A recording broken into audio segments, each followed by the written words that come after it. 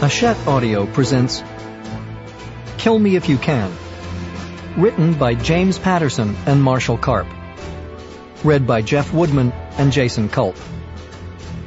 In memory of my good friend and partner in crime, Joe Drobyak, M.K. Prologue. The Ghost. 1. Some people are harder to kill than others. The Ghost was thinking about this as he huddled in the deep, dark shadows of Grand Central Terminal. A man named Walter Zelvas would have to die tonight, but it wouldn't be easy. Nobody hired the Ghost for the easy jobs. It was almost 11 p.m. The evening rush was long over, and the crush of commuters was now only a thin stream of weary travelers. The Ghost was wearing an efficient killing disguise. His face was lost under a tangle of matted silver and white hair and shaggy beard, and his arsenal was hidden under a wine-stained gray poncho.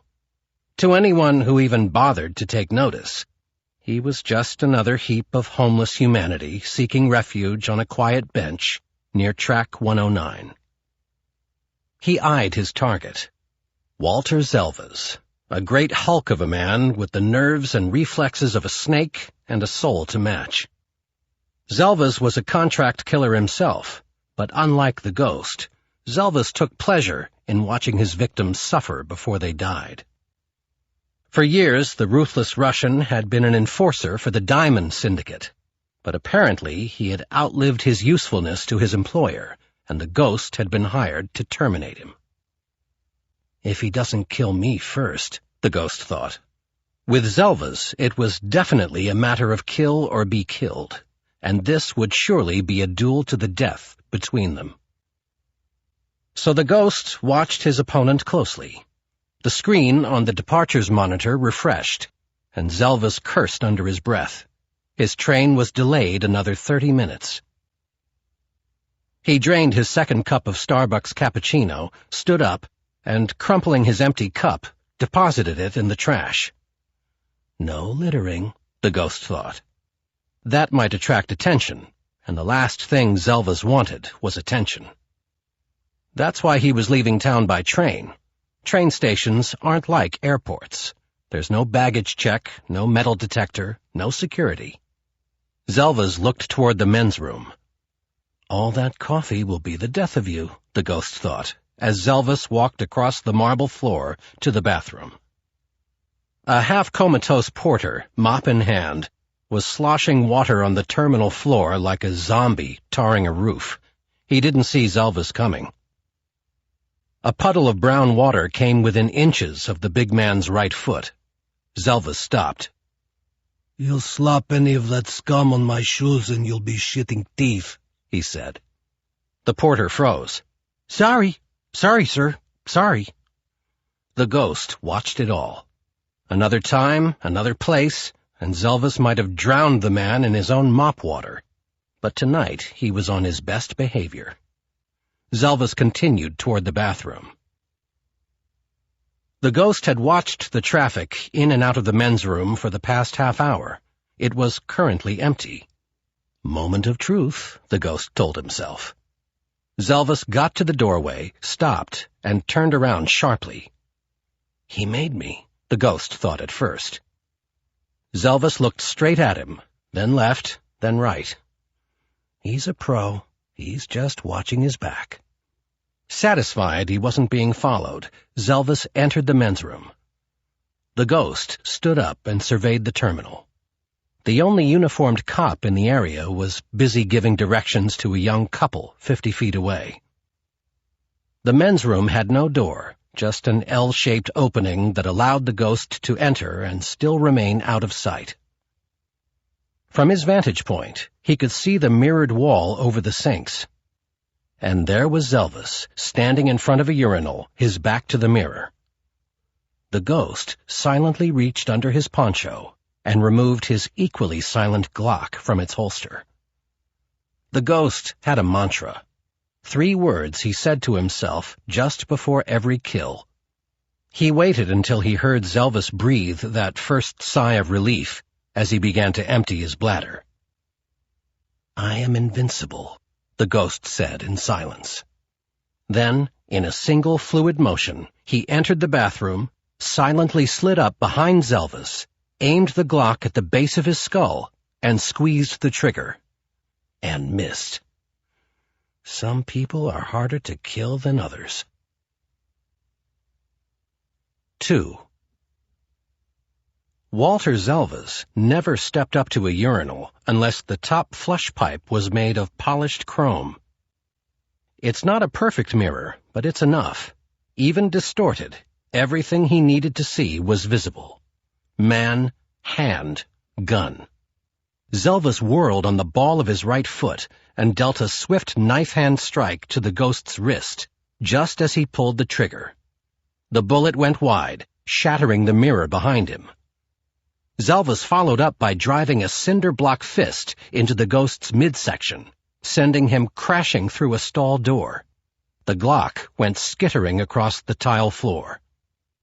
The ghost looked up at the enraged Colossus, who was now reaching for his own gun. "Damn," the ghost thought. "The bastard is still pissing. Glad I wore the poncho." He rolled under the next stall as Zelvis's first bullet drilled a hole through the stained tile where his head had just been. Zelvis darted to the second stall to get off another shot. Still on his back, the ghost kicked the stall door with both feet. It flew off its hinges and hit Zelvis square on, sending him crashing into the sinks. But he held on to his gun. The ghost lunged and slammed Zelvis's gun hand down onto the hard porcelain sink. He was hoping to hear the sound of bone snapping, but all he heard was glass breaking as the mirror behind Zelvis fell to the floor in huge fractured pieces. Instinctively, the ghost snatched an 8-inch shard of broken mirror as it fell. Zelvis head-butted him full force, and as their skulls collided, the ghost jammed the razor-sharp glass into Zelvis's bovine neck. Zelvis let out a violent scream, pushed the ghost off him, and then made one fatal mistake. He yanked the jagged mirror from his neck. Blood sprayed like a renegade fire hose. "Now I'm really glad I wore the poncho," the ghost thought. Zelvis ran screaming from the bloody bathroom, one hand pressed to his spurting neck and the other firing wildly behind him. The ghost dived to the floor under a hail of ricocheting bullets and raining plaster dust. A few deft rolls, and he managed to retrieve his Glock. Jumping to his feet, the ghost sprinted to the doorway and saw Zelvis running across the terminal, a steady stream of arterial blood pumping out of him. He would bleed out in a minute, but the ghost didn't have time to stick around and confirm the kill. He raised the Glock, aimed, and then, "Police! Drop it!" The ghost turned. A uniformed cop, overweight, out of shape, and fumbling to get his own gun, was running toward him. One squeeze of the trigger, and the cop would be dead. There's a cleaner way to handle this, the ghost thought. The guy with the mop and every passenger within hearing distance of the gunshots had taken off. The bucket of soapy mop water was still there. The ghost put his foot on the bucket and, pushing it, sent it rolling across the terminal floor right at the oncoming cop. Direct hit. The fat cop went flying ass over tin badge and slid across the slimy, wet marble floor. But this is New York. One cop meant dozens, and by now, a platoon of cops was heading his way. I don't kill cops, the ghost thought, and I'm out of buckets. He reached under his poncho and pulled out 2 smoke grenades. He yanked the pins and screamed, "Bomb!" The grenade fuses burst with a terrifying bang, and the sound waves bounced off the terminal's marble surfaces like so many acoustic billiard balls. Within seconds, the entire area for 100 feet was covered with a thick red cloud that had billowed up from the grenade casings. The chaos that had erupted with the first gunshot kicked into high gear as people who had dived for cover from the bullets now lurched blindly through the blood-red smoke in search of a way out. Half a dozen cops stumbled through the haze to where they had last seen the bomb thrower. But the ghost was gone, disappeared into thin air. Book 1. The Art Student. Chapter 1. I swear this is true. My name is Matthew Bannon, and I'm a fine arts major at Parsons in New York City. The first thing you resign yourself to when you decide you want to dedicate your life to being a painter is that you're never going to get rich. It goes with the territory. Vincent van Gogh died without a nickel, and that guy could paint rings around me. So I figured I'd spend the rest of my life as a starving artist in a paint-spattered loft in Soho. Poor, but happy. But that fantasy took a total nosedive when I found millions of dollars worth of diamonds inside a locker in Grand Central Terminal one night. That's right, found. I know, it's hard to believe. I didn't believe it either. I felt like a guy must feel when he wins the Mega Millions lottery, only I didn't buy a lottery ticket. I just opened locker number 925, and there it was. A leather bag filled with millions and millions of dollars worth of diamonds. One minute I was planning a life of poverty, the next minute I was holding a small fortune in my hand. Growing up in Hotchkiss, Colorado, I saw my share of rich people. None of them lived there. They'd just be driving the scenic route on their way to Vail or Telluride, and they'd stop for gas or something to eat at the North Fork Valley restaurant. Hotchkiss is about half the size of Central Park, with fewer people than you'd find in some New York City apartment buildings. But it's in the middle of God's country. It's everything John Denver sings about in Rocky Mountain High. It's where I learned to hunt, fish, ski, fly a plane, and do a whole lot of other macho stuff that my father taught me.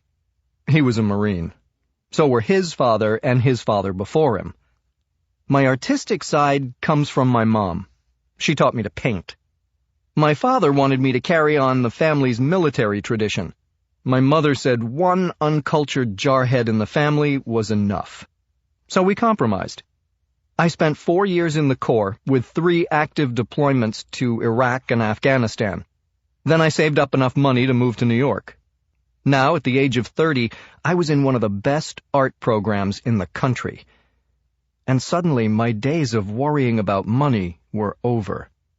I was rich. Or at least I could be rich if I decided to keep the diamonds. And why not? The guy who owned them wouldn't come looking for them. As far as I figured, that guy was dead. Chapter 2. You might think that finding a bag full of diamonds would be the best thing that happened in my life. But you'd be wrong. The best thing was finding Catherine Sanborn. We met at the Whitney Museum. The Whitney is one of my favorite places in New York, and I was staring at one of my favorite paintings, Armistice Night, by George Lukes. And then I saw her. Mid-20s, a heart-stoppingly beautiful face, framed with auburn hair that fell to her shoulders in soft curls. She was escorting a group of high school kids. As they came up beside me, she said, "George Lukes was an American realist." "And I'm a Puerto Rican romantic," one kid said. Big laugh from his teen cohorts. Another kid jumped right in. "And I'm a Jewish pessimist," he said. Within seconds, half a dozen kids were vying to see who could get the biggest laugh. Catherine just grinned and didn't try to stop them. But I did. "None of you is as funny as George Lukes," I said, pointing at the painting on the wall. "You think this picture is funny?" the Puerto Rican romantic said. "No," I said, "but the guy who painted it, George Lukes, was a stand-up comedian and a comic strip illustrator. Then he teamed up with 7 other artists, and they became known as the Ashcan School." "Cool," the kid said. "He was pretty cool," I said, until one night he got the crap kicked out of him in a barroom brawl and was found dead a few hours later. Now, if you paid attention to your teacher, you could learn a lot of cool stuff like that. I walked away. A half hour later, Catherine found me gawking at Edward Hopper's Early Sunday Morning. "Where's your class?" I said. "I'm not their teacher," she said. I just do volunteer work at the museum every Wednesday. The kids liked you. They were sorry you left. I'm sure you handled them just fine, I said. I did, but I was sorry you left too. How do you know so much about art? I shrugged. I just do. It's not a very exciting story. I love to hear what other people think about art, she said. If I bought you a cup of tea and a pumpkin muffin at Sarah Beth's kitchen, would you tell me some of the least boring parts? She smiled, and her soft gray eyes were full of mischief and joy and promise. I couldn't do that, I said. Her smile faded, and her eyes looked at me more than a little surprised. But I could buy you a cup of tea and a pumpkin muffin at Sarah Beth's kitchen, I said. Would that work? The smile flashed back on. Deal, she said, extending her hand. I'm Catherine Sanborn. Matthew Bannon, I said. Her hand was warm and soft and about half the size of mine. I held it for only a second, but it was long enough for me to get that jolt that goes through your body when you touch someone who has touched your heart. We had tea. I told her about my dream to be a painter. Maybe I can help, she said. I teach art. I'd love to see your work. Maybe you can bring some samples to my office tomorrow after my class. I thought you said those kids in the museum weren't your class. They're not. I don't teach high school. Oh, okay. That makes sense, I said. You're pretty young. You probably wouldn't want to put up with a bunch of hormonal teenage boys all day. What grade do you teach? She smiled. It's not a grade, she said. It's a master's program. I'm a professor of fine arts at Parsons. It was now official. Catherine Sanborn was beautiful and brilliant. I was totally out of my league. Chapter 3. I spent half that night trying to figure out which of my paintings I should show her. Was this one too predictable? Was that one too boring? Or worse, completely pedestrian? I was seeing my work in a whole new light. Not just was it any good, but was it good enough for Catherine? The next day I was in Professor Sanborn's office with 14 photos of what I hoped was the best work I had done thus far. I doubt I'd ever felt more vulnerable and exposed in my life. No wonder you knew so much about the realists, she said after she looked at them. Your work reminds me of Edward Hopper, in his early days. I suppose you mean back when he was finger painting in kindergarten?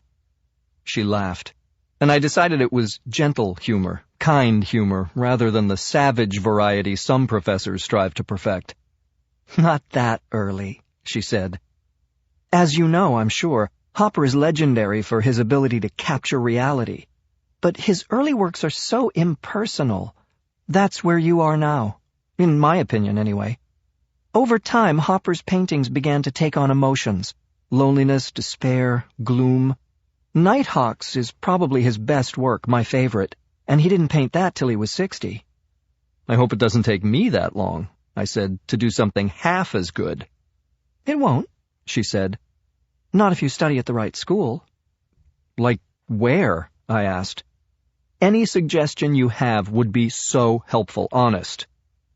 Like here, she said. I shook my head a couple of times. I don't think I have the talent to be accepted at Parsons. I'll bet you do, she said. Loser buys the winner, I don't know, dinner at Peter Luger. I love Lugers. 6 months later, Professor Catherine Sanborn and I were having the porterhouse medium rare at Peter Luger in Brooklyn. I paid for dinner. We started seeing each other regularly after our celebratory dinner, and 6 months after that, I was in her group critique class at Parsons. We did a pretty good job of keeping our relationship a secret from the other students, I thought. The best part of group critique was being able to be near her 3 times a week. The worst part was enduring the critiques by my so-called peers. The morning before I found the diamonds, my latest painting was being thoroughly trashed by Leonard Carnes. Carnes was short, round, pretentious, and bitterly, unnecessarily nasty. He waddled over to my canvas and explained to the rest of the group why it sucked, and by proxy, why I sucked. "So it's a bunch of nobodies in line at an unemployment office," he said. "But do we really care about any of them? I could take the same picture with my cell phone camera. It's like the German playwright Bertolt Brecht said, art is not a mirror held up to reality, but a hammer with which to shape it." "And you don't think Mr. Bannon has shaped this piece?" Catherine said. "No," Carnes said, "but I think he should take a hammer to it." If he was hoping for a laugh from the rest of the class, he didn't get it. Most of my fellow students sat in silence and winced. It was the last day of the semester, and by now Carnes had managed to systematically piss off every one of them with his condescending elitist bullshit. He would have pontificated longer, but Catherine cut him off. When class ended, she gave us back our term papers. The assignment had been to write a 5,000-word critique of public art in New York City. It counted as a third of our grade, so I'd spent a lot of time on it. I'd hoped for an A, but I didn't get it. There was a yellow sticky on the front page. It said, C+. Matthew, see me after class. I sat in a depressed funk while everyone else filed out of the room. Catherine Sanborn finally came around her desk and walked toward me. C+, I said. I thought the paper was a little better than that. "If you're willing to put in the time, I can give you a chance to improve your grade," she said. "What do I have to do? I'm not afraid of hard work."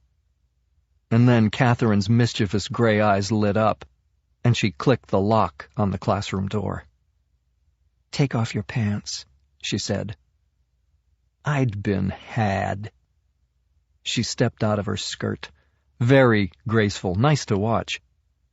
"If those pants don't come off in 5 seconds, Mr. Bannon, I'm going to have to give you an incomplete," she said. "By the way, that paper of yours was damn good, but I've come to expect even more from you." The classroom had a chaise longue that was used for the figure painting courses, and within seconds, Catherine pulled me to it and began caressing, kissing, exploring. Then I was inside her. This was some kind of teacher-student counseling session. Finally, Catherine put her lips to my ear, taunting me with kisses and little flicks of her tongue. "Matthew," she whispered. "What? A++.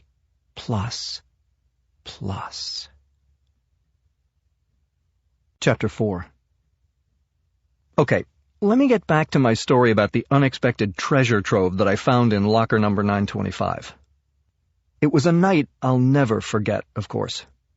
And for the other people in Grand Central Terminal, it was probably their worst nightmare.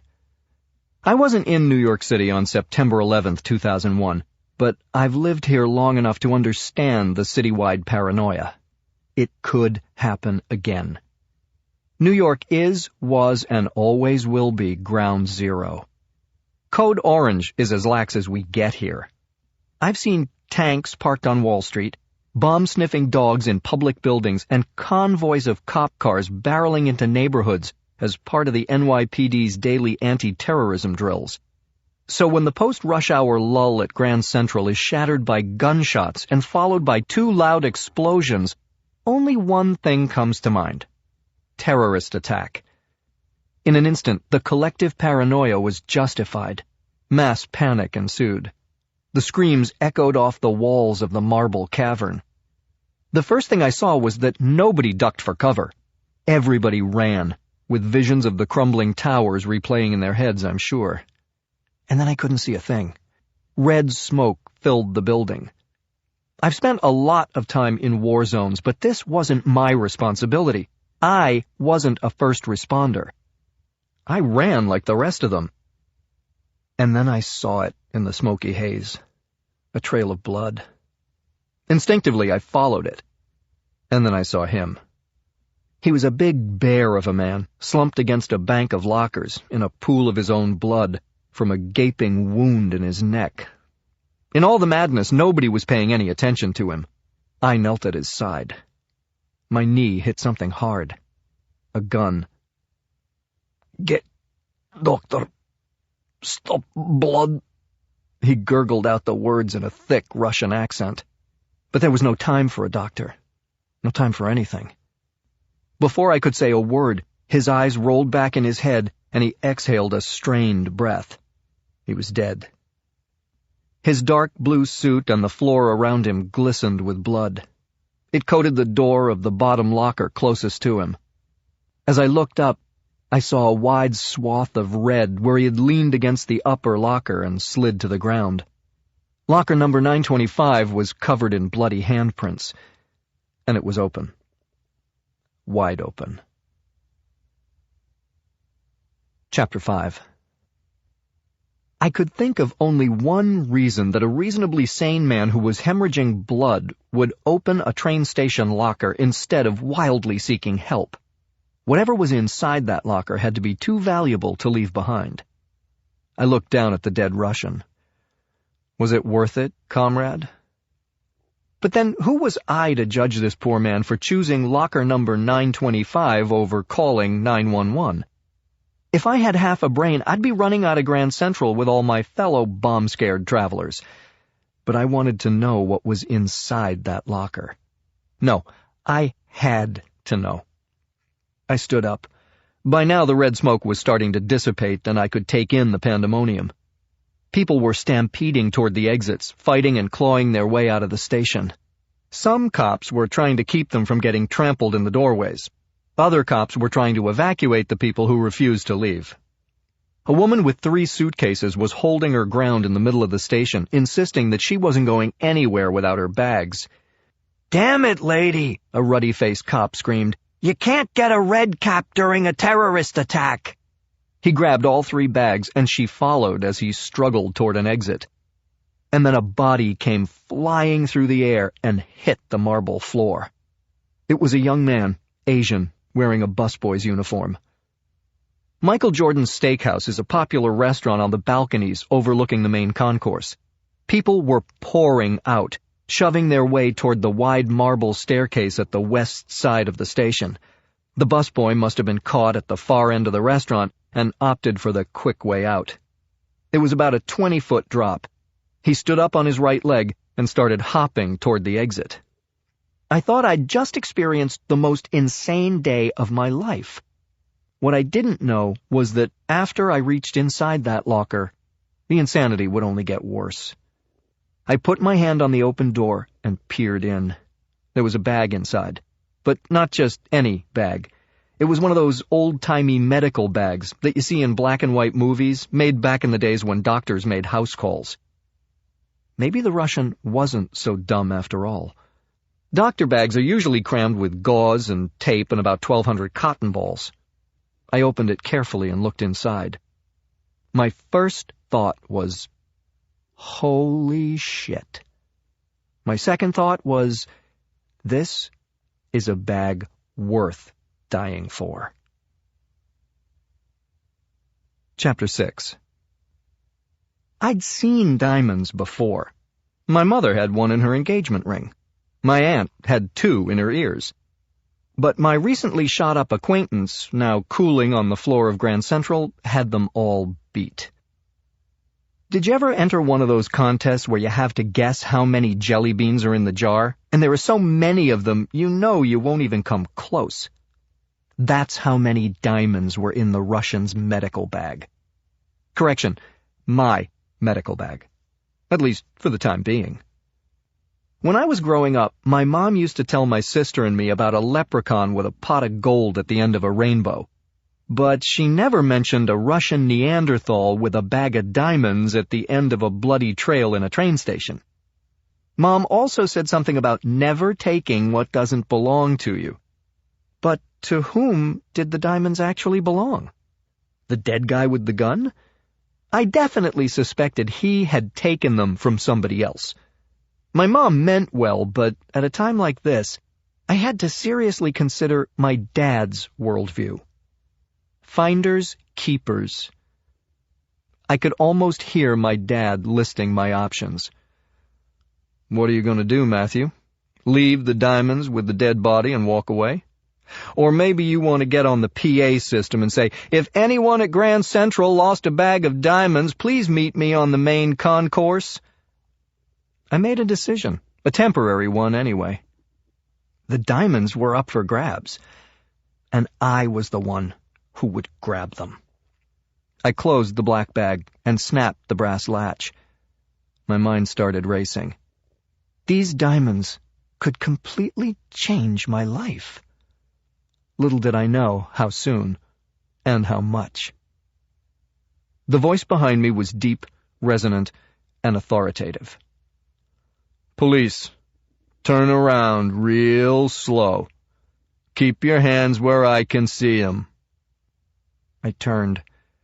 The voice belonged to a young, very large African-American cop. And just in case his size didn't intimidate me, he was pointing his service revolver at my chest. I thought. Looks like my life is changing already. Chapter 7. There was a dead guy at my feet, a fortune in diamonds in my hands, and an NYPD uniform pointing his gun at me. Now what happens? Officer Kendall, I said, reading his name tag. I'm really glad you showed up. Thank God. Can you give me a hand here? Who are you? Who is he? The cop asked. I'm Dr. Jason Wood, I said, dredging up a name. And I have no idea who he is, but I can tell you he's dead. I knelt down beside the body and tried to appear oblivious of the policeman's gun. There was nothing I could do. He had expired by the time I got here. Kendall was young, a beat cop, and this had to be the most action he'd seen since the academy. One minute he was probably shooing unlicensed T-shirt vendors off Madison Avenue, and the next he's involved in a bomb attack in the heart of Manhattan. Please, do me a favor, I said, barely looking up at him. Would you point that gun somewhere else? Sorry, Doc, he said, holstering the weapon. I leaned over the dead body like I knew what I was doing. He must have caught some shrapnel when the bombs went off, I said, stalling. You know who's behind it? I don't know shit, the cop said.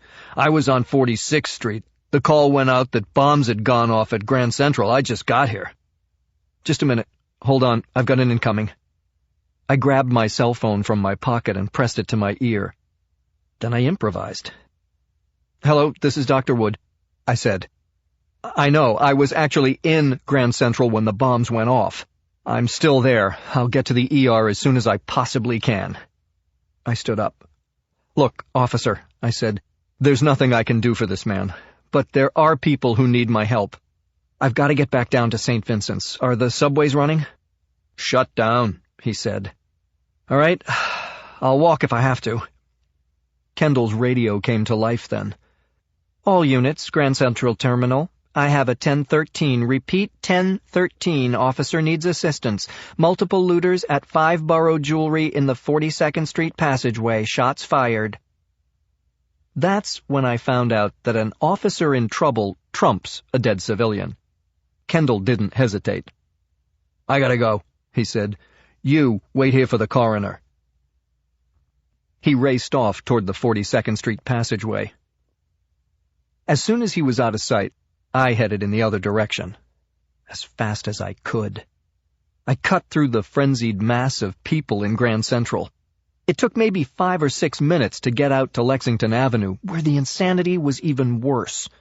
With the trains shut down, the street was teeming with commuters who wanted to get as far from Midtown Manhattan as possible, and who were fighting over the few yellow cabs that had stopped. 3 men in suits had cornered one driver and were attempting to negotiate their way out of Dodge. Scarsdale, one said, I'll give you $300. Ridgewood, New Jersey, another guy said, and he actually held out a handful of hundreds. $1,000. I couldn't believe it. I could fly to Japan for less than that. Jersey won the bidding war. He was about to get in the cab when I grabbed his arm. I'm a doctor. I have to get downtown to St. Vincent's Hospital to deal with the victims, I said. If you're taking the Holland Tunnel, you'll go right past it. He looked down at my medical bag. Yeah, Doc, he said. Hop in. Let's get out of here. I got in. The driver locked the doors and began to weave his way through the human traffic jam on Lexington Avenue. St. Vincent's is only a few blocks from my apartment. I was headed home. No charge. Even if I decide to turn in these diamonds, I thought, I'm definitely keeping this little black bag. Chapter 8. 30 minutes after Walter Zelvis bled out on the floor of Grand Central, 2 NYPD detectives pulled up to his apartment building on East 77th Street. Some cops go by the book, some bend the rules, but detectives John Rice and Nick Benzetti were considerably dirtier than most of the crooks they busted. They had finished the day shift in robbery for the department, and now they were working for Chukov at a much better hourly rate. Their mission was simple: find the diamonds. The doorman looked away as they entered the building. He knew exactly where they were headed. For $50, he had supplied them with a key to the apartment of that nasty-ass Russian who had stiffed him at Christmas, Walter Zelvis.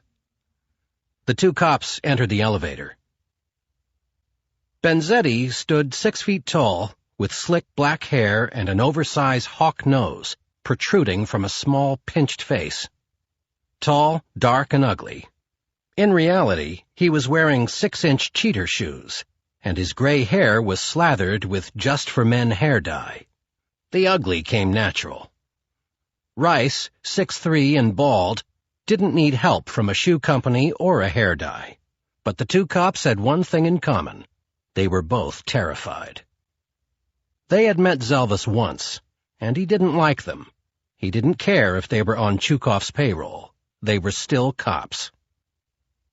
They'd sat across the table from him at Chukov's apartment, a bottle of vodka, a loaf of black bread, and a large block of cheese between them. "Screw me over and I'll kill you," Zelvis had said. "And not with a bullet." He picked up a stainless steel slicer and dragged it slowly, menacingly across the top of the cheese. A 10-inch sliver peeled away. "Do you know how long it takes a man to die if you skin him alive?" Zelvis asked, popping the cheese curl into his mouth. 6 days. 4 if you add salt. Benzetti and Rice stood to the left and right of the door outside apartment 16E, guns drawn. They knew Chukov wanted to ice Zelvis. What they didn't know was that he was already dead. "If Zelvis is there, we take him out quick," Rice said.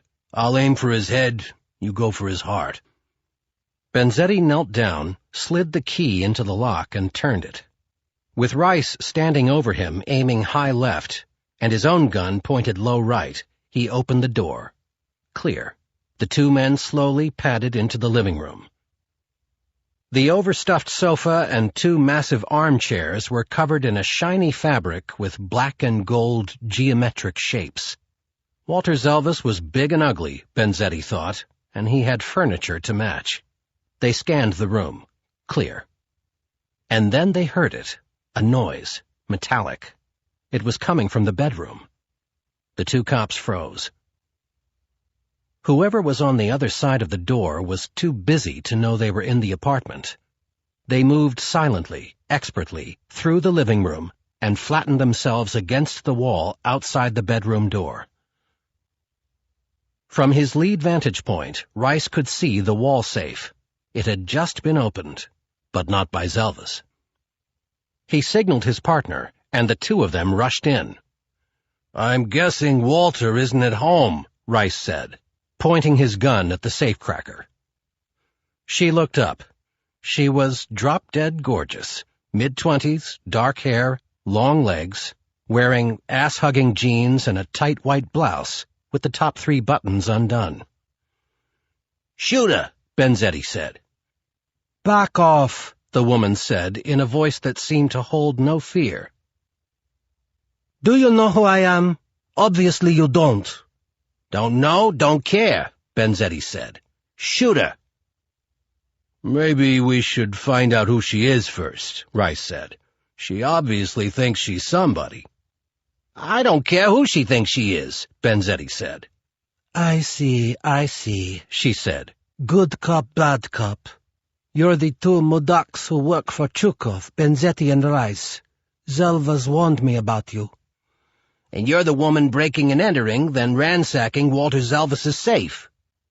I'm not ransacking. I have the combination. Zelvis gave it to me, as well as a key to his front door. She was defiant, but she was also breathing hard. She was scared. Benzetti loved watching this one squirm. The nice breasts were an added bonus for him.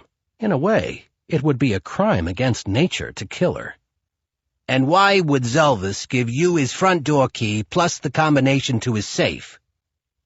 I'm his girlfriend. I'm Natalia. Rice looked at Benzetti. Chukov never said anything about Zelvis having a girlfriend. So you do work for Chukov, Natalia said. What does he want here? You can tell me. After all, you plan to kill me. He sent us to pick up some diamonds, Benzetti said. I work for Nathaniel Prince, Natalia said. He sent me here for the diamonds, and he's Chukov's boss. I thought Chukov was the boss, Benzetti said. Chukov, Natalia said, spitting out the name.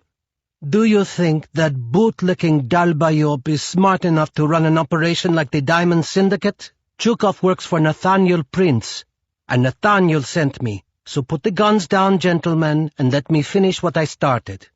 You couldn't open the safe anyway. I have the combination. But we have the guns, Benzetti said. He nodded to Rice. Cuff her. Zelvis had a home gym in the bedroom, and Rice handcuffed Natalia's slender right wrist to a 200-pound barbell. Benzetti reached into the safe and pulled out a black velvet bag. It had some heft to it, at least a couple of kilos. He wondered how many diamonds they could skim off without getting nailed. He dumped the contents on the bed. No diamonds, just cheese. A big fat wheel of cheese the size of a birthday cake. Natalia let out a string of Russian curses. Calm the hell down, Benzetti said. She didn't. Rice grinned. I don't speak Russian, but I'm guessing she's really pissed. Benzetti shrugged. Hey, she was banging the ugliest guy on the Upper East Side, expecting diamonds, and all she got was a hunk of cheese. Hell, I'd be pissed too. Chapter 9. The two cops left Natalia chained to the barbell and did a quick search of the apartment. After 5 minutes, Benzetti called it off. If they're not in the safe, they're not here, he said. Which one of us breaks the bad news to Chukov? They flipped a coin and Benzetti lost.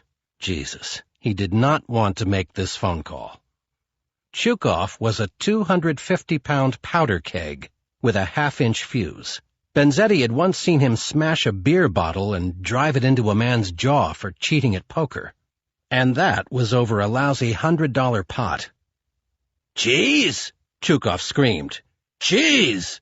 You've got to be kidding me! Benzetti could practically feel the enraged Cossack's spittle through the cell phone. No diamonds? Chukov shouted. And no Zelvis, Benzetti said. Zelvis is dead, Chukov said. Zelvis is dead? Benzetti repeated, so that Rice could hear the news. And you know that how? You sure of it? He was stealing from us, Chukov said. I'm in charge of the syndicate's loss prevention department. 10 minutes ago, I got the confirmation call from the field that Zelvis's thieving days are over. Benzetti breathed out in relief. I'm impressed. Where did you find someone who could get the drop on Walter Zelvis? Never mind. Did your man in the field say anything about the diamonds? Benzetti asked. If they're not here, I figure Zelvis took them with him. If he did, our man didn't see them, Chukov said. He barely had time to finish Zelvis off when the shitstorm of cops arrived. He was lucky to get away.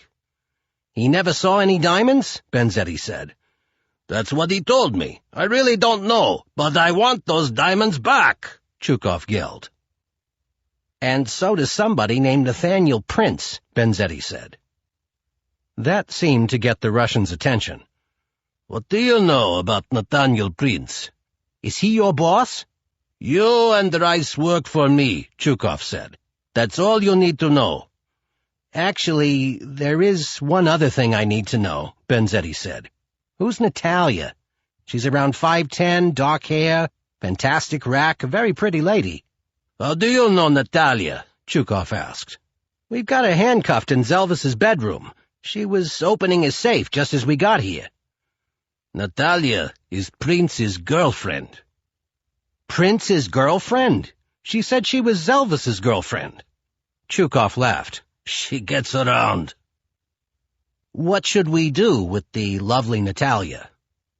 Two choices, Chukov said. You can uncuff her, apologize for not knowing who she is, and tell her you're going to do all you can to get the diamonds back for Nathaniel Prince. I'm not much for apologies. What's my second choice? Keep her cuffed, rip off her clothes, fuck the living shit out of her, and a few hours later you'll be happy but dead. Prince will kill you, Gulag style. Chapter 10. There's something surreal about sitting in the back of a taxi with a bag full of diamonds. This can't be happening to me, I kept telling myself. But it was.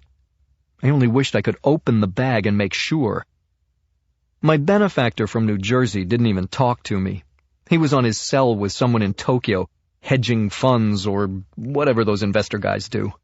I'm sure by the time he got to Ridgewood, he'd made more than enough to pay for the $1,000 cab ride. The driver was chatty all the way downtown, filling me in on his own financial plans. I can be back at Grand Central in an hour. There's got to be hundreds of rich guys willing to pop big bucks to get home to the suburbs, he said. This is the kind of incredible night a cabbie waits for. So little time. So many desperate, stranded souls to gouge. I smiled and hefted my medical bag. Who was I to judge? He took me to the emergency entrance at St. Vincent's and left in a hurry. I walked the 3 blocks to my apartment, looking left, right, and behind me every step of the way. My apartment is in a 5-story brownstone, built back in the early 20th century, when craftsmanship and integrity were still the hallmarks of the construction industry. The brick is so solid-looking that the tenants call it the fortress. I live on the top floor. There's a closed-circuit TV system in the vestibule, and most nights I wave at the camera, and whoever sees me opens their door and gives me a, "Hi, Matthew." But tonight I ran up the 5 flights, opened my door, double-locked it behind me, and exhaled. I hadn't been arrested or killed, and I still had the diamonds. I was safe. For now. I always feel good about walking into my apartment, and tonight I felt even better. It's hardly the biggest space in New York, but it feels homey. That's because it's wall-to-wall me. Literally, every inch of wall space is covered with my paintings. I don't know if I'm any good, but I like my stuff enough to want to look at it all the time. My cat sauntered in. I got him at the shelter 2 years ago. He's black and white with about 15 shades of gray. His name was Hooper when I adopted him, but I changed it to Hopper after my favorite painter. It doesn't matter. He doesn't come no matter what I call him. "Look what Daddy brought home," I said, showing him the bag of diamonds. He couldn't have cared less, but I'd been dying to show somebody. "Well, you might not be interested, but I hear this stuff can be catnip for some women."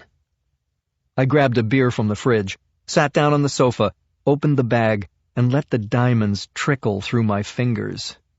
I was in "I'm rich beyond my wildest dreams" euphoria when the doorbell rang. Someone was coming for the diamonds. That had to be it. Shit! I jumped up, sloshing beer on my pants, and headed for the cabinets where I store my paints, brushes, and a Beretta M9 semi-automatic. I'm an ex-Marine. Whoever was downstairs thought I was just an art student. Advantage for me. I gripped the gun and moved over to check the closed-circuit monitor. The cat, just as curious to see who was at my front door at 10 minutes after midnight, followed me. I looked at the screen and breathed a sigh of relief. "Geez, Hopper," I said. "One of us is as nervous as a cat." Chapter 11. At the age of 5, I was given my first toy chest. It was a Marine Corps footlocker.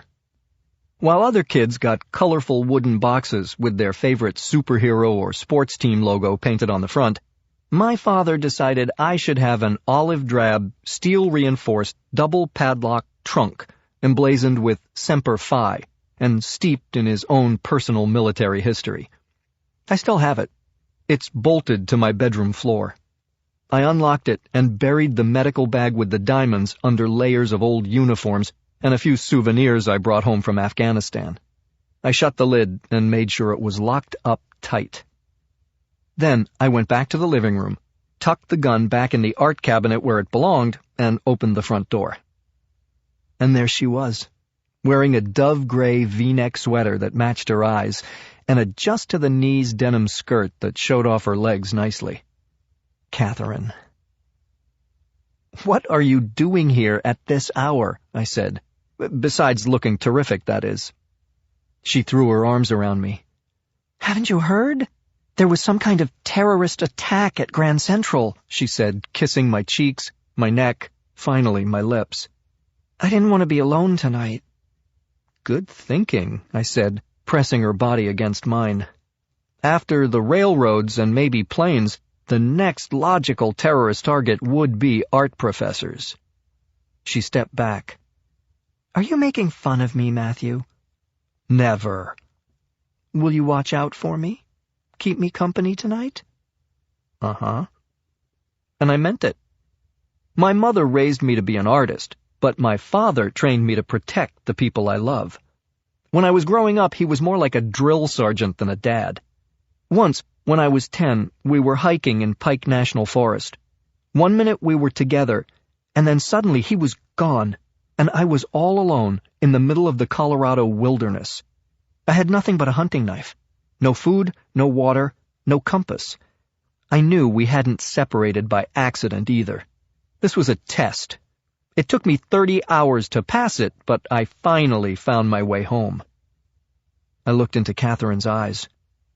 Would I watch over her? Absolutely. I stroked her eyelids, her cheeks, her lips. Then my lips traced the same pattern. Eyelids, cheeks, mouth. "Can I ask you a question?" she asked when we stopped for a breath. "Absolutely." "How did your pants get wet?"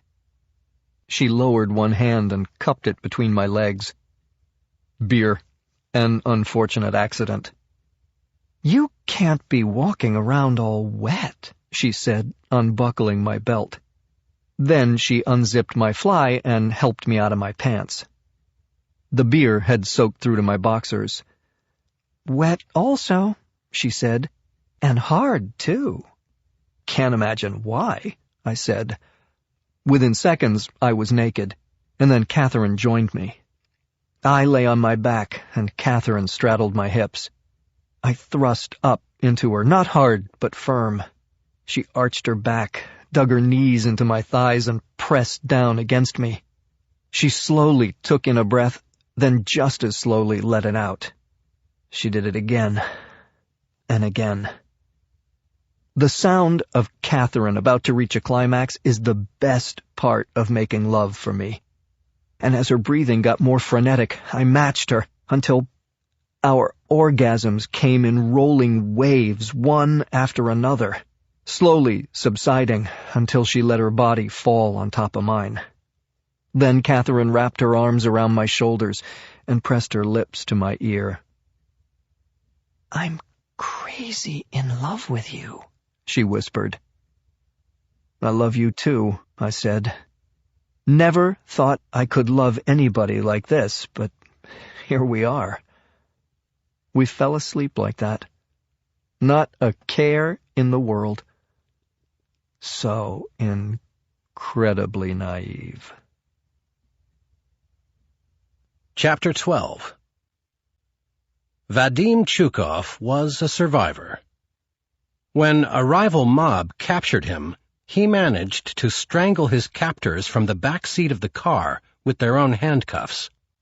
When 4 prison guards beat him and locked him in solitary confinement, he escaped and lived to kill them and their families.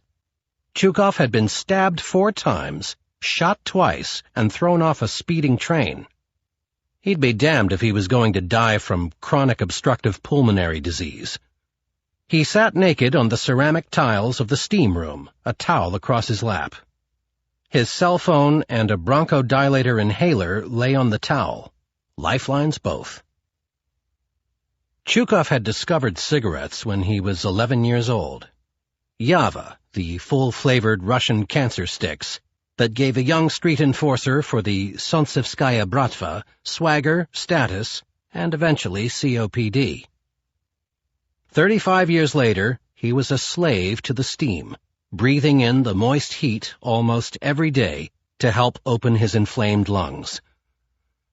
Most of the steam rooms in the city were magnets for fags and yuppies, but the Russian and Turkish baths on East 10th Street were old school.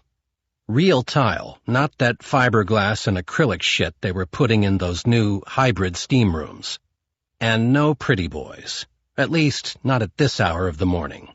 He had the steam room to himself. Chukov's body was short, thick, and covered with curly black hair and 16 tattoos. The rose, the tiger, the skulls. Every blue line on his body told his history in the Russian mafia, to anyone who knew how to read it. The cell phone rang. He was waiting for some good news that he could give to Prince. This had better be it. It wasn't. "Where's my money?" the voice on the other end said. It was the ghost. "Where are my diamonds, you prick?" Chukov came back angrily. "I don't know what you're talking about," the ghost said. "All I know is we had a deal. I kept my end of it, you didn't. Walter Zelvis is dead. My money hasn't been transferred to the Caymans." "Why do you think I hired you to terminate Zelvis?" Chukov said. "He was scheming diamonds from the syndicate. The diamonds weren't in his apartment, so he must have taken them with him. You were the last to see him alive." "And if I don't get my money, I'll be the last one to see you alive." "What's that supposed to mean?" Chukov said. "It means look to your left." Chukov turned his head. There was a red dot on the wall. It moved up to the ceiling, made a few S-turns, danced back to the wall, and then landed on his chest. He had to clench his sphincter for fear of shitting right there.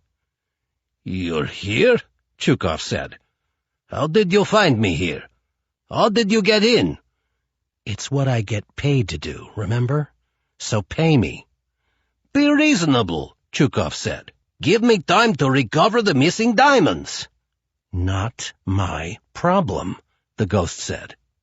The red dot moved slowly down Chukov's body to the roll of a lifetime of overindulgence around his belly, and finally came to rest on the inhaler that sat on his lap. Chukov was sweating profusely, not all of it from the steam. "Please," he said. "Lift up your skirt," the ghost said. "What?" "The towel. Lift it up." Chukov had faced death before. He beat it every time, but not by cringing in fear. He ripped the towel off and stood up, naked, proud, defiant. "Fuck you!" he bellowed. "Vadim Chukov bows to no man!" The words echoed off the tile walls. Chapter 13. "Where do you do the 7? The ghost said. "What?" "I'm not interested in looking at your dick. I can read the tats. According to that star on your knee, you did 7 years in prison. I asked you where." "Butyrka." Chukov spat out the word. "Hellhole. I'd rather have gone to Siberia." "Put the towel back on and sit your fat ass down." Chukov wrapped the towel around his waist and sat.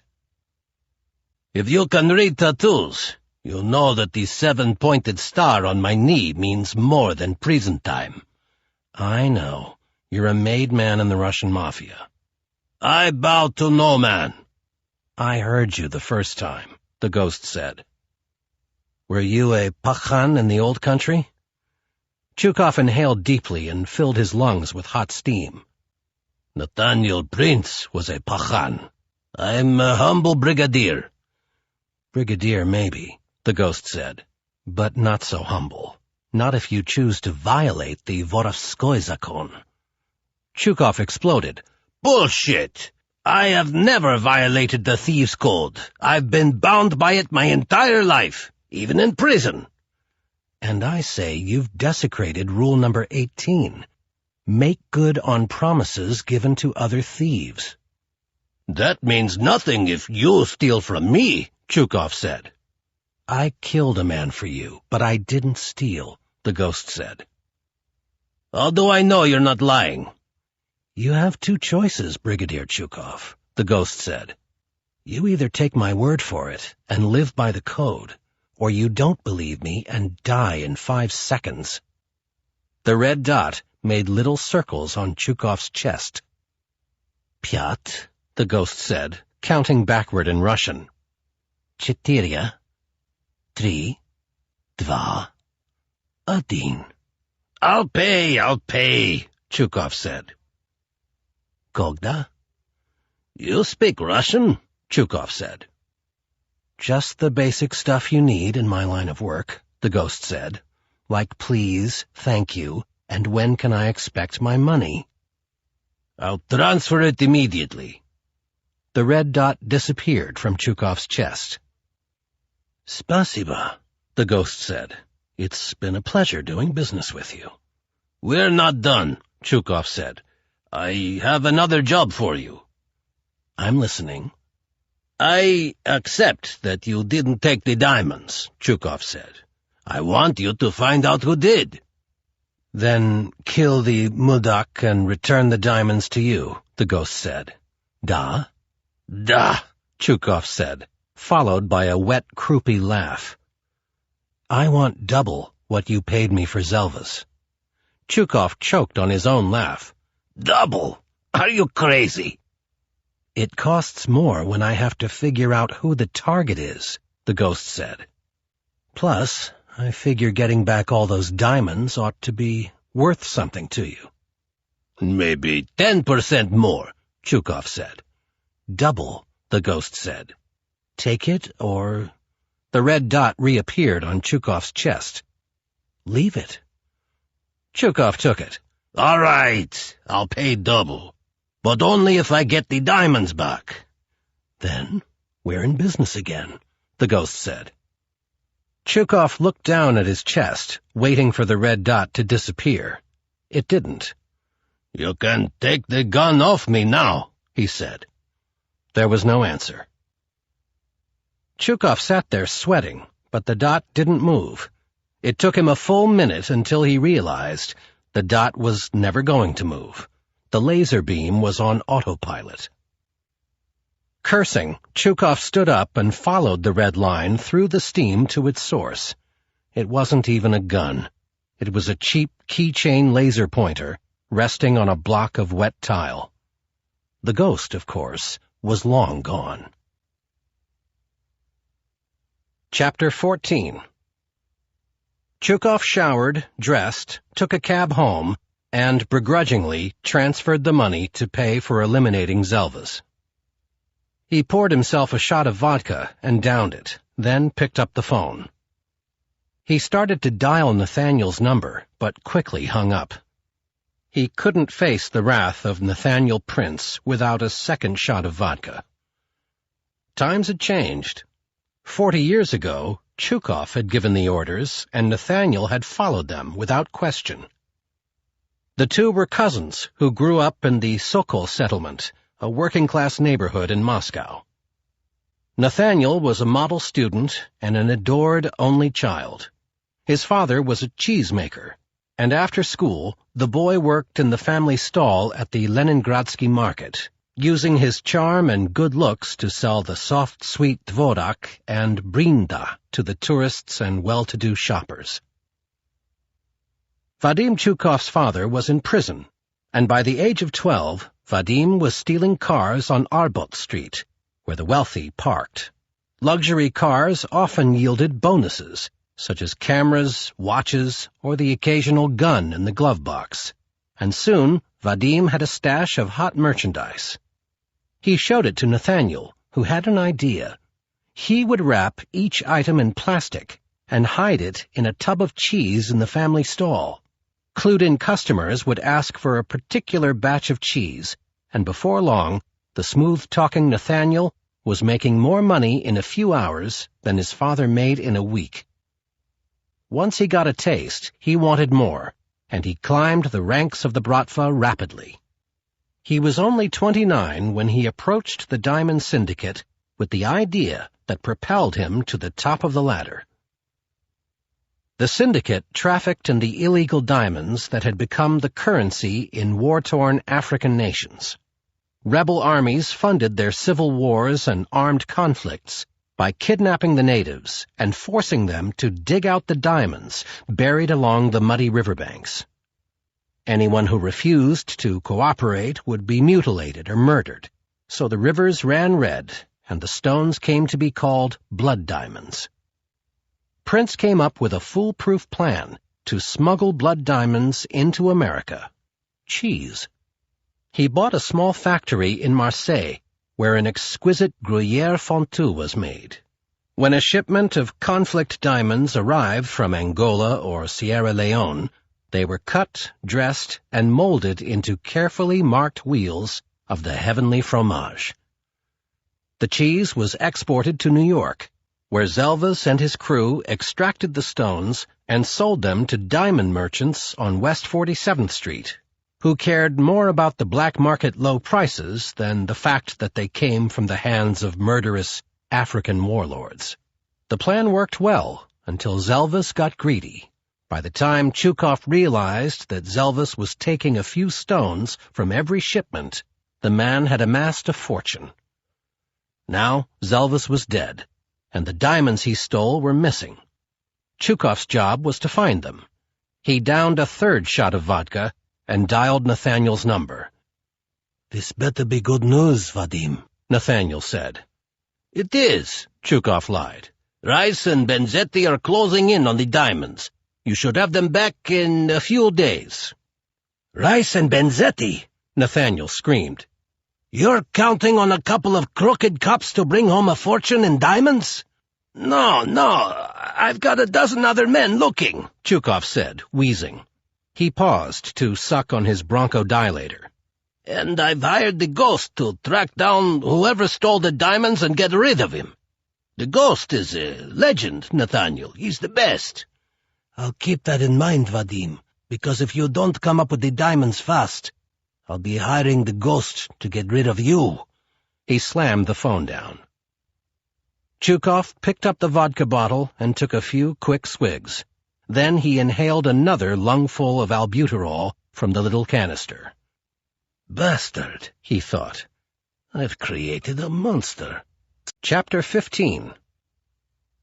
The Brighton Beach section of Brooklyn is so heavily populated with Russians that its nickname is Little Odessa. Nathaniel Prince, born and raised in Moscow, refused to live there. His logic: Brighton Beach was a hotbed of crime. And while he wasn't intimidated by the street violence, he didn't want to live where the NYPD had beefed up its manpower. Instead, he chose Park Slope, a much tonier part of the borough. His neighbors were artists, writers, musicians, and actors. Prince liked that. With all those famous people to gawk at, nobody bothered to look at him. So, for $4 million, he bought a luxurious 100-year-old townhouse and total anonymity. The master bedroom filled the entire third floor. With its high ceilings, parquet floors, and wood-burning fireplace, it was Nathaniel's haven from the world. He shared it with Natalia.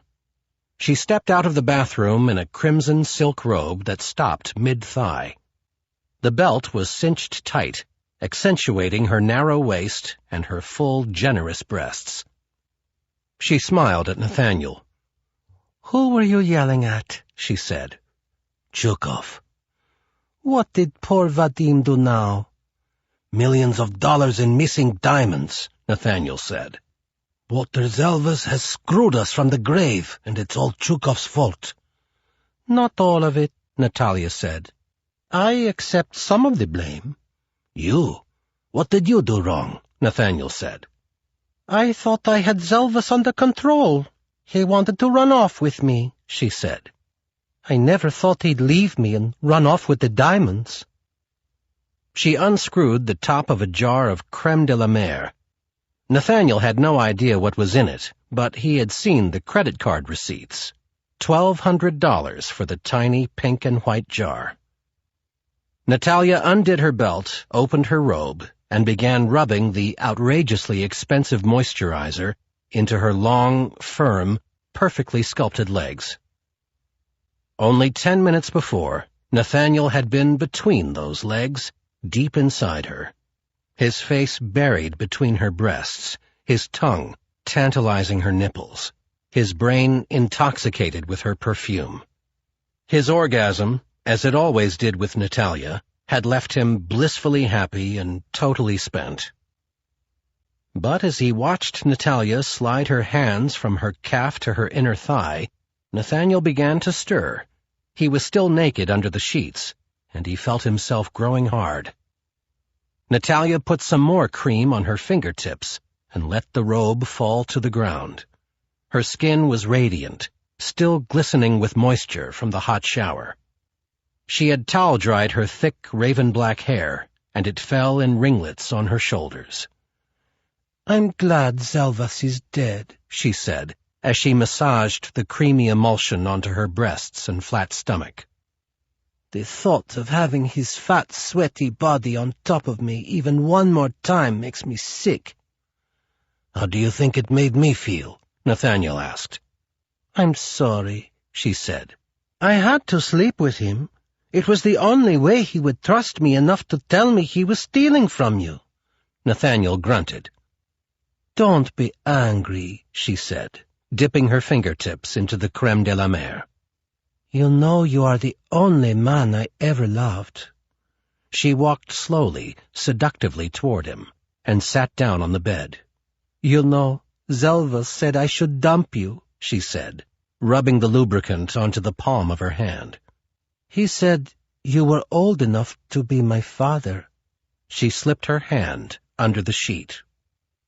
Little did he know, she said, you are. Chapter 16. It was dark when Chukov came out of his blackout. Too much vodka, he thought. This is why there is trouble. 2 weeks earlier, he had been drinking with Zelvas. They were shit-faced, and Zelvas was bragging about his many kills. Finally, Chukov could stand it no longer. Any old lady with a gun can kill someone, he said. Come back and wave your dick when you kill 27 people at one time. That, my friend, is my achievement. Zelvas belched, and the air filled with the stench of the pelmenia and sauerkraut they had devoured together 2 hours before. Bullshit, he said. I swear on my mother's soul.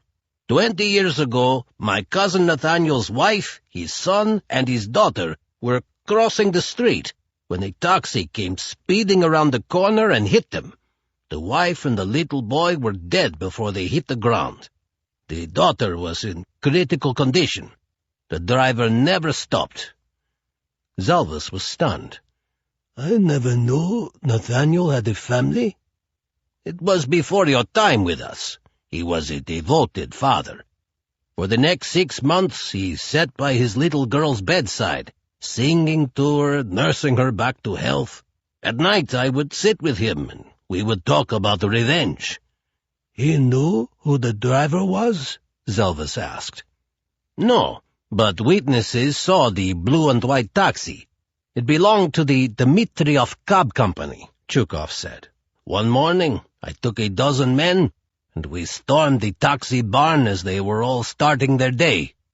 Almost every person who worked for Dmitriev was there. Many from the Dmitriev family, Sons, brothers, cousins, family. I locked them in a storage room, turned on the gas main, covered the floor with petrol and lit it. One match. 27 dead. I have no respect for you, comrade, Zelvis said. Whatever happened to Nathaniel's daughter? Natalia? Chukov said. She's fine. Zelvis's admiration turned to shock. Natalia is Nathaniel's daughter? Chukov realized he had just given away the family secret he had sworn to take to his grave. Nathaniel's mistress was his daughter.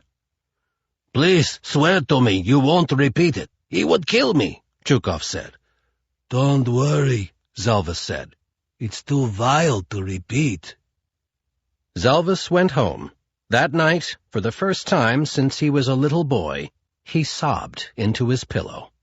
He had slowly stolen a fortune in diamonds from the syndicate so that one day he could run off with his beloved Natalia. But now he despised her. He would leave without her, just him and the diamonds. Chapter 17. I woke up with Catherine safely nestled in my arms, and a bag of presumably precious gems nestled at my feet. I have to say, I was happy beyond my wildest dreams. I was also rich beyond my wildest dreams. I had only one question. How rich? After Catherine left for the office, I locked the door, opened the footlocker, and dumped the bag of stones on my bed. Hopper was just as curious as I was and jumped on the bed to check out the shiny stones. I knew as much about diamonds as the cat did, but I could see that they looked to be roughly the same size. No big rocks, no tiny chips, just countless shiny nuggets, each about the size of a piece of cat kibble. Hopper looked like he had come to the same conclusion, so I tossed him off the bed before he could help himself to $1 million breakfast. I flipped on the TV. The bombing at Grand Central was all over the news. The dead guy had been identified as Walter Zelvis, but there was no mention of the pile of bling on my bed. I did a rough count, picked 5 diamonds at random, stashed the rest, and took the subway uptown to the Rockefeller Center station. Fifth Avenue was packed with out-of-towners headed for Radio City Music Hall, St. Patrick's Cathedral, Saks, or any of the many other tourist magnets in the area. Heading west on 47th Street, I entered a completely different world, where Hasidic Jews in long black coats haggled in a language I couldn't understand, making deals on the sidewalk and cementing them with handshakes. The Diamond District.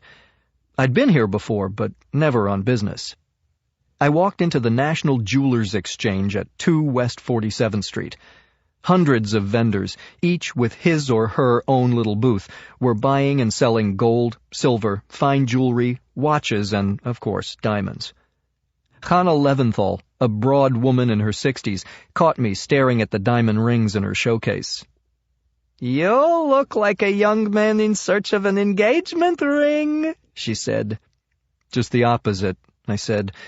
"I just got one returned to me." "Oh, she dumped you?" I nodded. "But she gave you the ring back." "I think she did," I said. I reached into my pocket and held out one of my 5 stones. "She only gave me the diamond, and I don't know if she switched the real one for a piece of glass." "Let me see," Hannah said. "I know a professional." She took the stone before I could answer.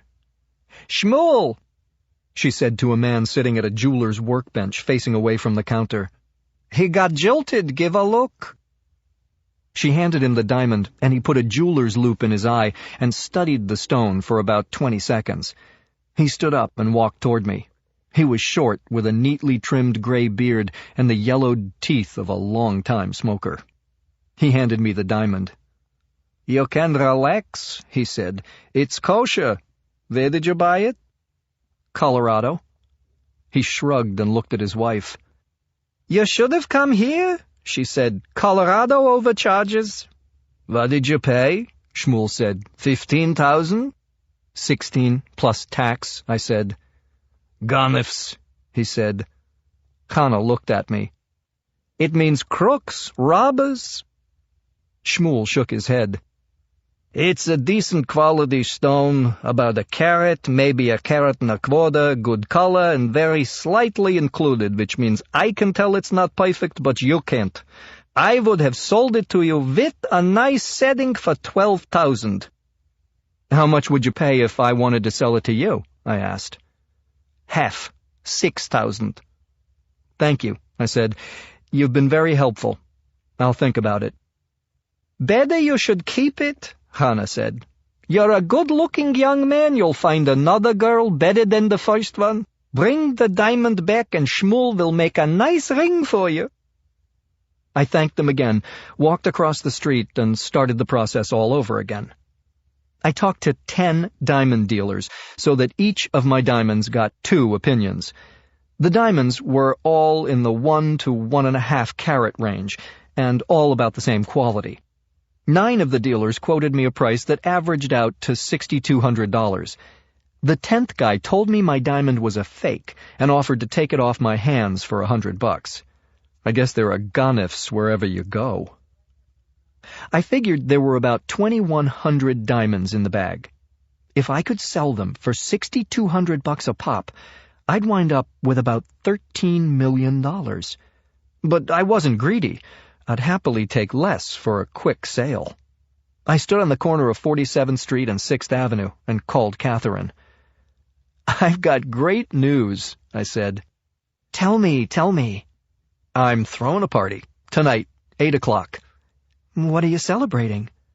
"I've got 13 million reasons to celebrate," I said. "I'm busy," Catherine said. "Give me one." "I'm in love with the most wonderful woman in the world." "That's terrific," she said. "I'd love to meet her. I'll see you tonight." Chapter 18. I couldn't tell people the real reason I was throwing the party, so I emailed and texted everybody I wanted to see that night, and a few I didn't want to see. School's out. Let's drink. My place. I hadn't figured out how to unload the diamonds, so I was still on a student's budget. I bought chicken wings, a 6-foot hero, chips, vino, beer, and the cheapest vodka on the shelf. Catherine showed up at 7 to help me set up. "I have a surprise for you," she said. I looked at my watch. "If it involves taking our clothes off, I'm definitely in." "Hold that thought till after the party," she said. "Anyway, since when would having mad, passionate sex be a surprise?" The onslaught of guests began at 10 to 8, and by 9 o'clock my apartment was a noisy, boozy, happy mixture of joy, escapism, and release. Most of the people who showed up were friends from Parsons, along with a few of my neighbors from the building. "Did you invite the 3 guys who live on the first floor?" Catherine asked. "You mean the sentries who live in apartment 1 and guard the building?" I said. "Of course I invited them." "They're always super nice to me when I show up," Catherine said. "When they see me, they hold the door and say hi." "That's about as much as those guys socialize," I said. "They passed on the party, but I love having them live on the ground floor. I haven't had a single Jehovah's Witness stop by since they moved in." My paintings were all over the apartment, and every few minutes someone would grab my arm and drag me over to one painting or another to talk about it. Sometimes they'd have questions, but mostly they just wanted to give me feedback. Early in the evening I was getting comments like, "I love how you've managed to capture the essence of the urban condition, the sense of isolation and loneliness one can experience in the midst of the asphalt jungle." But after the alcohol had been flowing for a few hours, the comments were more like, "Dude, your shit is so freaking good. If I had any freaking money, I'd buy all of them." I had some great friends, and drunk, sober, or anywhere in between, they were fun to hang with. Except Leonard Carnes. Leonard was sitting alone on the sofa, nursing the cheap red wine he'd brought, because beer is for frat boys and rednecks. He looked amused, like an anthropologist studying a primitive tribe of beer-swilling natives. Everyone ignored him, except Hopper, who jumped up on the sofa to check him out. Carnes reached out to pet him, and the cat responded with a nasty hiss and took off. "Poor Leonard," Catherine whispered. "He seems to be unpopular across all species. Why did you even invite him? He doesn't like you or your paintings." I smiled. "I know. Having him around keeps me humble." At 10 o'clock, the doorbell rang, and I checked the closed-circuit monitor. I didn't recognize the guy. He was short and fat, about 300 pounds, with slicked-back black hair, a small goatee, and no mustache. If I'd ever met this guy before, I'd have remembered him. I didn't. I'm not usually paranoid about strangers, but I had these diamonds that didn't belong to me, and somebody might be looking for them. My Louisville Slugger was still standing in the corner next to the front door. With 50 friends and a baseball bat nearby, I figured if he was looking for trouble, I had the edge. I buzzed him in. Chapter 19. I held the apartment door open and waited. The fat man was slow and ponderous. He clomped up the stairs, stopping at each landing to catch his breath. Catherine joined me. "Who's coming?" "Party crasher, nobody I know." "A heavy-set guy?" "Fat." She poked me in the ribs. "Shh, he'll hear you." "I think he knows he's fat." She punched me in the shoulder. "Stop." The fat, heavy-set man got to the fourth-floor landing and looked up at us. "Hello, Catherine," he said. "Hello, Newton," she said. "Take your time." "Like I have a choice," he said, grabbing the handrail and trudging up the last flight. "I gather you know him," I said. "He's my surprise." The man was red in the face and sweating hard when he got to the top. "Matt, this is Newton," Catherine said. "Newton, this is Matthew Bannon, the brilliant young artist I was telling you about." "Why does every brilliant young artist I meet have to live at the top of a 5-story walk-up?" he said, extending a sweaty, sausage-fingered hand. "Nice to meet you, Mr. Newton." "Not Mr., just Newton, one name, like Madonna." "You look exhausted, Newton," I said as we entered the apartment. "Can I get you something?" "An oxygen tank would be nice," he said. "We have beer. Even better," he said. 2 cans. By the time I brought back the beers, Newton had taken off his size 54 jacket. The blue shirt underneath had sweat rings the size of saddlebags under each arm. "Newton is here to look at your work," Catherine said. "Great," I said. "I'll give you a tour." "I work alone," he said. "You stay here with Catherine while I look around." He popped the top on the first beer, and with a can in each hand, casually began moving his way around the apartment. "You think he'll like my stuff?" I asked Catherine. "It doesn't matter if he likes it," she said. "He buys art for someone else, a hedge fund guy. He's got tons of money and no time to shop. Newton shops for him." "If this guy has so much money, why wouldn't he want a Pablo Picasso or a Willem de Kooning? Why would he want an original Matt Bannon?" "He has those guys already. He's passionate about discovering young talent." It took Newton 10 minutes to look at my entire life's work. He handed me 2 empty beer cans, and I brought him 2 more. "How old are you?" he asked. 30. "And you served in the military?" "Marines." "He was deployed to the Middle East 3 times, Catherine added. "I sensed that from the work," he said. "What do you think?" "Bluntly," Newton said, "I think Mr. Bannon has a ways to go. But the raw talent is there."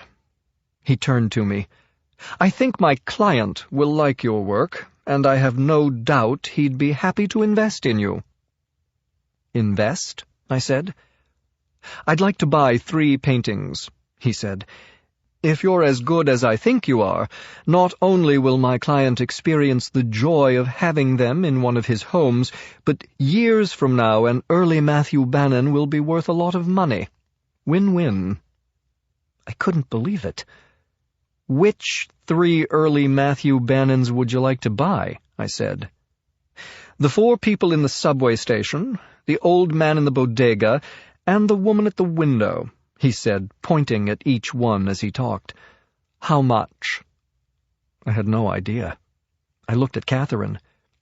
"Give us a minute," she said to Newton, and pulled me to a corner. "What do you think?" "I don't know. The canvases cost around $15 each, and the frames were about $30, plus the paint, so my investment on each one is about $50. I'm a total unknown, so if you could get $300-400 apiece, that would be huge." She winked at me and led me over to Newton. "You're right," she said. "Matthew is raw. He will get better, and at this stage he's an excellent investment. You're smart to get in on the ground floor." "The 5th floor," Newton said, polishing off his next beer and opening another. "I was so winded climbing those stairs that I wanted to buy the apartment on the 3rd floor and move in. Now stop greasing the skids, Catherine, and tell me how much." $2,000 apiece." "Well, that's a tad steep." $5,000 for the 3 paintings," Catherine said. "That's $1,000 for every floor you climbed, and I'd hate to see you go home empty-handed after all that work." Newton guzzled the last beer. "Deal," he said. "I'll send my crew to pick them up tomorrow." He shook my hand and left. I wrapped my arms around Catherine. I could see Carnes sitting on the sofa, glaring at the two of us. "Bannon's hugging the teacher. What's up with that?" "Did you just sell my paintings for $5,000? I asked. "Just 3 of them. You still have plenty left." I loved this woman so much. I kissed her, hard. Everything in life seemed to be going my way. All I could think was, this can't possibly last, can it? Chapter 20. It was 3:30 in the morning, and Catherine and I were wrapped in one of those oversized blankets with sleeves. It sounds stupid, but when you're on the roof of your building and you've just made love under the stars, nothing is stupid. "I was wrong," I said. She snuggled up closer to me, and I could feel the heat of her body against mine. "About what?" "When I woke up this morning with you in my arms," I said, "I thought I could never be any happier than I was at that moment. But it's less than 24 hours later, and I'm even crazier in love than I was then." "It probably didn't hurt that I sold 3 of your paintings," she said. "You think I love you for your marketing prowess?" "I don't know," she said. "You're always going on about how you love me, but I don't recall that you've ever mentioned why." "Why?" "Because you're beautiful, you're smart, you're funny, and you're giving me an A in group critique." "Says who? Where'd you hear that one?" She was grinning. "You mean you're not giving me an A?" "You deserved an A on your term paper, but I don't post the final grades for another 2 days," she said, and looked a little pouty. "You'll have to wait like everyone else. I don't play favorites. Much." I kissed her. "Thank you for selling my paintings," I said. "I can't believe you got $5,000. I'd have sold them for a lot less." "I knew that," she said, "and so did Newton." "He did? Why didn't he negotiate?" She smiled. "It's all part of the game." "Since when is art a game?" "Not art. Commerce. The price of a painting shapes what people think of it, and no matter how sophisticated Newton's boss is, he's not going to be happy hanging something on his wall that costs the same as an Elvis on velvet." "You're telling me Newton paid top dollar so he could look good to his boss?" "No," she said, "so you could look good." I shook my head. "I guess I've got a lot to learn about the art business." "You're in luck," she said, kissing me. "I'm an art teacher." We lay there, wrapped in each other's arms, gazing up at the stars. I never thought I could feel this good about a woman. Catherine Sanborn had changed my life, and with my medical bag full of diamonds, I was on the verge of changing hers. "You think all that money'll screw us up?" she said. Shit. She knew about the money. I didn't know how she knew, but she did. It was a punch to the gut. Deny, deny, deny. "What money?" I said lamely. "You just made your first sale for $5,000, she said. "It's a pretty impressive way to start your career." "Oh, that money." I exhaled slowly. "No," I said. "It won't screw us up. Besides, it's only one sale. It could be a fluke." "No, you're going to resonate with people," she said.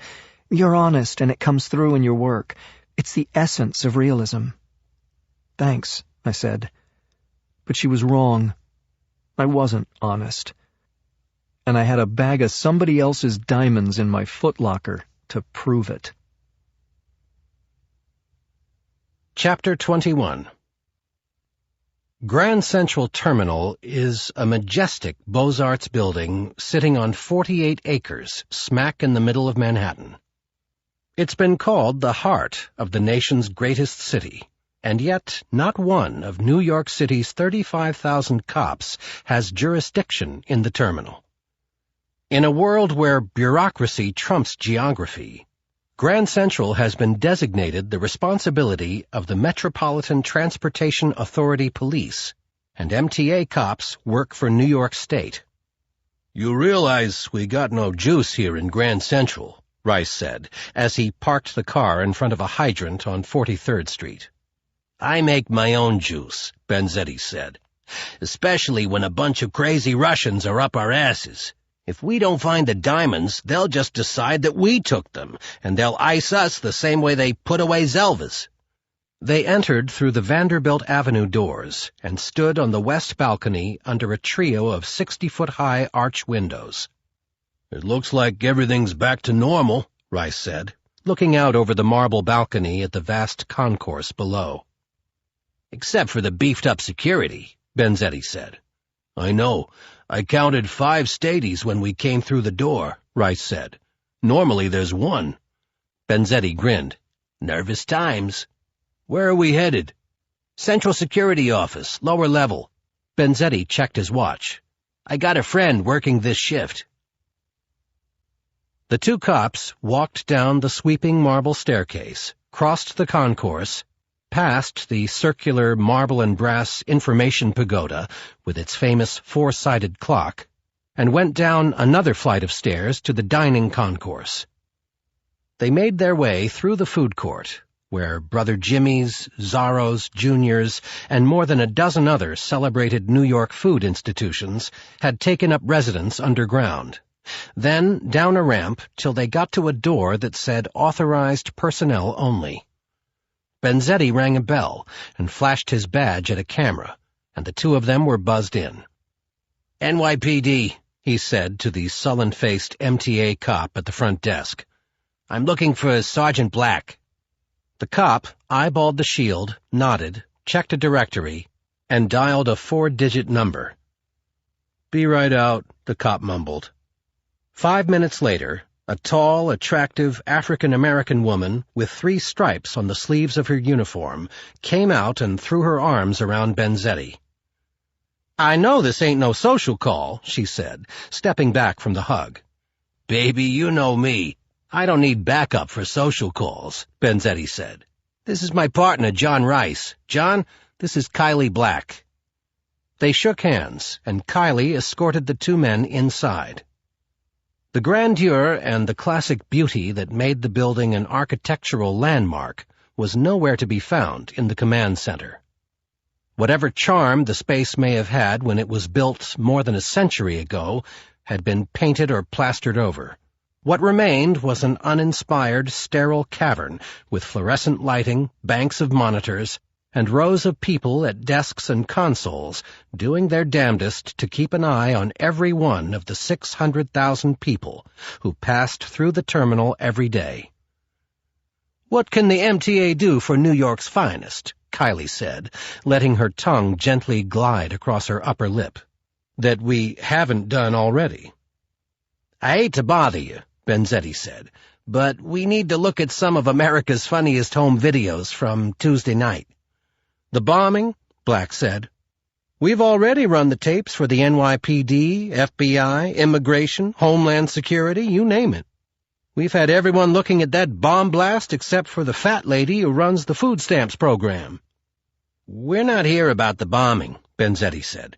"Some reporter from the Post was mugged Tuesday night by some homeless prick who's taking up residence in your lovely train station." "Mugged?" Kylie said. "First I heard about it. Usually our wretched refuse are pretty well behaved. They come here to sleep and use the toilets. The bus terminal is where you get most of your muggings. Grand Central is the home of the harmless homeless.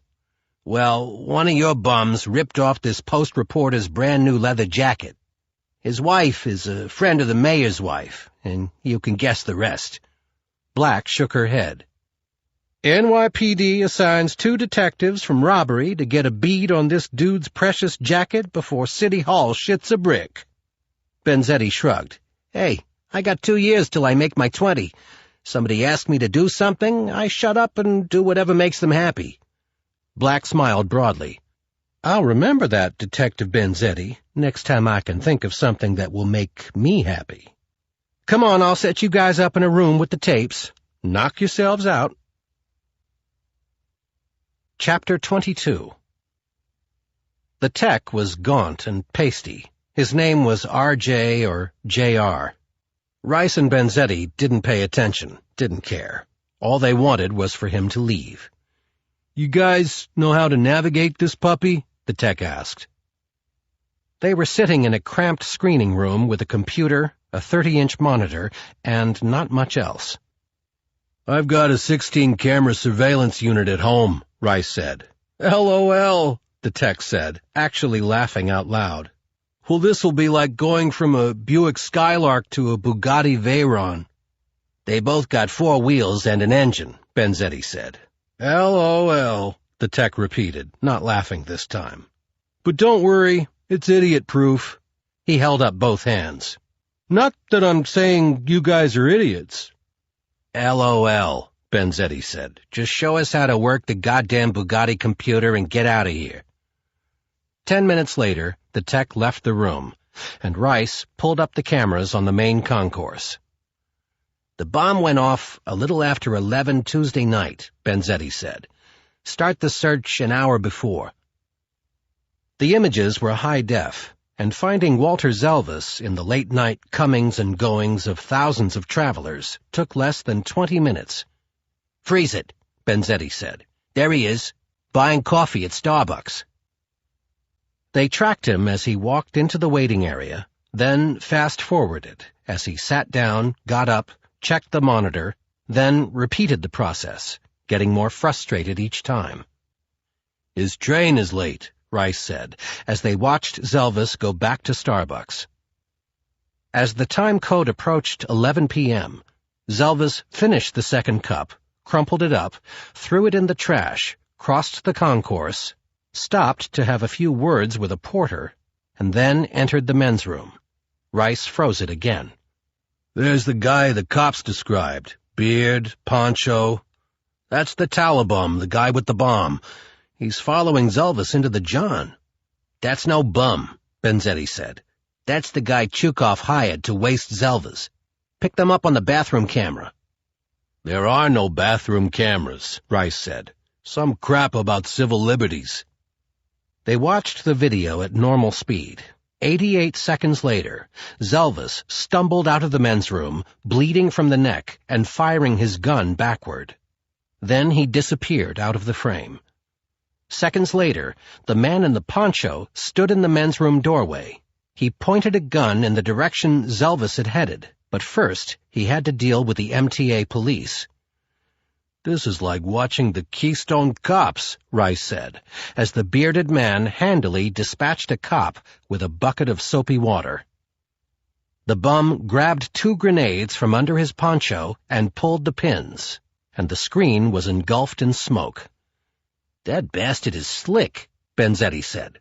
"See if you can pick him up on another camera." Rice bounced from one camera to another, but the smoke blocked them all. He hit fast forward, but by the time the smoke faded, so did the bum. "I can't find him anywhere," Rice said. "Chukov hired him, so Chukov can find him. Our job is to find the diamonds. Somebody knows where they are." Rice smacked his forehead. "Duh, Zalvis knows."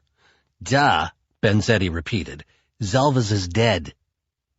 "He's not dead in the video. Hang on." Rice surfed from camera to camera. "Got him," he said after a few minutes. They watched Zalvis stagger across the marble floor. He crashed into a bank of lockers, found one on the top row, and opened it. Rice froze the image and zoomed in on the frame. "Jackpot," he said. "Locker number 925. How much you want to bet it's not filled with cheese?" Chapter 23. Rice unfroze the image, and Zalvis slumped to the floor. A wet circle fanned out from his body, slowly turning the white marble bright red. And then wisps of smoke crept into the corner of the screen. "Shit," Benzetti said. "We're going to lose the picture again." "Relax," Rice said. "He's a good 200 feet from the blast." They watched as the smoke cast a pink haze over the picture, then lifted. "Look at all those people run. They're practically tripping over the poor bastard, and they don't stop to help him," Rice said. "As far as they're concerned, some terrorist just set off a couple of bombs. It's every man for himself," Benzetti said. "Wait a minute. Here comes Mr. Good Samaritan." The preppy-looking young man knelt down and tried to comfort Zalvis. "Who is this guy?" Rice asked. "Who knows? He looks like some latte-sipping pansy who was running for his life and decided to stop and smell the dead guy."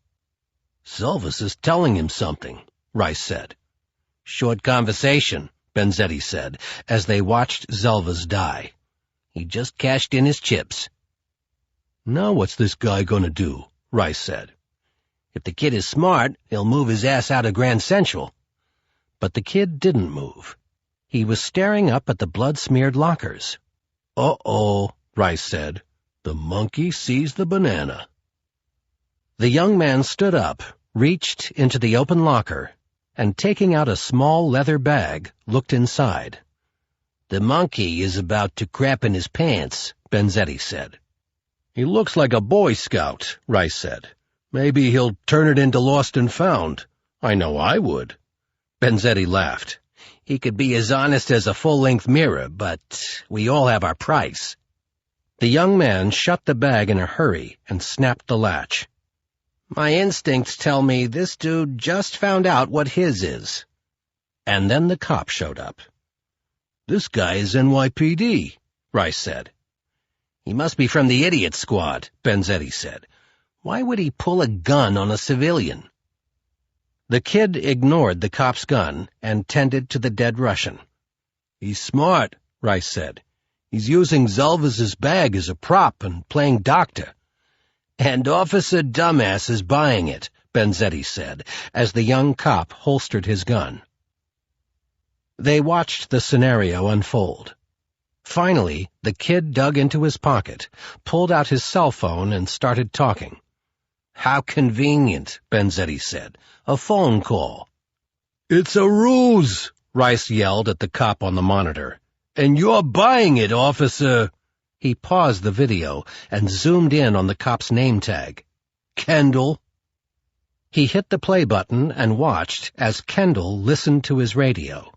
The call was brief, but it seemed to energize the cop. "Oh, crap," Benzetti said.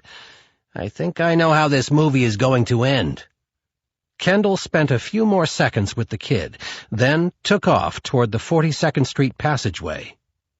The kid waited another 10 seconds, then cut and ran in the other direction. "Track him," Benzetti said. Rice followed the action from camera to camera as the kid made his way to the Lexington Avenue exit. The final camera caught the drama outside as 3 men haggled over a cab, and the kid bummed a ride with the winner. Rice froze the frame. "The hack number is 6J42, he said, writing it down. "I'll call the TLC and hunt down the driver."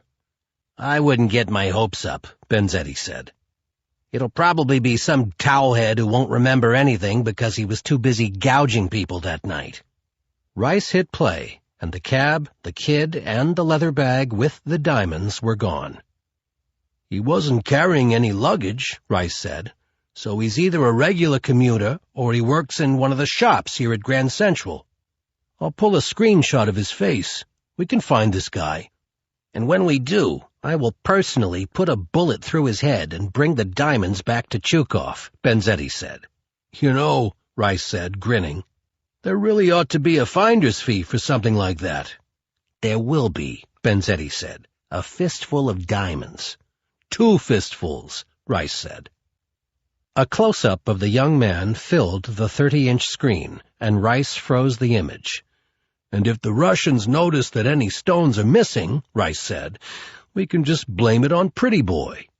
Benzetti nodded. "LOL, baby. L-O-fucking-L."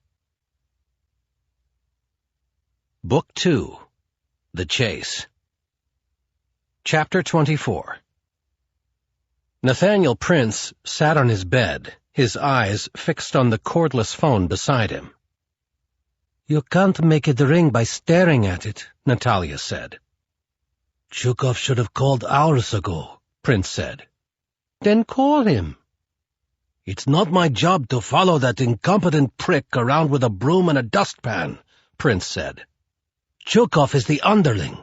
He's the one who should be calling me." Natalia looked at her watch. "It's getting late. Pretty soon he'll be too drunk to dial." Prince couldn't argue with the logic.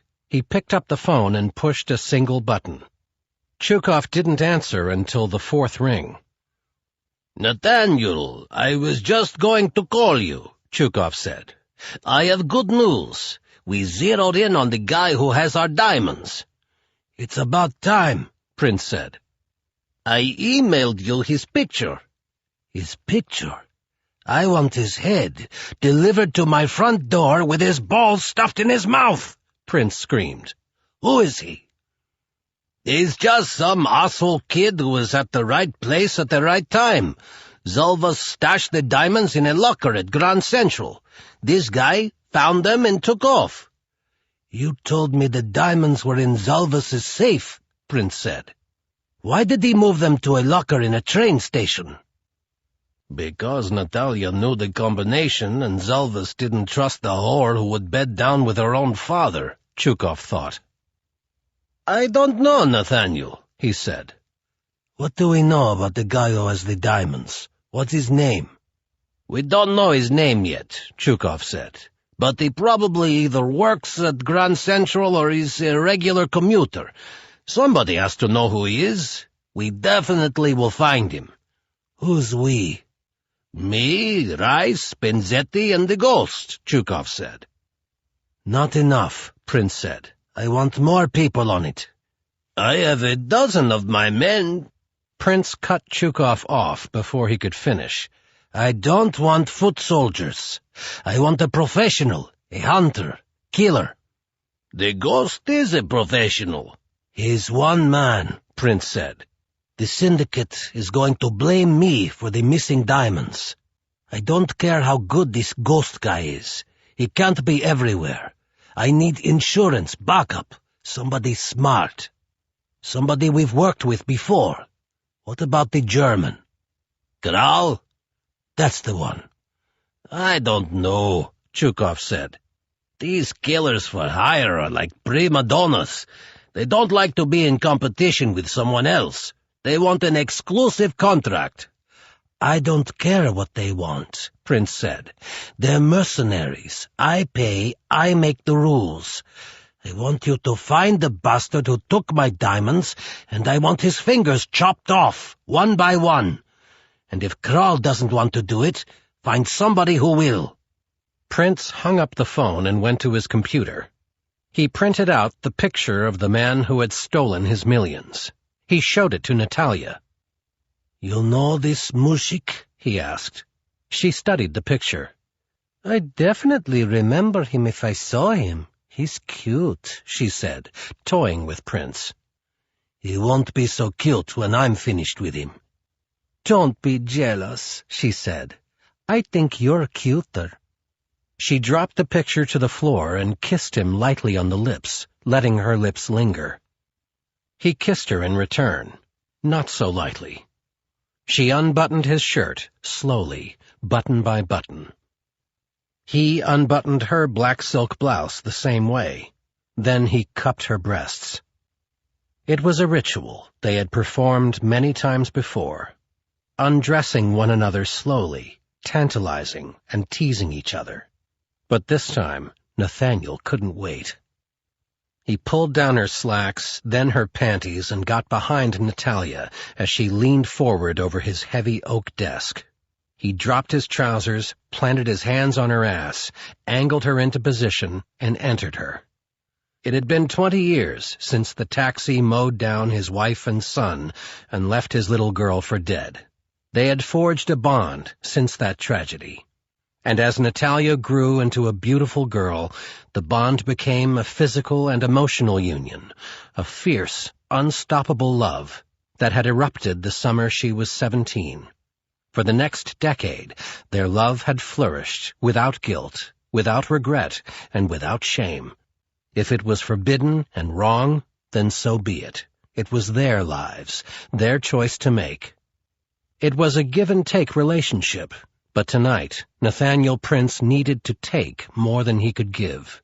His body was racing to climax, and he couldn't wait for Natalia. He came violently, repeatedly, panting, exhaling her name like a prayer. She called out to him in Russian, just as she had called out to him every day and every night as he sat by her in the hospital, watching her fight for her life. "Papa! Papa!" Chapter 25. Marta Krall was as beautiful as she was intelligent as she was deadly. She was nearly 6 feet tall, with white blonde hair, a former model who could make a man's heart beat faster just by walking into a room. But for the right amount of money, she could make a man's heart stop, permanently. Chukov had tracked Krall down in Los Angeles. 8 hours later, she entered his apartment, wearing Marc Jacobs' pleated black leather jodhpurs and a Derek Lam dark gray cashmere cowl-neck sweater.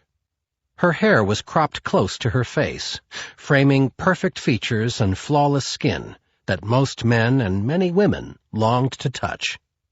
She sat down and stared at Chukov. "An ice sculpture," he thought, "cold to the very core, the perfect killer." "I read in the New York Times that Walter Zelvas was found dead in the Grand Central fiasco," she said. "Yes," Chukov said.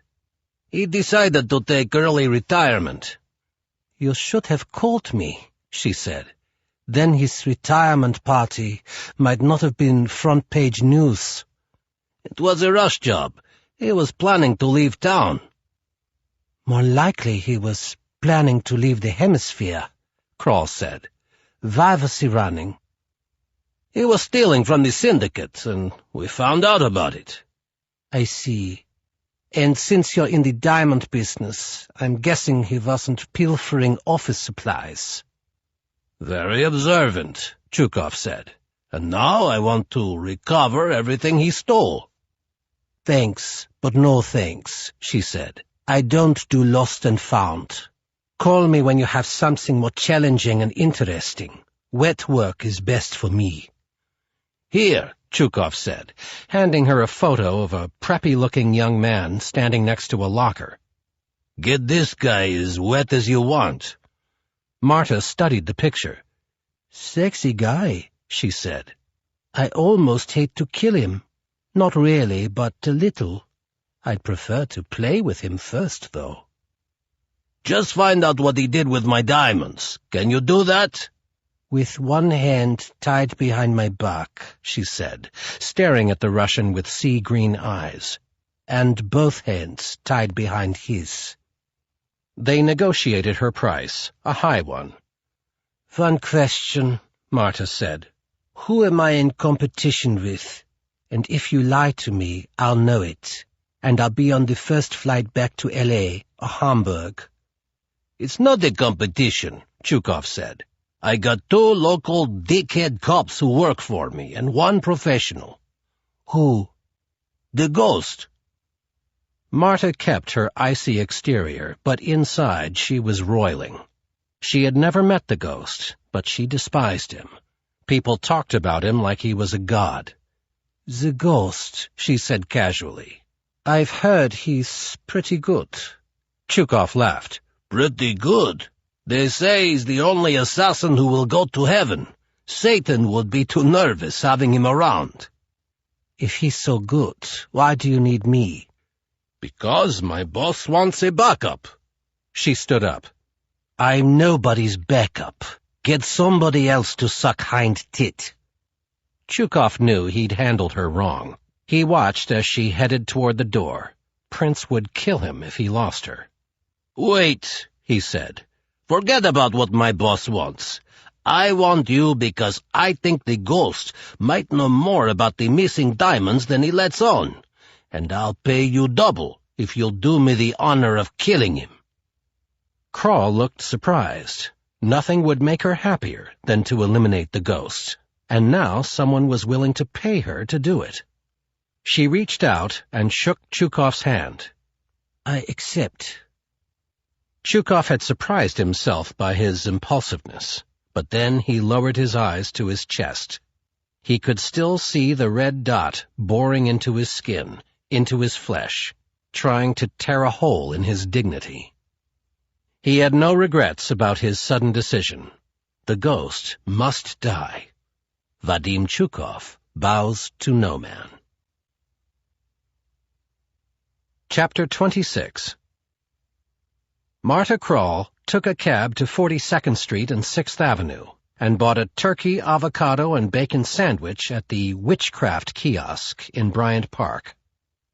She found a quiet table under a London plane tree in the northern promenade and called Etienne Gravois in France. He wasn't happy to hear from her. He never was. Marta had saved Etienne's life, and he had been paying for it ever since. Etienne was a compulsive gambler who made the mistake of borrowing 20,000 euros from an Algerian drug dealer and failing to pay it back. Marta was hired to kill him. Instead, she paid off his debt. Etienne was much more valuable to her alive. He worked in computer records for Interpol. Bonjour, Etienne, Marta said. I emailed you a photo of a young man. I've left the office for the evening, he said. Then go back. I'm meeting my wife for dinner. It's her birthday. Please give her my best, and tell her that in a few days I too will be meeting her. Only by then she'll be your widow. I'll go back to the office. The photo was taken at Grand Central Terminal in New York City a few days ago, she said. I want to know who the man is and where to find him. Do you know anything about this man? Etienne asked. No, that's your job, Monsieur Gravois. You sold your worthless soul to the devil. Now go back to your computer and get the devil what she wants. Yes. She gave him a phone number. How long? If he has a criminal record, maybe 2 hours. If I have to dig deeper, a little longer.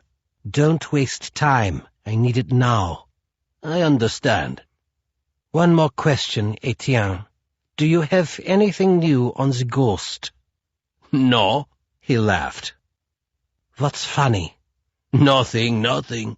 It's just that half the police agencies around the world are looking for the ghost. Now you too. Well, If you get anything on him, I hope you don't make the mistake of calling any of them first. Comprenez-vous, Etienne? Oui. She hung up. Marta Krall rarely smiled. All those years of posing for fashion photographers had drained the joy from her. Her eyes were cold and malevolent-looking. Her face could not hide the evil in her heart. But that was before Chukov hired her to kill the ghost. She opened her bag and took out a pocket mirror. Just as she suspected, she was smiling now. Chapter 27. Marta was confident that Gravois would identify the handsome guy in the photo. His life depended on it. As for tracking down the ghost, she had a better resource, and he was right here in New York City, Ira. She took a cab down to Lower Manhattan and got off on Canal Street, where the air was thick with the fumes of the hundreds of trucks and a few scattered cars that crawled their way into the Holland Tunnel, heading for Jersey. She walked from Canal to Late, then along west to Watts, and finally, positive that no one was tailing her, past the sprawling UPS truck garage to a soot-gray brick building on Washington Street. The building was a little piece of old New York gone to seed. 6 stories, 6 doorbells.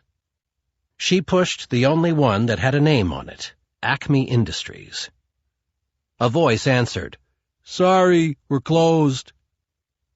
"I'm told that you're open late for your premier customers," Marta said. The voice came back. "What level premier customer?" "Titanium." She was buzzed in. She walked past the elevator and took the stairs. On the second-floor landing, she saw a rat gnawing on a moldy bagel.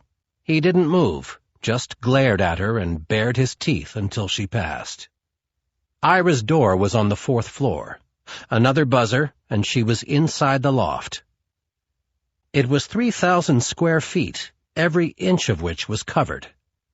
There were rows of mismatched tables holding electronic equipment, and a kitchen area, where Marta could see 2 more rats scavenging on a countertop.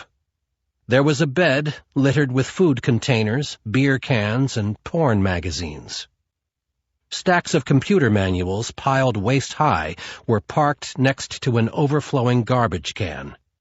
A path wide enough for a wheelchair wound its way through the chaos. The man in the chair was somewhere between 30 and 50, grossly overweight, and seemingly uninterested in personal hygiene.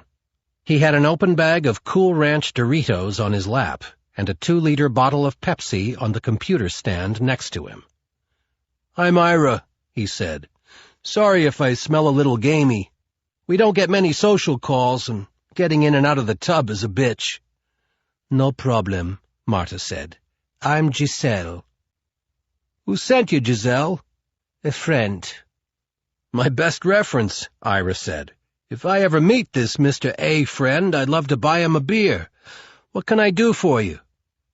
"I've got a husband who can't keep his dick in his pants, but if you can't get in and out of a tub, I doubt you can do anything for me. My problem requires someone with a lot more muscle." "We have a division of labor at Acme Industries," Ira said. "Brains and brawn. I'm brains."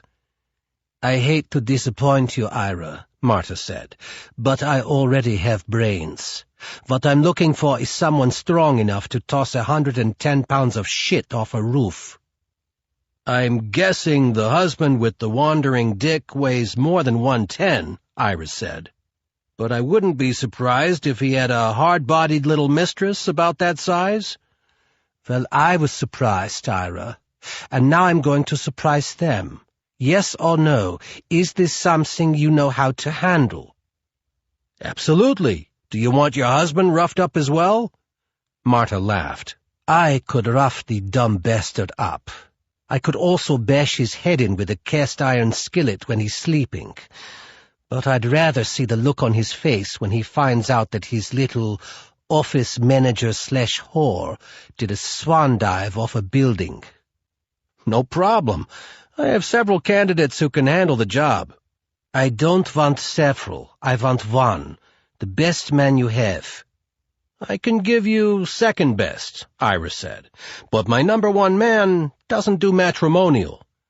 What the hell is that supposed to mean? He gets top dollar for hunting down hardcore dirtbags. He doesn't believe in killing some pretty little thing just because she's banging your old man. A killer with a conscience. How noble. What's his name, Don Quixote? They call him the Ghost. And you're sure he's good? Marta said. Nobody better. Excellent, Marta said. He sounds like just the man I've been looking for. Chapter 28. I think I would really like to meet this ghost fellow, Marta said. Tell me about him, she said. Iris stroked the stubble-covered rolls of fat that were his chins. Let's see. What can I tell you about the Ghost? He said. He likes candlelit dinners, long walks on the beach, outdoor concerts at Tanglewood, and doing the New York Times Sunday crossword puzzle in bed with a smart, sensuous woman. Someone like you, Giselle. He shoved a handful of Doritos in his mouth. Marta stiffened. What the hell are you talking about? Come on, Marta. Do you think I'm stupid? Iris said, Cool Ranch crumbs blowing out of his mouth. I have a database of millions of voice prints, and I have yours from half a dozen phone calls. Somebody buzzes me from downstairs, I check the voice for a match. I'm flattered you would visit. My clients usually come here, but my operatives almost never come to the office. It's dull as hell around here on take-your-daughter-to-work day. What do you want with the Ghost? We're working on the same job. What job? Iris said. Zelva's is dead, finished. Not finished, Marta said. The diamonds that Zelva stole from the syndicate got stolen from him. I know, Iris said. Chukov sent me a picture of some guy nabbing the stones out of a locker. I passed it along to the Ghost. You want a copy of that? I have it. Chukov hired me as backup. Sorry about trying to con you, but since the Ghost and I are on the same side, I thought you could connect us. I couldn't even if I wanted to, he said. He contacts me. But it's a pleasure to meet you in person. Forgive me if I don't stand up. Did you ever meet the Ghost in person? Marta asked. No, ma'am. He's got a policy. Nobody gets to see him. That way, nobody knows what he looks like. She unsnapped the clasp on her black leather Bottega Veneta shoulder bag and removed her Ruger Redhawk. The stainless steel .44 fit comfortably in her hand and gave her a soul-satisfying feeling of power. Funny thing, she said, pointing the gun squarely at Ira's sagging chest. I have the same policy. He stared at her, much less afraid than she expected. Oh, come on, Marta. Do you really think I'd rat you out? Would you? Never. How do you think I've been able to do this all these years? I keep secrets. Yours, his, everybody's. I believe that, she said. But I also believe that you might part with a few of his secrets if I let you live. You call this living? He said, spitting out a bitter laugh. Eating, drinking, and jerking off in this shithole? That's not a life. The only thing that keeps me from slitting my own throat is the danger. Working with assassins, executioners, butchers. I'm a conduit to the death squad. That's my life. You want to put me out of my misery? Go ahead. You're not the first one to pull a gun on me. Maybe not, but I'm the first one who will pull the trigger. She pressed the muzzle of the gun hard against his sternum. It might be an ugly life, Ira, she said, but it's the only one you've got. Do you want to live? The bravado drained from his face. Yes, he said, given the choice. You hear anything that will lead me to the Ghost, you call me. She handed him a card with a cell number on it. I'll call, he said. I swear. His body began to shake, and the bag of chips fell from his lap and spilled on the floor. "Careful," Marta said, lowering the gun. "You don't want to mess up the place." Chapter 29. I thought that what I was about to do would blow Catherine's mind. At least, I hoped it would. I dialed her cell number. "What's up?" she said. 2 words, but just hearing her voice got me going. We were still at that stage in our relationship, and I hoped it wouldn't end. "It's payback time," I told her. "You had a surprise for me, now I have one for you." "Cool. What is it?" "What it is," I said, "is a surprise, as in I'm not telling you anything over the phone." "Can you at least give me a hint?" I was sitting on my bed with Walter Zelvaz's medical bag at my side. I ran my fingers over the pebble-grain leather. "Okay, 1 hint," I said. "It sparkles." "Sparkling surprises are my favorite," she said. "When do I get to see it?" "Immediately, if possible. Where are you?" "I'm just wrapping up at the Whitney. I need about a half hour." "I'll meet you at the Amity and buy you lunch," I said. "Deal. Love you," she said. "You're gonna love me even more when you see this surprise," I said, hanging up before she could ask for another hint. 5 minutes later, I was on the subway headed uptown on the number 6 local. I sat next to an elderly woman who took one look at my medical bag and told me how wonderful it was that there were still doctors who made house calls. At 42nd Street, I switched to the Express, got off at 86th Street, and walked to the new Amity Diner at 84th and Madison. I opened the door and immediately felt like a rock star. "Macho!" Gus called from the back of the diner. "Macho Bannon, good to see you, my friend." The owner, Steve, 2 other waiters, and the short-order cook behind the grill all gave me a big welcome. As Greek diners go, this one is the absolute best. The food is good, the prices are affordable, and the service is fantastic. Gus was about 60, with thinning silver hair, a ready smile, and an endearing accent. He was from Greece, or, as he called it, Gris. I didn't know much about him, but I got the feeling he'd had quite an interesting life in the old country. He pointed to a booth, and before my butt hit the vinyl, he delivered my usual mug of half-regular, half-decaf coffee and a small pitcher of skim milk. "Long time ago, I had one like this," he said, eyeing my medical bag. "Were you a doctor back in Athens?" I asked. He shrugged. "You have a doctor bag. Are you a doctor?" he said, avoiding my question and adding to the mystery of his past. "Is the pretty lady coming today?" "The lady is here," Catherine said as she breezed in and plopped down on the other side of the booth. "She's not feeling pretty, but she's definitely thirsty." Gus brought Catherine her usual, a large glass of water, no ice, slice of lemon, and a straw. We ordered sandwiches, 1 turkey and tomato, 1 tuna melt, to be split in the kitchen so we could share. "So, what's the occasion?" she said.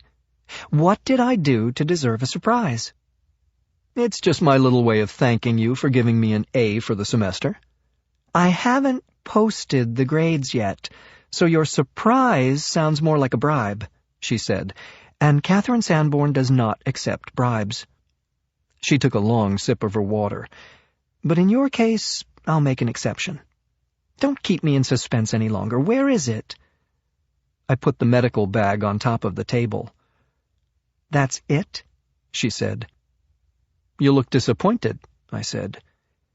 "You said the surprise sparkles, so I was expecting one of those little robin's egg blue boxes from Tiffany's," she said. "Who knows?" I said. "Maybe Tiffany's changed their packaging." "I guess there's only one way to find out," she said. She unclasped the brass latch and opened the bag. I held my breath. Chapter 30. Catherine reached in and pulled out a bundle of postcards that I had tied with a red ribbon. The Louvre, the Eiffel Tower, the Arc de Triomphe, Notre Dame Cathedral, she said as she thumbed through the cards. I'm beginning to sense a theme here. There's more, I said. Keep going. She took out a bottle of wine. Georges de Bouffe, Beaujolais Nouveau, she said. Is this what sparkles? No, it's flat and cheap, on sale for $7, I said. I spared no expense. This is fun, she said, like a treasure hunt. She reached in and took out 2 baguettes and a wedge of brie. Are we going on a picnic? Yes, I said. Where? Keep digging, I said. She reached in and pulled out 2 e-tickets that I had printed from my computer an hour before. And then she shrieked. Paris? We're going to Paris? She looked around and realized that half the people in the diner were watching us. We're going to Paris, she said, in case any of them hadn't heard her the first time. Several people applauded. I don't know what's back, she said. When are we going? I pointed at the e-ticket. She looked at it and shrieked again. Tonight? Are you crazy? Yes, I said. About you. I can't go tonight. Sure you can, I said. We'll travel light and buy what we need along the way. People who buy cheap last-minute tickets on the internet are usually poor and flexible. I figure we qualify as both. She was dumbfounded and over the moon at the same time. I only have 8 hours to get ready. I don't know what to do, she said. 2 middle-aged women were sitting at a table across from us. One of them leaned over and said, Honey, if you don't go to Paris with this gorgeous guy, I will. I'm going, Catherine said. This is the most fantastic, most romantic, most extravagant gift I've ever gotten. Gus arrived with our lunch and took a look at the wine, the cheese, and the French bread. That looks better than a tuna melt, he said. You want I should wrap up these sandwiches to go? You can have them for lunch tomorrow. No can do, Gus, I said. Tomorrow, the 2 of us are having lunch in the City of Light. I hear it really sparkles.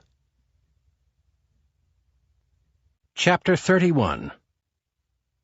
Rice and Benzetti tracked down the cabbie who picked up Bag Boy, their code name for the young guy with the bag full of diamonds. You remember this guy? Rice asked, showing the driver the surveillance photo. No, should I? You had him in your cab the night of the bomb blast at Grand Central. He took a second look at the picture. Oh, yeah, I remember. Crazy night. I picked up a fare who wanted to go to Jersey. This dude tagged along for the ride. Where in Jersey did you take him? Benzetti asked. He didn't go the whole way. He's a doc. I dropped him at St. Vincent's Hospital downtown. And it was a free ride, no charge. Them kind of nights bring out the Good Samaritan in me. Yeah, you got philanthropist written all over your face, Benzetti said. The 2 cops spent the next few hours hitting the shops, restaurants, and ticket windows at Grand Central, hoping to find someone who could ID Bag Boy. Whoever he was, he wasn't a regular. Nobody recognized him. Let's talk to the uniform who pulled the gun on him, Benzetti said. His name's Reuben Kendall, Rice said. He's over at the 17th. I don't want to make a house call, Benzetti said. Too many people know us there and will ask why we're nosing around. See if you can get him to meet us on the outside. Rice called the 17th precinct and got Kendall on the phone. Officer Kendall, this is Detective John Rice. Nice job the other night at Grand Central. Thanks. What can I do for you? I'm trying to wrap up some paperwork on that whole bomb thing, Rice said. Got time for a few quick questions? Sure. Come on over to the precinct. If my partner and I set foot inside the 17th, we'll run into at least a dozen guys who will want to catch up and schmooze about the old days, Rice said, faking a chuckle. Would you mind popping outside? We're in a black Chevy Tahoe around the corner at 50th and 3rd. No problem. I'll be right there. At 6'4", 240 pounds, Officer Reuben Kendall was an intimidating presence. But his baby face and warm brown eyes transformed the tiger into a pussycat. The two detectives got out of their car and introduced themselves. Rice handed him the surveillance photo. "You recognize this guy?" The cop took a quick look. "That's the doc from the other night at Grand Central." Benzetti jumped in. "How'd you know he was a doc?" Kendall hesitated. He knew a loaded question when he heard one. He told me," Kendall said. "He told you?" Benzetti said. Kendall put a hand across his eyes and slid it down his face. "I never got around to checking his ID. It was a madhouse. It was like nothing they teach you at the academy." "I went to the academy," Benzetti said, "and I distinctly remember being told, if you see a guy standing over a dead body, check his ID. Hey, man, people were insane, trying to get out of the station, and then I got a 1013 call," Kendall said. "Multiple looters. Officer needs assistance. This guy wasn't a threat. I took off." "Listen, kid, nobody expects you to check IDs during a terrorist attack," Rice said, putting a hand on Kendall's shoulder and oozing good cop from every pore. "So, the guy said he was a doc. What else can you tell us about him?" The cop pulled a pad from his pocket. "I remember he said he worked at St. Vincent's," Kendall said, as he flipped through the pages. "He gave me his name and I wrote it. Here it is. Jason Wood, Dr. Jason Wood. Does that help?" "If it's his real name, it'll make our job easier," Rice said. "And if it's a phony, what happens to me?" "Meter maid patrol," Benzetti said. "Don't pay any attention to him," Rice said. "He goes by the book, but we all make mistakes." "Is he going to write me up?" "I'm not going to let him," Rice said. "Nick, listen to me. We're not turning this kid in. You made plenty of mistakes when you were a rookie." Benzetti shrugged. "Fine, but I don't want to get nailed for not turning him in. So this conversation never happened. You never even met us. You got that, kid?" "Yes, sir. It never happened. Thanks. Thanks a lot. Get out of here." Kendall turned fast and headed back to the precinct house. "Dumb bastard," Benzetti said. "Call St. Vincent's." "Why bother? $50 says they never heard of Dr. Jason Wood." "I wouldn't bet 50 cents on it," Benzetti said, "but you might as well go through the motions." They got back in the car, and Rice called the hospital. 2 minutes later, he hung up. "Never heard of him," he said. "Now what do we do?" Benzetti didn't answer. He was too busy mind-humping a tall, leggy blonde who was walking down 3rd Avenue. "Take a look at that," he said. "Dream on, Beans. If that woman ever saw you with your shoes off, she'd laugh herself into a coma." They watched as the woman walked toward the car. Benzetti rolled down his window. "What are you doing?" Rice said. "She's great from the front. I want to get a good look at her ass as she walks past." But the woman didn't walk past. She stopped, reached inside the window, grabbed Benzetti's tie, and yanked hard, smacking his head against the car door. "You're Chukhov's boys in blue, right?" she said. "I've been looking for you." Chapter 32. Benzetti yowled in pain. He fumbled for his gun, but before he could get it, there was a Ruger Red Hawk in his mouth. Rice went for his gun. "Unless his head is made of Kevlar, the bullet will go right through him," the blonde said. "Then right through you. 1 shot, 2 dead cops." Rice froze. "Is Chukhov giving you a bonus if you kill us both with 1 bullet?" "Kill you? The thought never crossed my mind." She smiled, beautiful and evil at the same time. "Chukhov hired me to work with you. I'm Marta, your new best friend." "If I were you, I'd work on my first impression skills. If we're friends, why is that gun in my partner's mouth?" "Because he was drooling over me like a dog in a meat market. I wasn't hired to give your greaseball partner a hard-on." She jiggled the gun in Benzetti's mouth. You got that, Romeo?" He grunted a yes. Marta slid the gun from his lips, but kept it pointed at him. "Nice to meet you," she said. "Yeah, a real joy," Benzetti said, rubbing his head where it had smashed into the top of the car door. "What have you got on this guy who walked off with Chukov's diamonds?" "Nobody we talked to at Grand Central recognized him," Rice said. "A rookie beat cop saw him bending over Zelvis's body, but the kid conned him into thinking he was a doctor. As soon as the cop got distracted, Bag Boy split for the exit and hopped a cab. The last person to see him was the cabbie who dropped him at St. Vincent's Hospital." "But he's not a doctor, so how does that help us find him?" Marta said. "The guy just stumbled on a fortune in diamonds," Benzetti said. "Where's the first place he'd want to go? Home. He wouldn't give the cabbie his real address, so he plays out the doctor ruse and asks to be taken to a hospital in his neighborhood. St. Vincent's is on West 12th Street, which means it's a good bet he lives within a 5 to 10 block radius." "That's a big territory," Marta said. "Give me a break," Benzetti said. "I just eliminated 4 boroughs and most of Manhattan." "What if he got to St. Vincent's and caught another cab?" Marta said. "What if he jumped on the subway to Brooklyn?" "Look, I'm a cop. I can't handle all the what-ifs. I follow the leads I got, and if I run into a dead end, I try something else. It's called legwork." "Legwork takes time, which is something you two useless losers don't have. So you better come up with something smarter than standing on the corner of West 12th Street with your hands in your pockets, waiting for some guy to walk by with a bag full of diamonds." She wagged the gun in his face.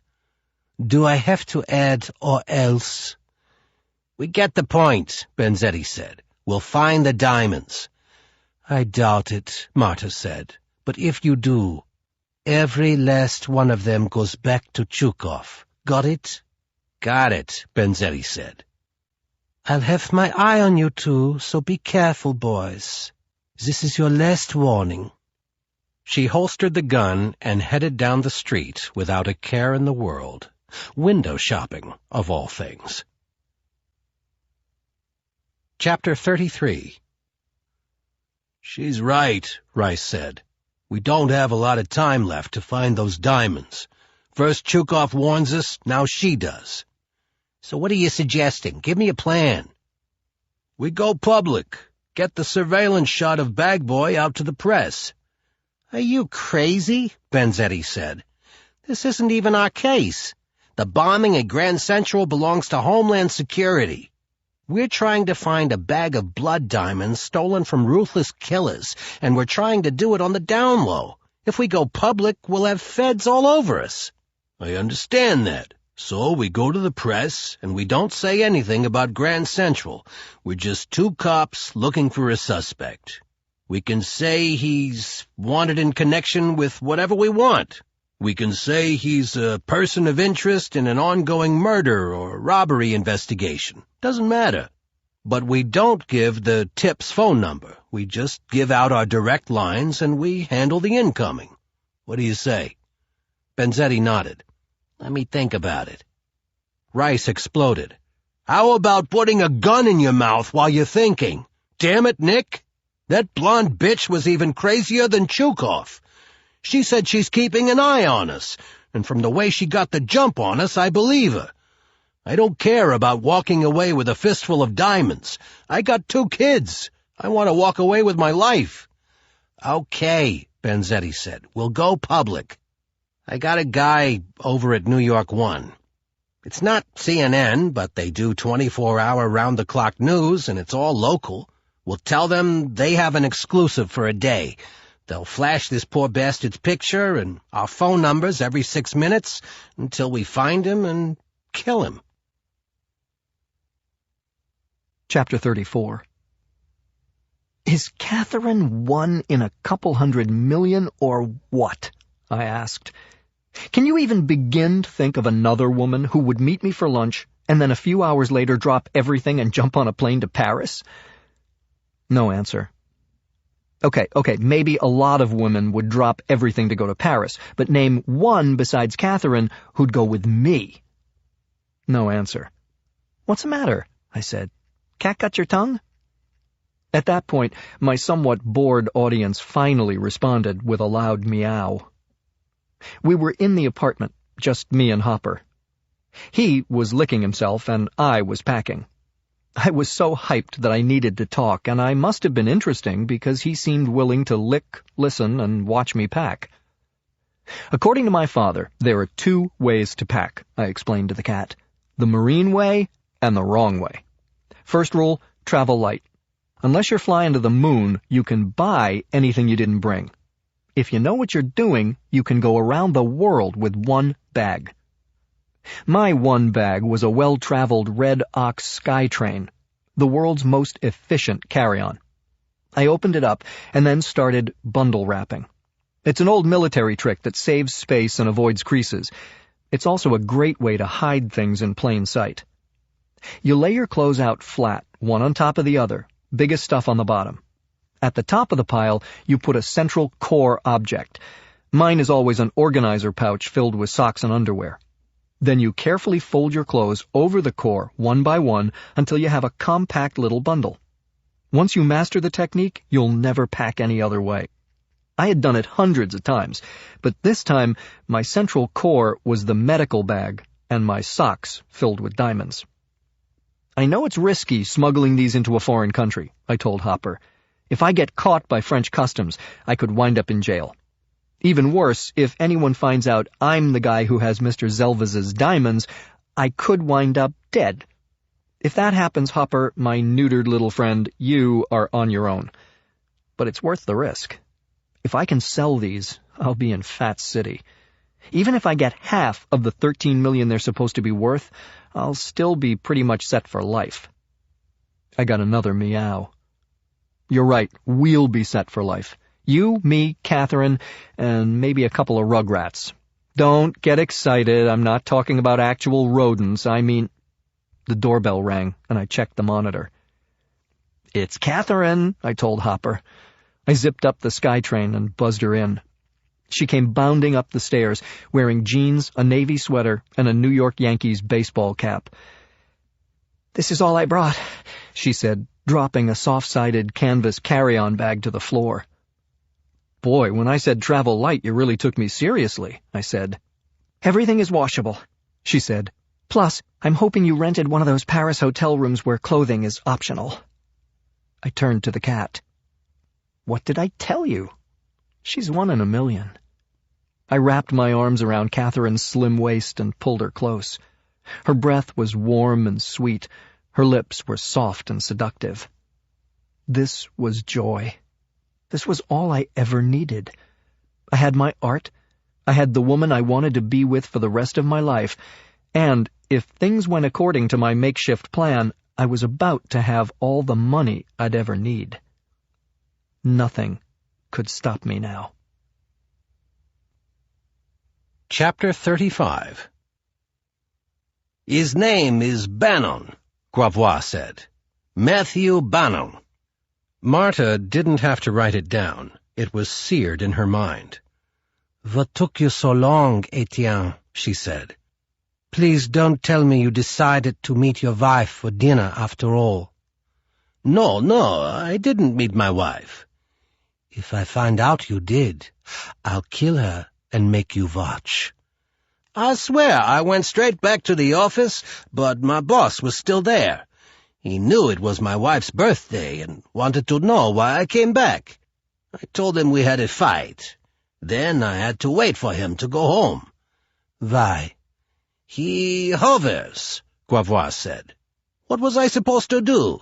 Tell him I came back to break into confidential police files and download data for some assassin's next target? Marta lit a cigarette. She was, as always, in a no-smoking hotel room. They were always so much cleaner than the rooms that allowed smoking. Most smokers were pigs, not her. She inhaled deeply and watched the smoke billow into the air slowly. She took a second drag so that Gravois could suffer in silence for at least a minute. All right, she finally said. I'll take your word for it. Now tell me about this Matthew Bannon. He's not in the criminal database, Gravois said. I picked him up through his military records. He's an American, served in the Marines. Combat trained? Very. He did a tour in Iraq and 2 in Afghanistan. Where is he now? New York. He's a student. A student, Martha said. How old is he? 30. He's a master's candidate in fine arts at Parsons in Manhattan. A combat-trained Marine studying fine arts? He sounds conflicted. There was nothing in his military records about psychological problems, Etienne said. Relax, Etienne. I was only making a joke. Oh, the Frenchman said, laughing. Yes, very funny. Where can I find Mr. Bannon? His apartment is on Paris Street, he said, and gave her the number. Parsons is a few blocks away on West 13th. Martha smiled. And St. Vincent's Hospital is on West 12th. Maybe that dumb cop wasn't so dumb after all. I can email you a complete dossier with his address, phone number, military records, and his school transcript, Etienne said. All that's missing is his obituary, Martha said. Etienne laughed loud and hard. I wasn't joking, Martha said. I'm sorry. The German sense of humor is so different from the French. Yes, Martha said. We're not funny. Etienne held his breath, trying to guess whether to laugh or not. It's late, Martha, he said. Do you need anything else? Not tonight. Why don't you go home and wish your wife a happy birthday, she said. Merci. And many more, Martha added. But that, of course, will be entirely up to you. She hung up the phone. Chapter 36. Martha had a rule when on a job. Never leave an impression that can't be forgotten, controlled, or erased. Part of that meant never taking a taxi to a contract killing. Cab drivers remembered too much. She walked from the hotel to Times Square, then blended into the evening rush hour and caught the downtown No. 1 train to Sheridan Square. Once out of the rush hour mob, she had to watch her movements. Her determined stride turned into a casual saunter. She strolled along Christopher Street, gawking at store windows, looking more like a sightseer than a murderer on a mission. She headed north on Bleecker, where the street was wider and the stores and restaurants not nearly as funky. At the corner of Bleecker and Perry, she stopped to look in the window of Ralph Lauren, checking the glass's reflection for tails. Those moron cops might follow her, looking for payback. But she was clear, so she headed west on Perry, a tree-lined residential street, dotted with classic West Village brownstones and townhouses. She walked slowly past Matthew Bannon's building, then doubled back and walked past it again. 5 stories. Bannon's apartment was on the top floor. Compared with some of the other buildings, this one looked secure, but she'd faced tougher. She climbed the 6 steps and tried the front door. Open. She stepped into the vestibule, where the security kicked up a notch, a closed-circuit camera, and a heavy brass plate protecting the inner door from being jimmied. The doorbells were clearly labeled. She pressed Apartment 5, Bannon. There was no answer, but then the inner door was opened. A man came through, African-American, early 30s, about 6'6", with a thick bull neck and a square head that was shaved clean. He barely looked at her, just pulled the inner door shut, and quickly left the building. She rang Bannon's bell a second time. Still no answer. She rang all the bells. Someone would buzz her in, and she'd wait for Bannon in his apartment. She held the thumb latch on the inner door and waited for the buzzer. Through the glass, she could see the door to apartment 1 open. A man stepped out, blonde buzz cut, baby blue eyes, wearing faded jeans and a gray muscle shirt that left no room for the imagination. He smiled and opened the front door. "Can I help you, ma'am?" A gentleman, Marta decided, and from what she knew of American accents, his was not from New York. He was from one of the southern states, Alabama or maybe Mississippi. "I'm looking for Matthew Bannon," she said. "He's not here," the southern gentleman said. "But surely you must have figured that out when he didn't answer the second time you rang. Now, are you going to keep ringing all the bells till you find someone dumb enough to let you in? Because we don't rent to stupid people. So take a hike, Blondie." Marta's Bottega Veneta bag was hanging from her shoulder.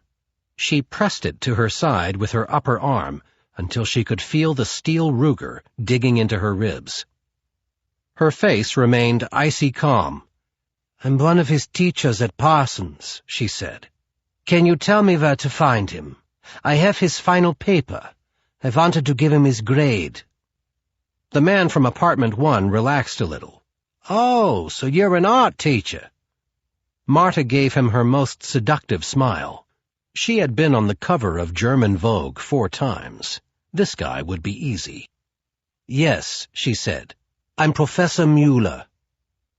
"So then, Professor," he said, still filling the doorway, "how do you feel the Dadaist movement affected the growth of postmodernism in 20th century America?"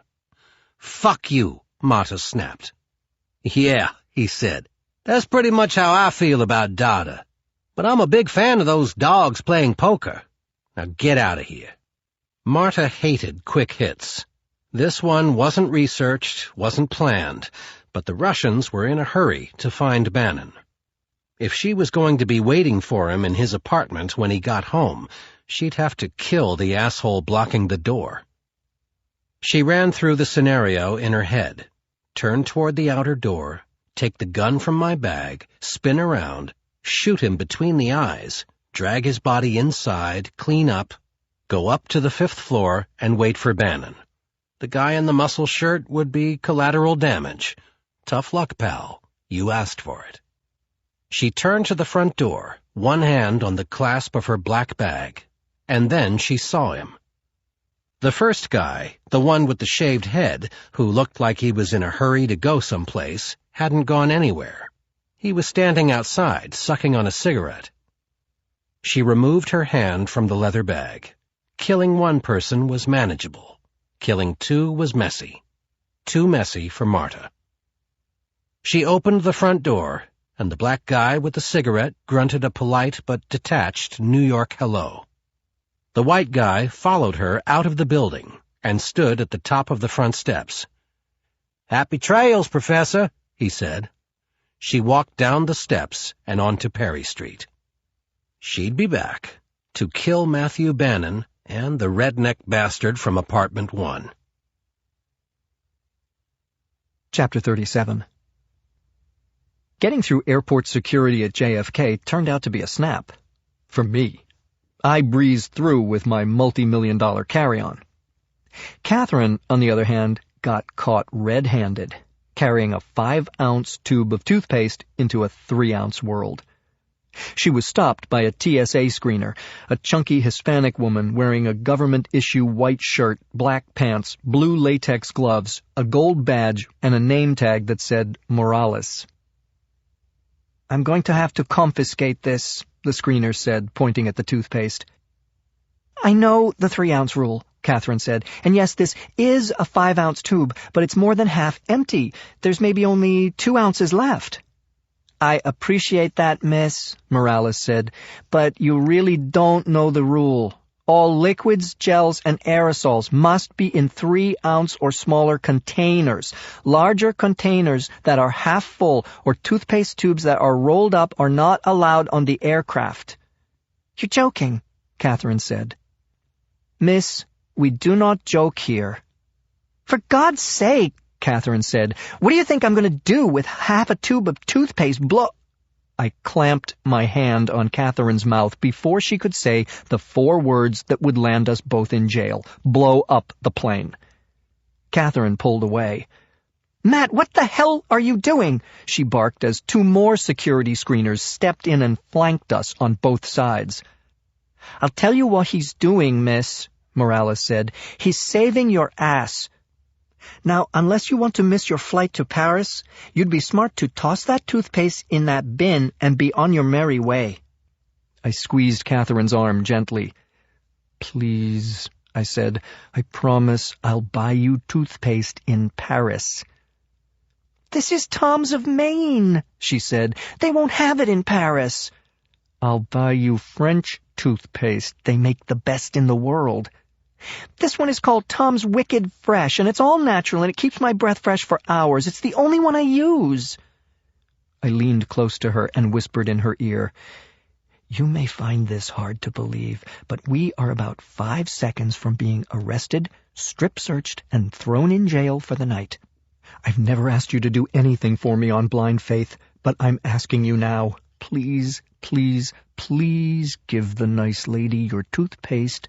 Don't utter another word, and I promise you that tomorrow morning we will be checking into our hotel, racing up to our room, peeling off our clothes, snuggling under the sheets, and I will kiss you over and over and over, even if your breath smells like a Paris sewer. Please." She tossed the toothpaste in the bin. "Have a nice flight," Morales said. "Thank you," I said, bowing my head. "Thank you." Morales smiled. She knew what I was thanking her for. I only wished I could have told her that she might have saved the world from Tom's toothpaste, but she missed the guy who was leaving the country with a bag full of diamonds he stole from a dead Russian. Chapter 38. "Let's find a bar," I said, as I propelled Catherine as far from security as I could. I need a drink. We found a little place close to our gate that served burgers and beer. I had one of each. Catherine didn't want either, so she decided to backtrack to the Starbucks we had seen as we walked through the terminal. I sat at a small table, munching my burger, which wasn't hot, sipping my beer, which wasn't cold, and staring at the LCD flat-screen TV over the bar. It was tuned to a local news station. The sound was muted, and I was too far away to read the closed captioning. I was just starting to unwind from the toothpaste incident when I gagged so badly I almost puked my burger and beer all over the table. I wasn't choking on the mediocre airport cuisine. What made me want to throw up was what I saw on the television screen. Me. Me at Grand Central Station, holding a black medical bag with a bank of lockers behind me. "Holy shit," I said. "Holy shit what?" Catherine said, sitting down at the table with a grande cappuccino and a blueberry muffin. She sat facing away from the television. "Holy shit, I need another beer," I said, jumping up and heading for the bar. I got there just in time to read the tail end of the closed captioning, "Wanted for robbery." They flashed a phone number, and then they cut to a commercial. I looked around the bar to see how many other people had caught it. 12, maybe more. What else do people sitting around an airport bar do but stare at the TV? Hopefully, they wouldn't look up at me.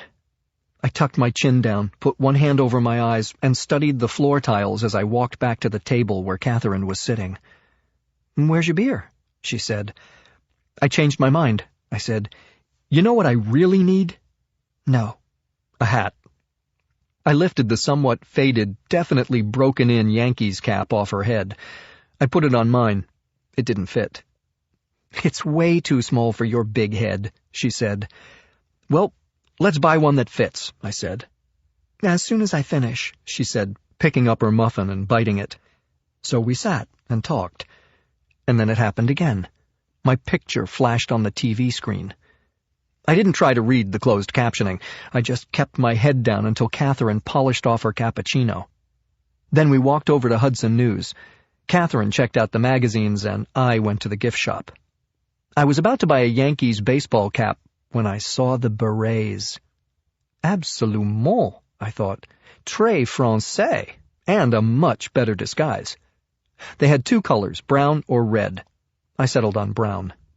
I moved over to the sunglasses rack and picked out a pair of mirror lens wraparounds. Then I found Catherine.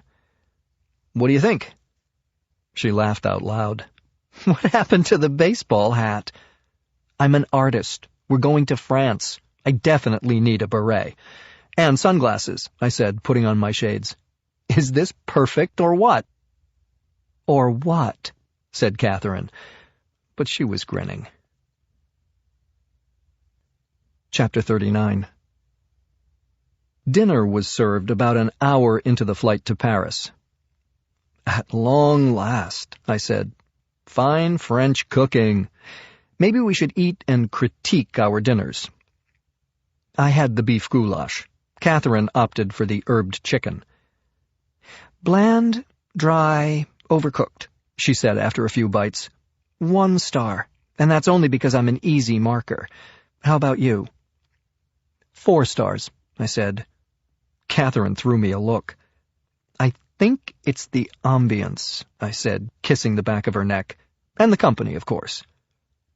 As soon as the trays were cleared, we turned out the overhead lights and raised the armrest between our seats, and Catherine curled up against me, wrapped in a blanket and my arms. She zonked out in minutes. I couldn't sleep. I loved this woman. What was I dragging her into?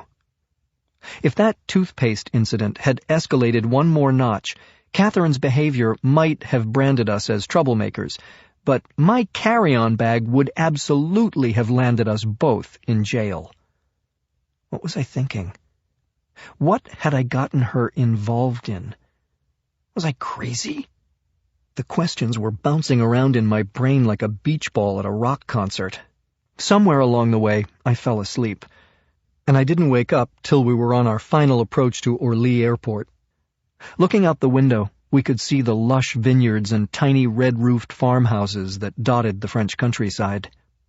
"I can't believe you're actually taking me to Paris," Catherine said, still snuggled up against me. "Believe it," I said.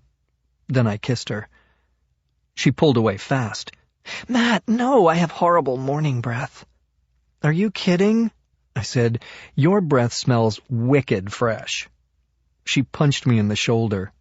"Matthew, you are so totally lying." God, I loved this woman. The plane parked on the tarmac, and one of those big mobile lounges offloaded the passengers and drove us to the terminal. All around me, people were speaking French. The signs, the sounds, even the music piping through the PA were French. I took off my sunglasses and my beret. I was thousands of miles away from New York, where my picture was being flashed on a TV screen every 10 minutes. I felt safe. Nobody would be looking for me here. Chapter 40. The artist known as Leonard Carnes had a nearly pathological crush on Catherine Sanborn, and that was just one of the reasons he hated that muscle-bound, no-talent Matthew Bannon. Bannon and the professor were an item, no doubt about that. But now, Carnes had a way to get back at both of them. God, he despised Bannon and Sanborn. For one thing, they were into realism, even into portraits. Carnes hated portraits. "If that's all you're going to do," he said one day in his group critique class, "you might as well work at a carnival." One girl left the room in tears. Carnes was a Big Bang artist. Big Bang was the new, hip, abstract painting for the 21st century. Big Bang surged with energy and exploded with color. The imagery emanated from computer technology, quantum physics, genetics, and other complex contemporary issues. That, as far as Leonard Carnes was concerned, was art. Losers like Matthew Bannon were stuck in time, painting variations on pictures that had been done years ago and sucked even back then. Carnes was sitting in his pathetic apartment, thinking about Bannon, when his picture suddenly flashed on his TV, and the announcer said he was wanted for robbery, and there was a reward. He dialed the number on the TV screen and got a recording. A Detective Rice told him to leave his information and said that his call would be returned as soon as possible. "I know the guy you're looking for," Carnes said into the machine. "The robbery suspect. I saw his picture on TV. He goes to art school with me. I also know where he lives. Call me." Carnes gave his name and phone number. He was about to hang up when he had to add a delicious afterthought. Plus, the guy is a total fraud as an artist. Chapter 41. Sooner or later, I figured Catherine would ask the one question I was hoping to avoid. It turned out to be sooner. We were still in the airport, and I had stopped at a currency exchange window to trade dollars for euros. Catherine handed me some cash from her wallet. "That's okay," I said. "I got it." She laughed. "What do you mean you got it? You're not paying for both of us." "Absolutely not. No way, Matthew." "Sure I am," I said. "I invited you to join me in Paris, my treat." "Hey, Matt, I invited you to join me at Parsons," she said. "I don't remember springing for your tuition." "This is different. It's a date. Happens to be in Paris. Guy pays." "Not if he's a struggling artist." "Don't worry about it," I said, trying not to make this a macho thing, which it wasn't. Well, maybe it was. "I recently came into some money." "Oh, Matt, I hope you're not spending the money you got for your paintings," she said. "No," I said, keeping it playful. "This is different. Trust me, okay?" "You came into some money?" she said. "How come you never mentioned it before? What money is this?" "It's too crazy," I said. "I figured you wouldn't believe me." "Try me," she said. I shrugged. "Okay. I found a big bag of diamonds in a train station." "And I'm having tea with the Queen of England," she said. "Hey, if you invite me along, I'll pay." She wrapped both arms around me. "You're the most generous, lovable, adorable man I ever met," she said. "But you're a terrible liar. If you found a bag of diamonds, you'd give it back." She kissed me long and hard, and the subject of how I could afford the vacation was dropped. At least for now. We breezed through customs. I guess the French don't have diamond-sniffing dogs. We were both too tired to even think of hopping on a bus and saving money, so we headed for the taxi rank and got into a sleek, comfortable black Peugeot. The driver was a robust man with a gray beard and a broad smile.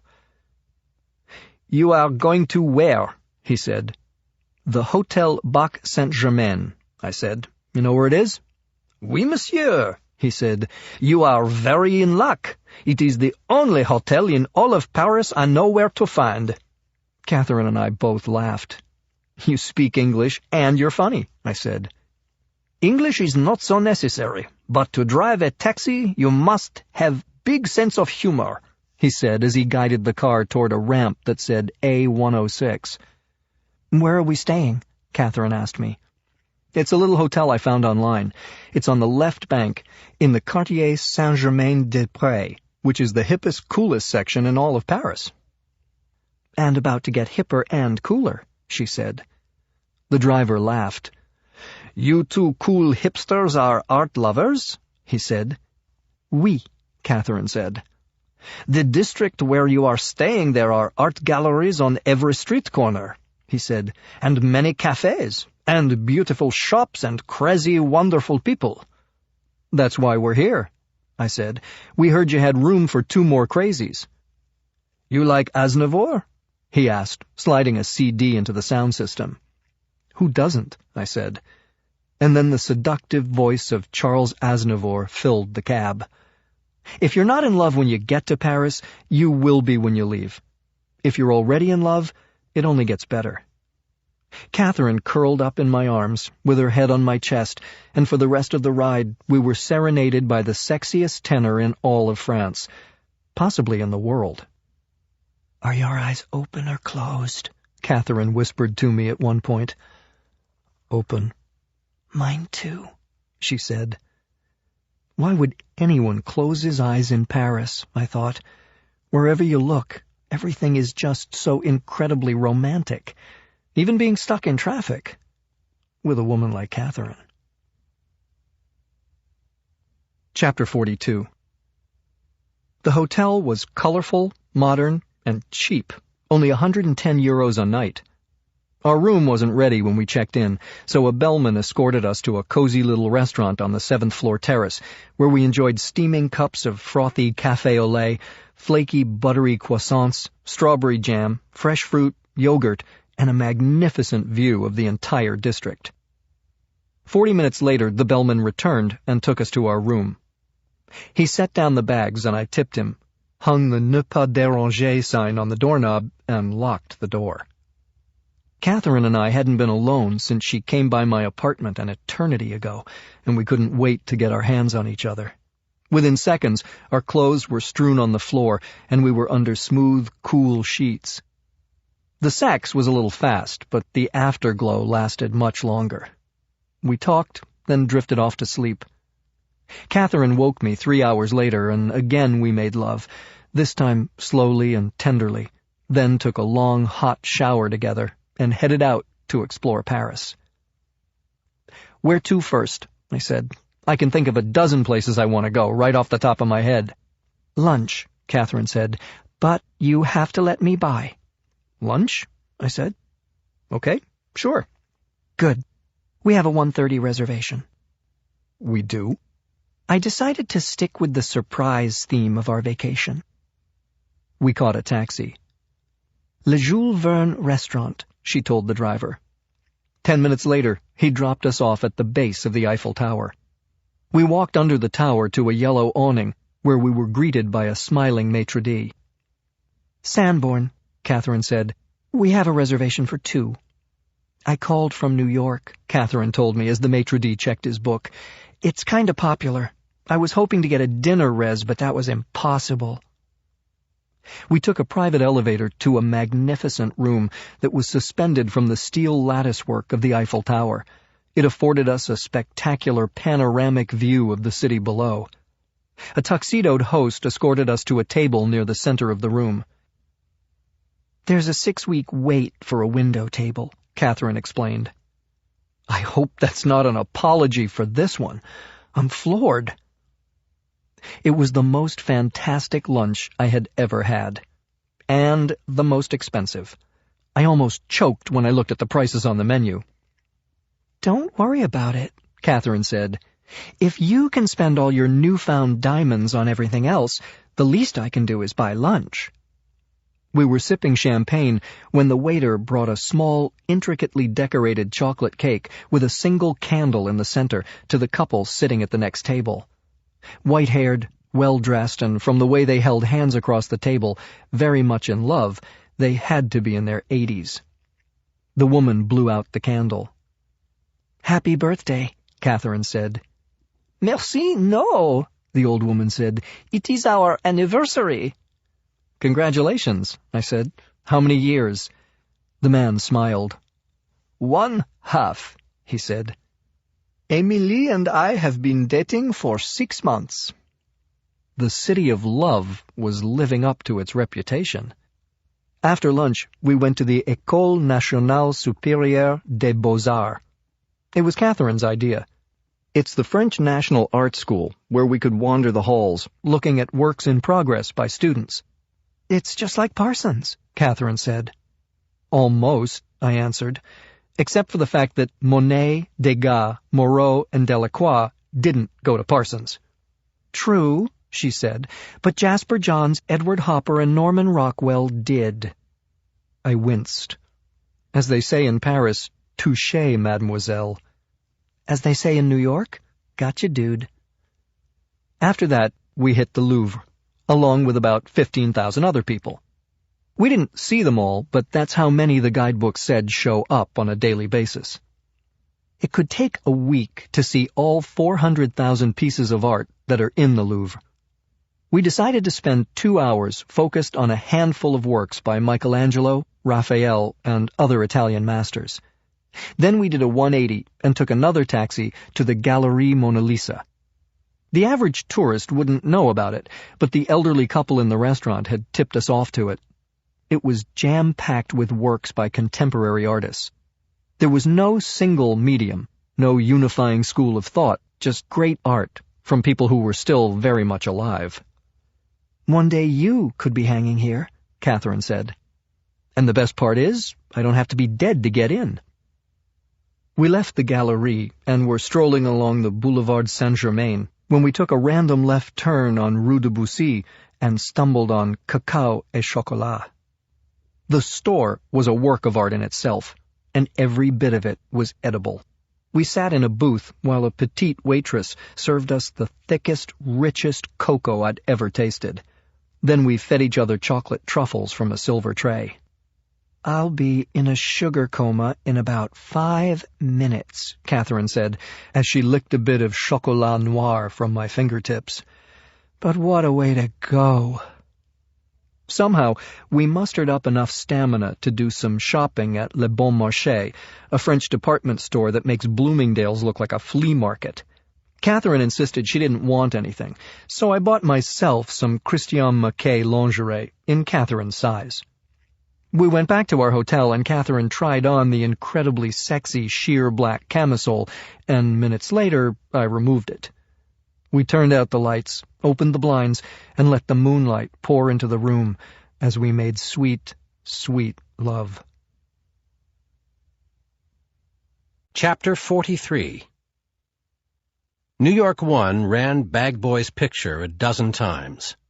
They'd have run it a lot more except for the crane collapse on 57th Street. One entire section came crashing down on a crosstown bus, killing 3 and injuring 14, including a pregnant woman. In keeping with the age-old tradition, if it bleeds, it leads, the station abandoned Bagboy and focused on the crane disaster around the clock. Even so, there were 91 tips waiting for Rice and Benzetti in the morning. They separated them into 3 batches: solids, possibles, and nut jobs. Leonard Carnes sounded like a solid until they got to the part of the message where he said the guy he wanted to turn in was a total fraud as an artist. He sounded like someone with an axe to grind, which dropped his tip to a possible. Then, just before Carnes hung up, Benzetti could hear him cackling hysterically, as though he'd just escaped from the flight deck at Bellevue. Nut job, he decided.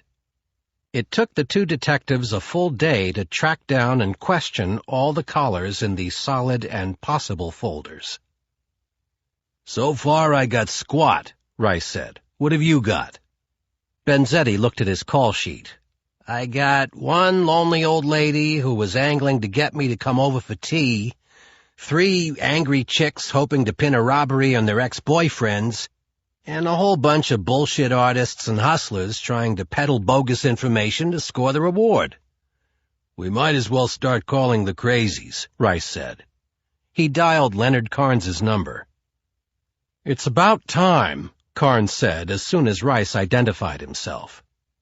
"I called in the tip a day and a half ago."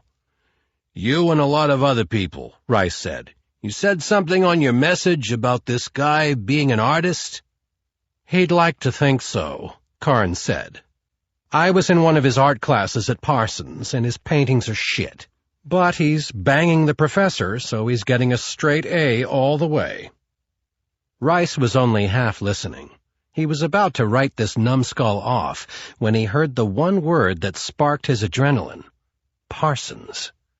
"Mr. Carnes, sir, please refresh my memory," Rice said, his tone now reeking of respect and deference.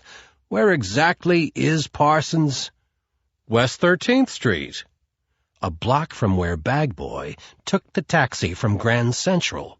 Bingo. "So, then, what's this lousy artist's name?" Rice asked. "Not so fast," Carnes said. "First, let's talk about the reward." The reward, of course, was pure fiction, but Rice and Benzetti had decided that without it, no one would even bother calling. Like it said on TV, the reward is 25 grand, and you get to remain anonymous. Screw anonymous, Carnes said. I want credit for turning the cops onto this phony. No problem, Rice said. We'll invite you to the press conference. Press conference? New York 1. Now you're talking, Carnes said. Do you know where he is? Rice asked casually. His name would be helpful, but if you tell us exactly where he is, the reward can go even higher. I know who he's with, and she's easy to find, Carnes said. Who would that be? Like they say in the movies, Detective, Carnes said, show me the money. You're not getting my valuable information over the phone. You show up with some kind of NYPD legal document that says, I get paid if I help you catch him. Then I'll tell you his name and how to find him. Fair enough, sir, Rice said. We'll send over our person in charge of rewards. And what's his name? Carnes asked. It's a female, Rice said.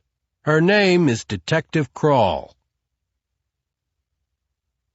Chapter 44. I got him, Rice told Benzetti as soon as he hung up. I think this total asshole Leonard Carnes actually knows where our bag boy is. Let's go pay him a visit, Benzetti said. Right now. Not us, Rice said. Did you forget about the butch German who shoved the gun in your mouth? She caught me by surprise.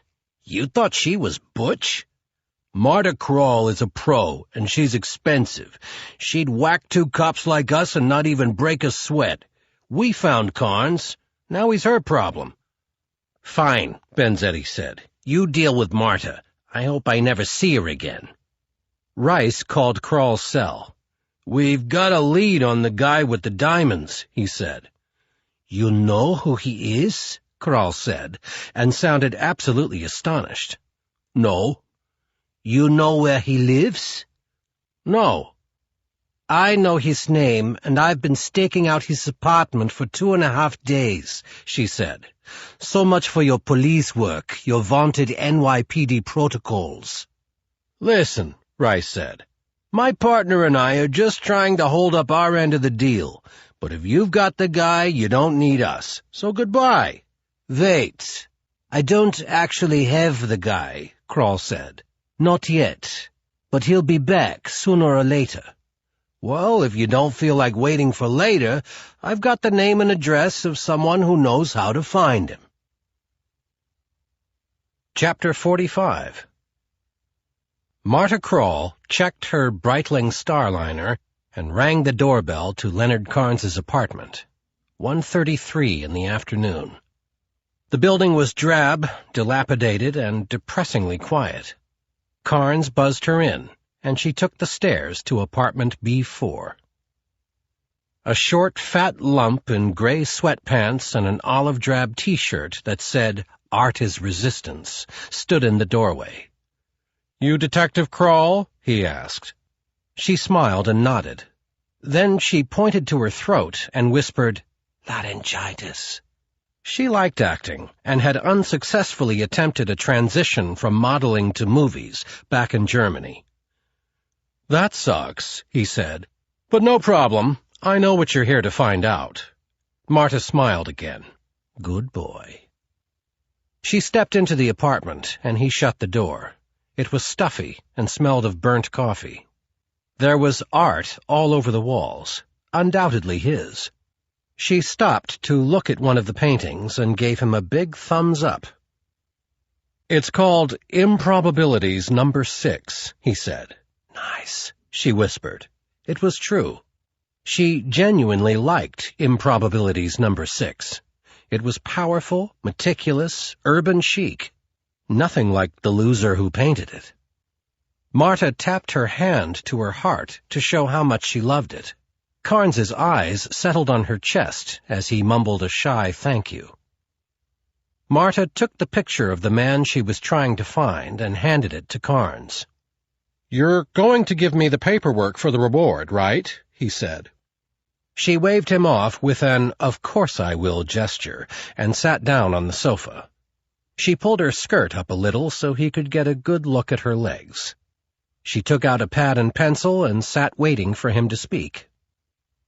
"The guy you're looking for is Matthew Bannon," Carnes said.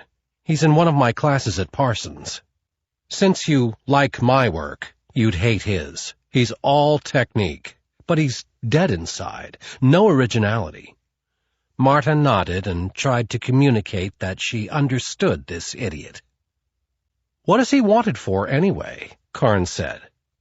Marta turned to a clean page on her pad and wrote, "Where can I find him?"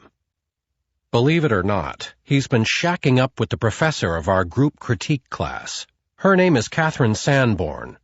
She's an asshole, just like he is. Talk about a conflict of mediocrity." He watched her write it down. "No, that's not how she spells it," he said. He took the pad and wrote Catherine Sanborn in clear block letters. Marta wrote the words, "Where is she?" above the name and added a question mark after it. "Just a sec," Carnes said.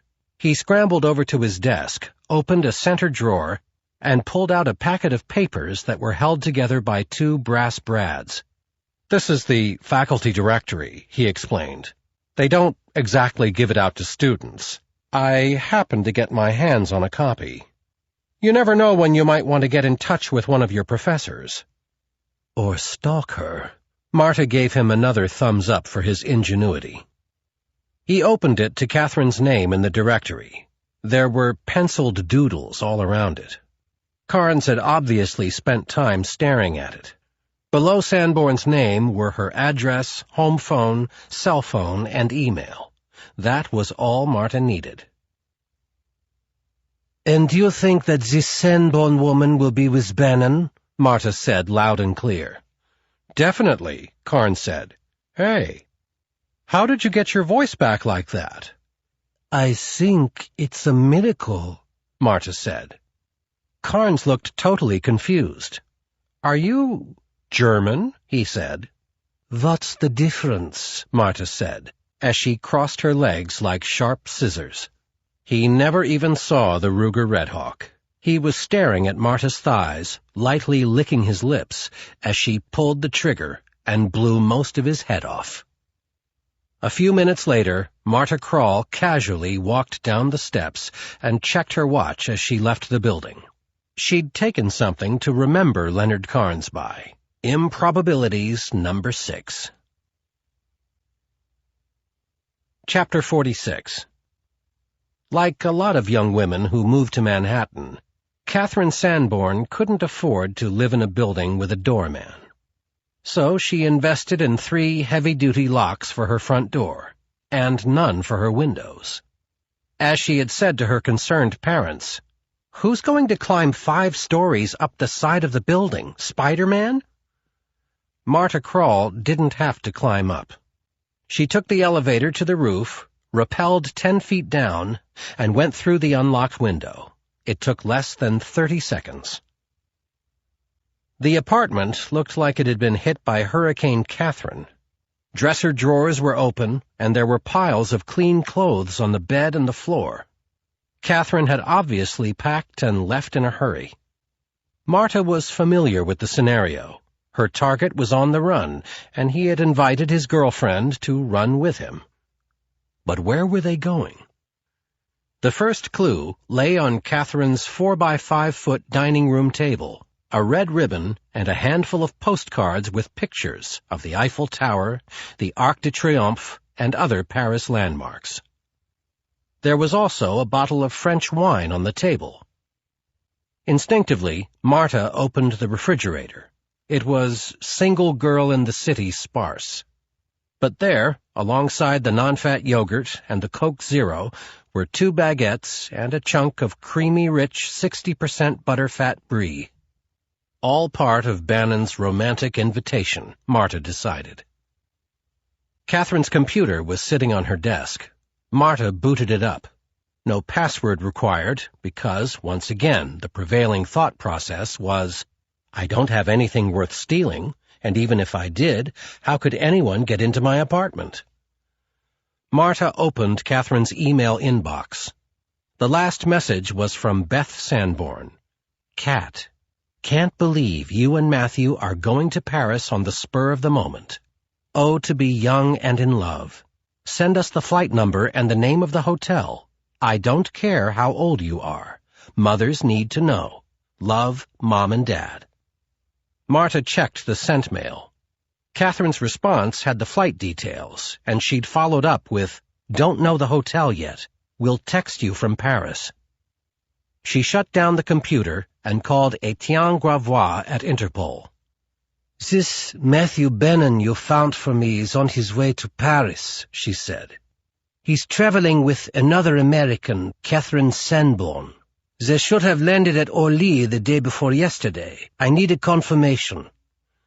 "Hold on," Gravois said. 20 seconds later, he was back. "They cleared passport control Saturday, no problem. He's a student. Should they have flagged him?" "No, he's not a terrorist," Marta said. "Just a small nuisance I have to deal with." "Yes," Gravois said. "I know how efficient you can be with nuisances."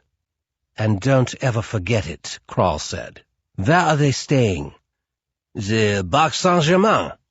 "Is that a decent hotel?" "It's not a Jour 5, but it's clean, and it's in the Quartier Saint-Germain-des-Prés, which is very vibrant, very artsy. It's quite nice." "Good," Marta said. "I'd hate to stay in a dump." Chapter 47. Marta was hungry. She softened the bread and cheese in Catherine's microwave, found a corkscrew for the wine, and ate a late lunch. While she was eating, she called Chukov. "I know who has your diamonds and where they are," she said. "Who? Where?" Chukov made no attempt to hide his anxiety. "A man named Matthew Bennon has them. He's in Paris." "Paris?" "Yes, he and his girlfriend are on the run," Marta said. "But he has no idea I'm running after him. I'll get a flight tonight and be there tomorrow." "Fly coach," Chukov said. "Marta Kroll doesn't travel in coach." All right, but don't stay at some $1,000-a-night hotel. This whole thing has cost us a fortune already." "Relax," she said, enjoying listening to him whine about a few dollars when there were millions at stake. "I'll be staying in the same hotel as Bennon and his lady friend, in the Quartier Saint-Germain-des-Prés, and despite the fact that I've been told it's very vibrant and very artsy, I won't be staying long." "What's the name of the hotel?" Chukov said. "Why do you ask? Are you going to send champagne to my room? Or are you planning to call your friend the Ghost to back me up?" "I am not calling the Ghost," Chukov said, trying to sound indignant at the suggestion. "I told you, I want you to kill the Ghost. As far as I'm concerned, we still have an agreement. Unless you've decided to back out." "Not at all," Marta said. "But information has a way of leaking, and if I tell you where I'm staying, the Ghost might find me before I find him. I'll call you from Paris," she said, and ended the call. Marta left Catherine's apartment through the front door. Chukov immediately called the Ghost. The man you're looking for is named Matthew Bennon. He and his girlfriend are in Paris. Their hotel is somewhere in the Quartier Saint-Germain-des-Prés. Can you find him? Yes. I hope so, Chukov said. So far it looks like I'm the one doing all the work. He hung up. The noose was tightening around the neck of the young man who had his diamonds. And now Chukov had two assassins competing to track him down. Once he had the diamonds back, he'd be happy to pay Marta Kroll for killing the ghost. He smiled to himself. In an ideal world, he thought, they would kill each other. Chapter 48. Catherine was sitting up in bed when I got back to the room. "Bonjour, sleepyhead," I said as I sat down beside her. She was wearing a pale pink nightshirt made of the softest, silkiest cotton I ever touched, The neckline had a tiny little bow in the center, totally non-functional, but definitely adorable. I gave her a quick kiss. "Bonjour yourself," she said. "It's way too early in the morning to be this chipper. What have you been up to?" I woke up at 6, went for a walk, grabbed some coffee, and then had a long, serious talk with the concierge. "About what?" Dinner. I had him make us a reservation at a nice little restaurant he recommended. It's called Antico Martini. It sounds Italian." It should, I said. It's in Venice. "Venice? Italy? We're going to Venice for dinner?" That would be crazy, I said. So I had the concierge book us a hotel for a couple of nights. But... She was dumbfounded, and I hated to admit it, but I was having fun dumbfounding her. "But we just got here." Hey, I'm feeling adventurous. We've already made love in one romantic city. Let's do it again in another. "Just like that?" she said. Why not? I said. Didn't we leave New York just like that? Come on, our flight leaves at 10:15. I got up, took my bag out of the closet, and started packing. "I can't believe it," she said. She grabbed a pillow and threw it at me. "You are not only drop-dead amazing to look at, fantastic in bed, and wildly spontaneous, but you are also ridiculously romantic. Who cares if you're going to be a poor struggling artist all your life?" Who cares? I said. I care. I threw the pillow back at her. She hugged the pillow to her chest. "I love you," she said. You talking to me or the pillow? "Our plane leaves at 10:15? She said. Yep. She looked at her watch. "It's only 7:05, and I'm a real fast packer." She lifted the pink nightshirt up over her head, tossed it on the floor, and slipped under the covers. "I love you," she repeated, "and I'm not talking to the pillow." Chapter 49. Marta Krall caught the 7 p.m. Delta flight out of JFK.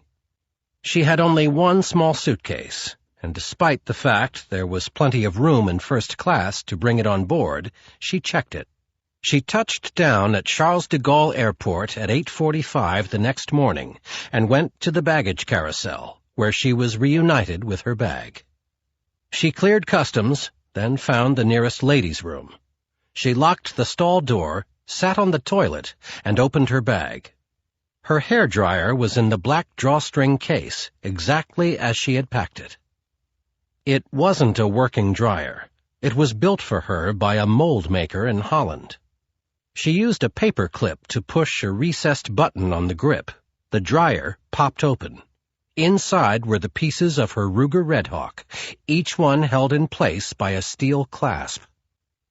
It took only 3 minutes to assemble the gun.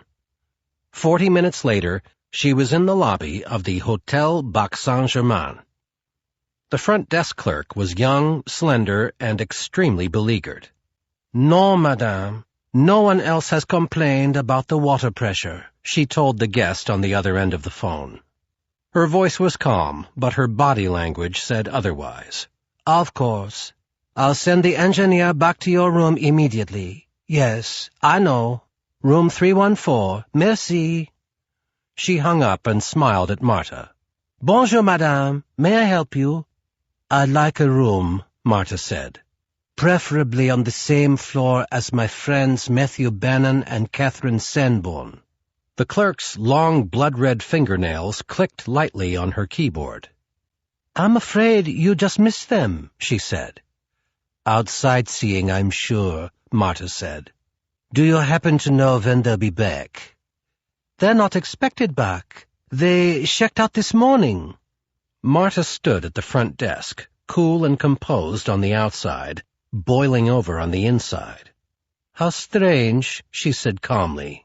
"I guess I can FedEx the paperwork I was going to discuss with them.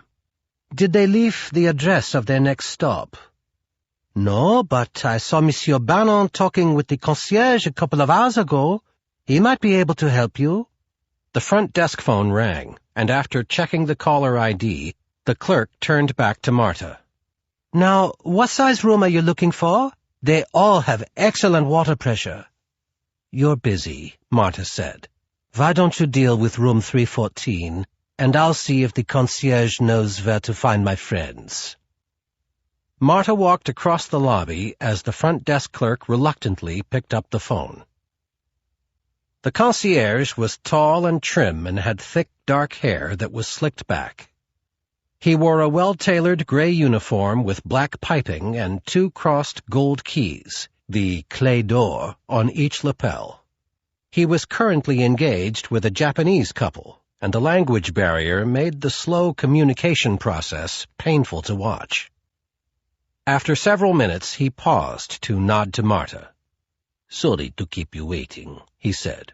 She didn't know if he was just being polite, or trying to let the couple know that there were other people who needed his attention too. But he looked up several times and smiled at Marta. Another 5 minutes passed before the concierge handed the couple a map, a packet of brochures, and a printout of their itinerary for the day. They thanked him profusely with head bows and several euros. "Mademoiselle, I am Laurent," he said, offering up his name quickly. "Sorry to keep you waiting. How can I be of service?" She leaned forward and rested her hands on his desk so he could get a good look at her breasts.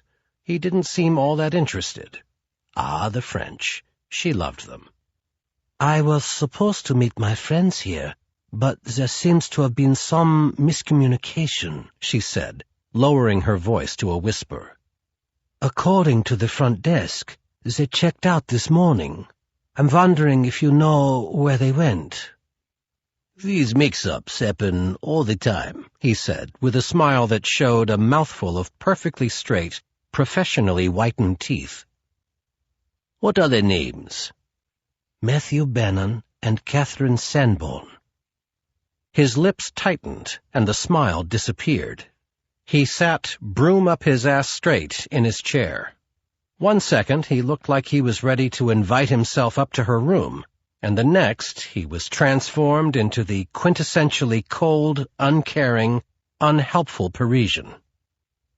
"I'm sorry, mademoiselle," Laurent said, "but I have no forwarding address for your friends." It was clear he was lying through his cosmetically enhanced pearly white teeth. The question was why. Chapter 50. "Laurent," Marta said sweetly, "of course you know where they went. This may help jog your memory." She slid 50 euros across his desk. He ignored the money. "Whether I know or do not know is not relevant.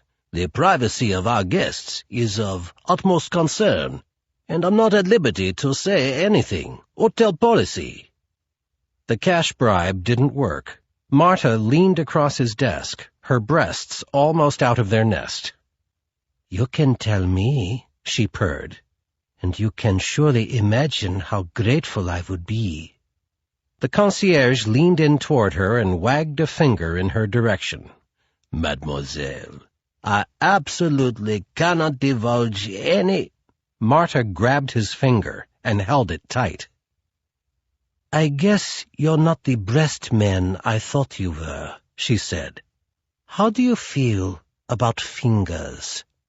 His eyes widened, but he tried to maintain his composure. "What do you mean?" "I mean," she said, pressing hard on the top of his knuckle joint with her thumb and squeezing the rest of the digit with vice-like strength, "how much do you care about your fingers?" "This is ridiculous," Laurent said. "Surely you can't be threatened." She snapped his finger in two, and the crack of Laurent's bone was followed by a piercing scream. Marta covered it up immediately with a shriek of her own and began laughing hysterically. The harried desk clerk was still on the phone with the dissatisfied guest and barely turned to see what the noise was about. Marta let go of the concierge's broken finger and grabbed onto his pinky. "You've got 9 left," she said. "So let me ask you again. How much do you care about your fingers?" Tears were streaming down the concierge's face. Excruciating pain and paralyzing fear trumped hotel policy. "I made reservations for Monsieur Bannon this morning," he whimpered. "A flight to Venice and dinner at the Antico Martini at 8 tonight." What hotel? "The Danieli." One more question, Marta said. Why didn't you tell me this before? You don't strike me as a man who would be a slave to hotel policy. Monsieur Bannon gave me 100 euros to be discreet about where he was going. Or where he was taking Chukhov's diamonds, Marta thought. She released Laurent's pinky. His hands flew to his chest, and he tucked them safely under his armpits. He stood there, cowering, as Marta picked up the 50 euros she had put on his desk. She slipped the money into her purse, then slowly turned and left the hotel. What a merry little chase this was turning out to be.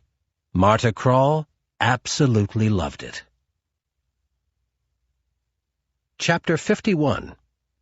It was 4:30 a.m. in New York City when Chukhov's phone rang. The voice on the other end was female and the accent German.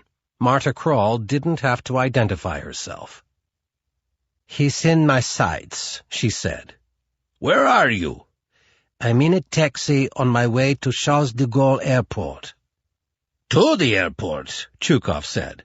"Aren't you on your way from the airport into the city?" "I did that while you were sleeping.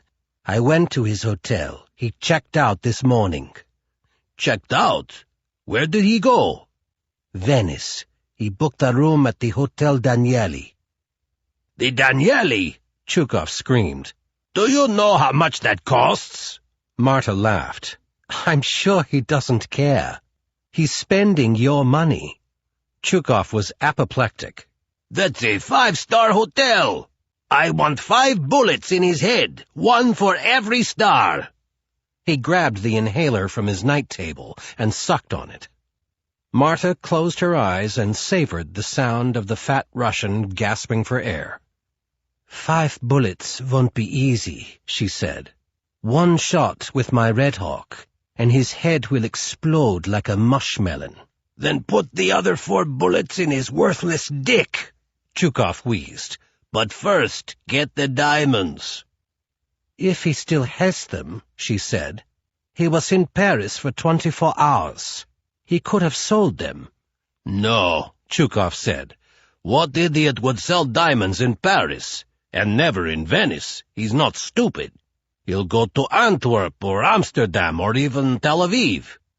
"No, he won't," Marta said. "Venice will be Matthew Bannon's final stop. I promise you that."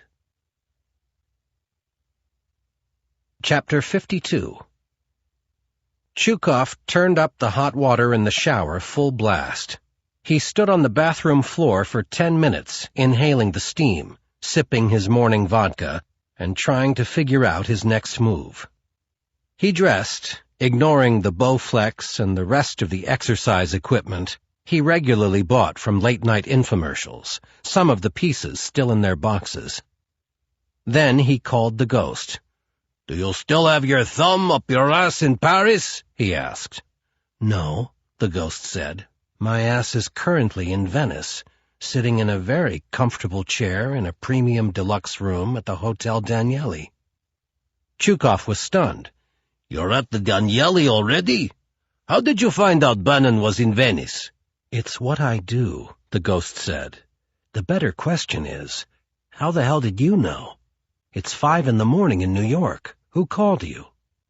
Chukhov took another swig of his vodka. Time to put his plan in motion. "Marta Krall. Do you know her?" "Only by reputation," the ghost said. "She's slow, she's stupid, but she's beautiful, so she has no trouble convincing lonely men like you to pay her fat fees and first-class travel. And then, more often than not, she botches the job." Chukhov laughed. The ghost was just like the rest of them. He didn't like competition. "Maybe you're right," he said. Or maybe you can buy Fräulein Kroll a celebratory drink after she's found the diamonds and killed Bannon. She's the one who's been doing all the heavy lifting." "Are you firing me?" the ghost said. "Why would I fire you?" Chukov said. "Two assassins are always better than one, but just a reminder, only one of you gets paid." Chapter 53. The ghost hung up on Chukov. He looked around the room. It was exquisite. Highly polished antique furniture, lush draperies made from the finest Venetian fabrics, a luxurious handcrafted marble bathroom, all counterpointed with state-of-the-art electronics, including a 42-inch flat-screen LCD television, high-speed internet, and a relaxing jacuzzi. The Danieli was expensive, but well worth it, especially with Chukov footing the bill. And now, the ghost thought, it turns out he's hired a backup. Kroll. Despite what he had said to Chukov, the ghost knew Marta Kroll was anything but slow and stupid. Contract killing was more than her profession. It was her passion. She was the queen of the slow death. She had once put 18 bullets into an undercover DEA agent over the course of 3 days. The man died from shock and blood loss 4 times, but Kroll revived him each time with a makeshift crash cart to keep the party going. The Jamaican drug lord whose operation had been infiltrated by the narc happily paid a premium for the additional pain and suffering. The ghost stood up and looked out the window at the lagoon directly below. The view was spectacular. Venice was incomparable, a thriving cultural center surrounded by water. He only wished he had the time to stay and enjoy it. He stretched out on the brocade silk spread that covered the king-size bed and stared up at the crystal chandelier. He closed his eyes and tried to think like Marta Kroll would think. Where was she? What was her next move?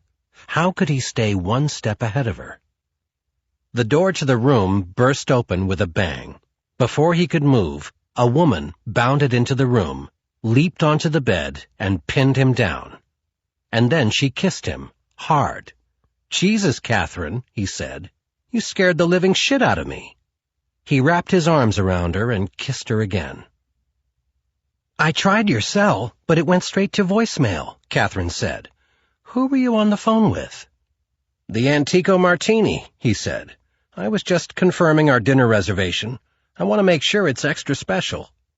"I don't care where we eat," she said, "as long as it's just the two of us." "You're a real catch, Matthew Bannon. I wouldn't be surprised if another woman came after you." "What woman would possibly want to come after me?" Matthew asked, smiling at the irony. "Sweetie, you look a little pale. Are you sure you're okay?" she said. "I'm fine," he said quickly. "Just a little tired. It's a lot of hard work being a tourist." "Okay," Catherine said, "but you had me worried. You look like you've seen a ghost." Book 3. The Diamonds. Chapter 54. I swore that everything I was going to tell you would be true. It has been. I actually did serve in the Marines. I am an art student at Parsons in New York City, and I'm definitely in love with my professor, Catherine Sanborn. But I did leave a few things out, such as I'm a hired killer. It's not exactly something I signed up for on career day at my high school. My father was a Marine, and I more or less decided to follow in his footsteps, at least for 4 years. The night I got out, my dad took me for a beer. I knew he wasn't too happy about my going to New York to become an artist, and I figured he was going to try to talk me out of it. "So, what did you learn in the Corps?" he asked. "Nothing that you hadn't already taught me," I told him and smiled. "Is that what you're fishing for?" "Don't be a wise ass," my father said. "I'm trying to be serious here. The Marines taught you a lot. I just asked what you learned. I wasn't sure where he was going with this, but he was definitely very serious. I guess I learned how to push myself to my limit, I said. Even farther than you pushed me. I learned the meaning of a lot of words that were just concepts when I was a kid. Loyalty, bravery, friendship, selflessness. He nodded. What else? I learned how to survive, I said, and that means I had to learn how to kill. I did it from my country, but I doubt it's a skill I can put on my resume when I'm looking for something to help me pay for school in New York. Don't be so sure. We were sitting at a corner table in a little bar tucked away in the back room of the North Fork Diner in Hotchkiss, Colorado. My father took a long tug on his beer and set the bottle down. I've been waiting for the right time to tell you this, Matt. I could feel my chest tighten. Tell me what? I didn't like the look on his face. For as long as you can remember, you've seen me travel around the world from one corporate headquarters to another as a security consultant. Well, that's not exactly true, he said. I do fly all over the world, but I'm not a consultant. I kill people, Matthew. Bad people, but I kill them all the same.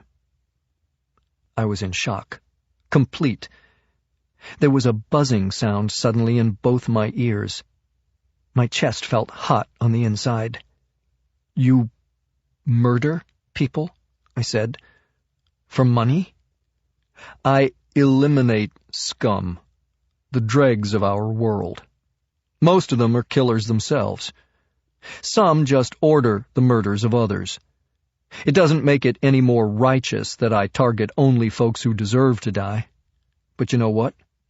I sleep okay at night. I don't have a problem with it. Do you, Matthew? I did, actually. And you think, what? That's what I should be doing? Killing bad people? Not should be doing, he said. Could be doing. It's just an option you have. I saw your service record. I held your shooting medals. You're one of the best trained Marines to come out of Paris Island. Dad, fighting for this country is a lot different from being an assassin for hire. Is it? He said. Badasses are badasses, aren't they? I think so. Seems perfectly logical to me. I don't know about your logic there, Dad. But I'm pretty sure the seed was planted inside that barroom in Colorado. A few months after I talked to my father, I took my first job, and I've been following in his footsteps ever since. I think of myself as the ghost of my father. That's how I got my name. I remember the last question I asked my dad the night he told me about his secret life. Does Mom know? He nodded.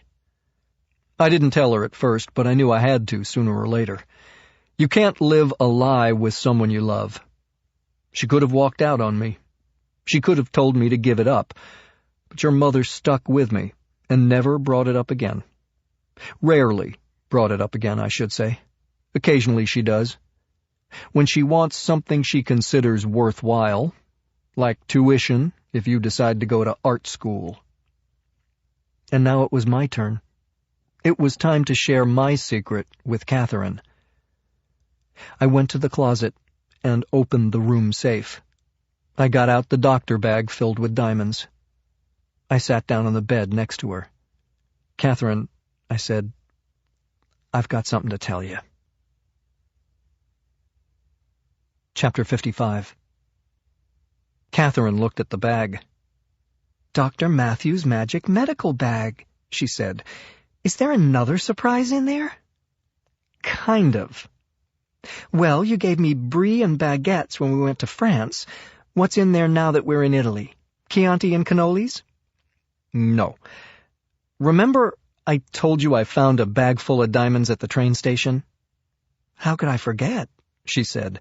The first thing I thought when we set foot in this incredible room was I hope you brought enough diamonds. But you don't think the diamonds really exist, I said. She rolled her eyes, put her hand to her chin, and shook her head slowly from side to side. I think it's something she learned in professor school. It's a way of letting a student know he is completely wrong without broadcasting it to the entire classroom. I dipped my hand into the bag. The diamonds were loose now. I had taken them out of my socks so I could show them to Catherine in all their dramatic glory. I scooped up a fistful just as Professor Sanborn decided to let me know how preposterous my story was. Matthew, you know I love you, she said, but love isn't blind or stupid. And that whole cock and bull story about finding diamonds in a train station is ridiculous. I don't care how you can afford to pay for this vacation, but I'd feel a whole lot better if you finally decided to tell me the truth. What the hell, I thought. I dropped the whole fistful of diamonds on the bed. Behold the sparkling truth, I said. Catherine shrieked. Oh, my God! Then I opened the medical bag wide and held it so she could get a good look at the other 30 or 40 fistfuls. This time she jumped off the bed and the oh my gods came in a flurry. Then she sat back down. Are they real? Very. My God, Matthew, they must be worth, I don't know, millions. So I'm told. Are they yours? She asked. They are now. In fact, they're ours. This is the key to a whole new life. I gave her the watered-down version of how I found them in Grand Central Station. Bomb goes off, I stumble on Zelva's, he dies, I take the diamonds. What are you going to do with them? She asked. Sell them. Depending on what I can negotiate, I figure I can get 7 to 10 million. She let loose another string of about half a dozen oh my gods. But what about that man who got killed at Grand Central? She said. Maybe he's got a wife, kids. I don't even know what I'm saying, Matthew. Trust me, I said. Walter Zelva's had nobody. No wife, no kids. Nobody. I inhaled. It was time to tell Catherine the whole truth about myself, and hope she didn't walk out when she heard it. Catherine, I said, there's one more little fact about me you really should know. That man, Walter Zelva's, who had the bag of diamonds, I'm the one who— BAM! A loud cracking sound, and the door to our hotel room flew open. And there she was, Marta Krall, standing in our doorway with a big gun in her hand, pointed at me, then at Catherine, then back at me. Where do I start? She said. Chapter 56. Mr. Bannon, I presume? She continued. Catherine had gasped at the sight of the gun. Who wouldn't? But now she bombarded me with questions. Who is this woman? How does she know your name? What does she want, Matthew? Krall answered the important question for me. Some of what I want is right there, she said, pointing the gun at the handful of diamonds on the bed. And I'll bet the rest is in that black bag, isn't it, Miss Sanborn? A shiver ran through Catherine's body at the sound of her name. She whispered in my ear, Give her the diamonds, okay, Matthew? Krall heard every word. Spoken like a woman who doesn't want to die young. I can respect that. If Marta Krall had known I was the ghost, she'd have shot me the second she entered the room. She already had what she came for, Chukhov's diamonds. But Krall wasn't just a killer. She was a sadistic killer. Thinking I was Matthew Bannon, art student, she figured she could take her time. She wasn't satisfied just to recover the diamonds. I had made her work hard to find them. She wanted to play with me now. So tell me, Mr. Bannon, Krall said, are you sleeping with all your professors or just the pretty ones? Then she went after Catherine. I hope he was good in bed, because your affair is going to cost you your life. The talking was a big mistake. Those extra few seconds were what I needed.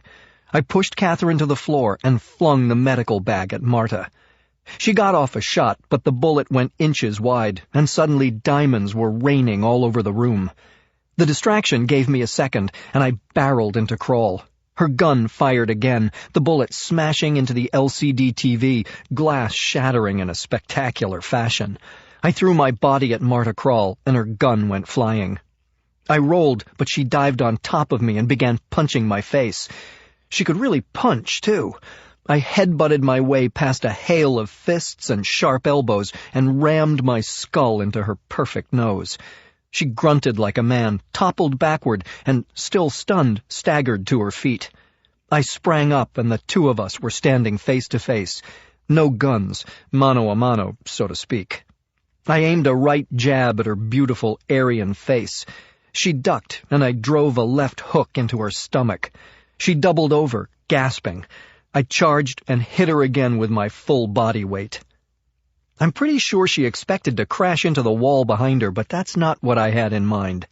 There was no wall behind her, just an oversized, multi-paned arched window, and from what I could see from my vantage point, nothing behind it but blue sky. "Oorah!" I screamed, and Krall went flying through the hand-crafted Venetian glass window. Arms flailing, she dropped like a stone to the street below. I was sure the fall would kill her, but she never hit the sidewalk. Venice isn't famous for its sidewalks. She hit the water. I picked her gun up off the floor, leaned out the window, and scanned the canal. At least 15 seconds passed before Marta came up to the surface, sputtering. I could have shot her, but I didn't do it. Not in front of Catherine. Chapter 57. Catherine whispered across the room, "Is she dead?" "Unfortunately not," I said. "Matthew, I can't believe it. She tried to kill us. We have to call the police." "No, Catherine, that's one thing we can't do," I said. "What are you talking about? Of course we call the police. That woman is insane. She knows about your diamonds. She knows our names. What if she comes back?" "Listen to me," I said. I put my hands on her cheeks. Her eyes were filled with fear. "Sweetheart, we don't have a lot of time, and I hate to play the do you love me card, but do you love me?"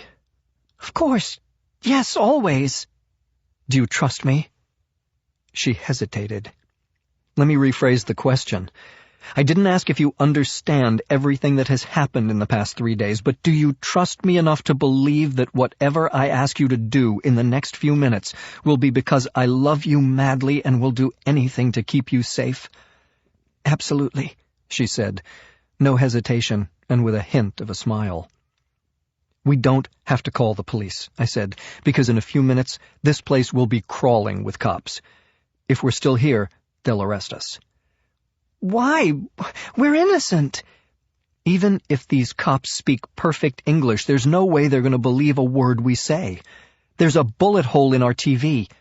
A body went flying through our window, and there are millions of dollars worth of diamonds scattered around our room, which, oh, by the way, officer, just happens to be totally trashed. We have exactly 2 minutes to grab whatever we can and get out. Trust me. Please." I hit the floor and started scraping diamonds off the rug and tossing them into the medical bag. A second later, Catherine was scooping them off the bedspread. The desk, the dresser, and 2 chairs had been knocked over, and I stood them upright. Then I moved to the rest of the furniture so we could get whatever had rolled underneath. 90 seconds and we pop smoke, I said. "Pop smoke?" Catherine asked. "It's Marine speak for get the hell out of this hotel room before we wind up doing some serious time in an Italian prison." We crawled on the floor, scavenging among the broken glass, shattered furniture, and overturned room service cart, grabbing as many loose stones as we could find. A minute later, I pulled the plug. "Time's up," I said. "You have 30 seconds to throw your clothes in a bag or leave them behind." At the 2-minute mark, I grabbed Catherine by the arm and pulled her toward the door. "Over there," Catherine said, pointing to a corner. "Is that diamonds or broken glass?" They were diamonds, and my trained sniper's eye could spot at least 6 spots where the sparkle was definitely not glass. But we didn't have time to get them all. "Leave 'em. They'll be a nice tip for the maid," I said, looking around our formerly glorious room. "Believe me, She'll have earned it. Chapter 58. The best way I can describe what was going on in the lobby of the Danieli was discreet commotion. The manager of the hotel, several of his assistants, 4 desk clerks, and a couple of bellmen were scurrying about, some of them communicating by radio in hushed voices, but I could hear the overtones of panic. I caught the words, "Al quinto piano," repeated several times, on the 5th floor, referring to the location from which Marta Krall had just taken her swan dive. Members of the hotel staff were on their way to the room with the broken window. I figured La Polizia de Venezia couldn't be far behind. The chaos worked in our favor. Catherine and I strolled casually through the lobby and out the front door with our bags. Had anyone been paying attention, it might have been noticed that we hadn't bothered to check out.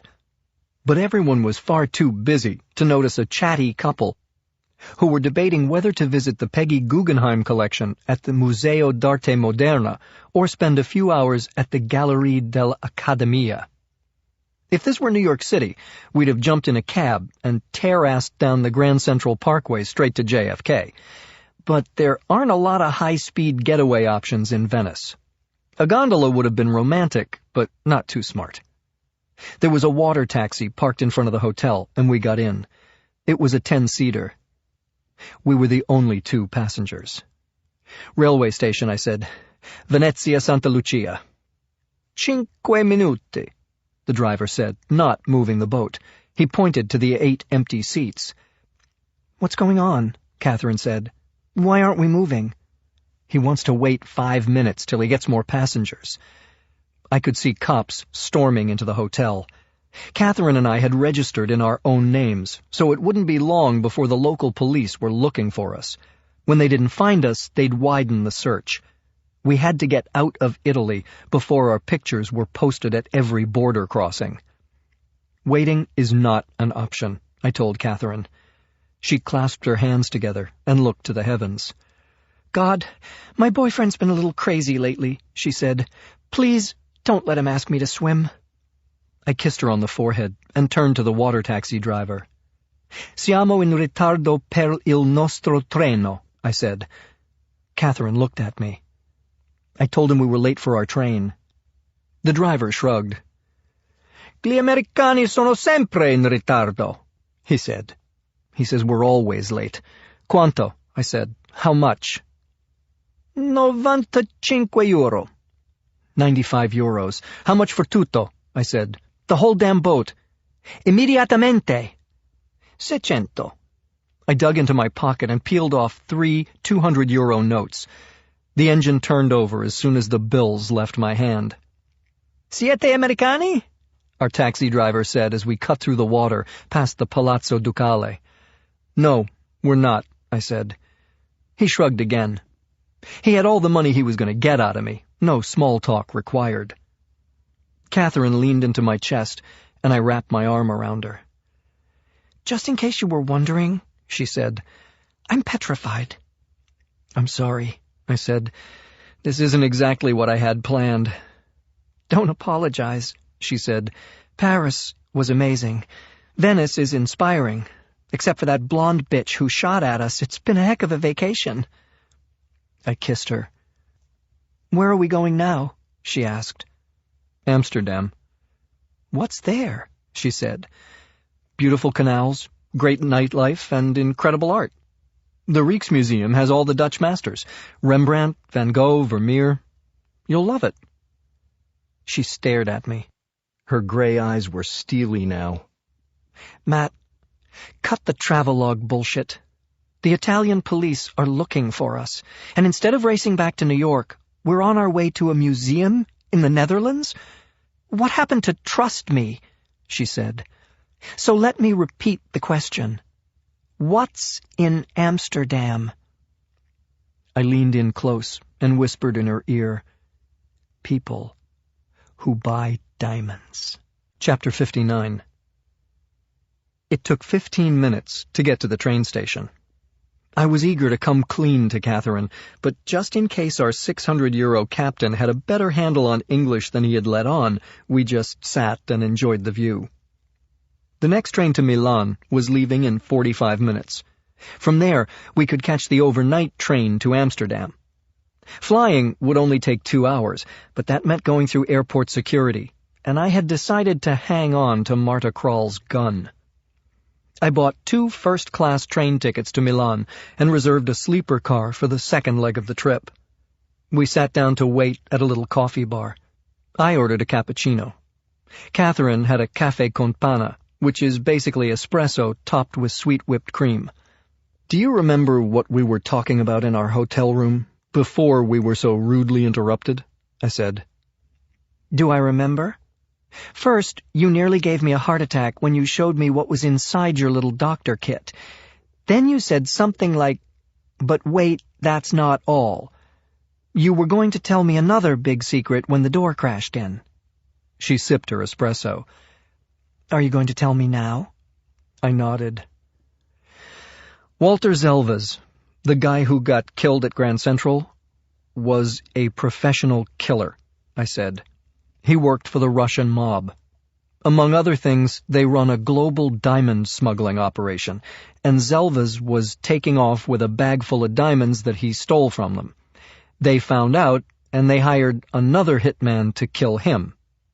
Zelvas didn't die from a bomb blast. He was professionally terminated. She put her hand to her mouth. You're telling me the truth, aren't you? Yes, I swear. But how do you know? How did you find out? I'm the person they hired to kill Zelvas. Her body started to shake. No, it can't be possible. No. Catherine, first of all, it's true, I said. I can't expect you to understand, but I love you too much to keep it from you. And after what happened in our hotel room, you have to know.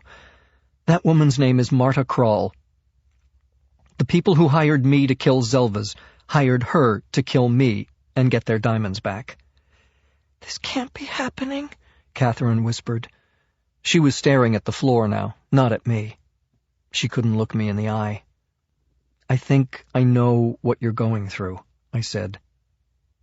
The night I got out of the Marines, my father told me that he'd been a professional hitman.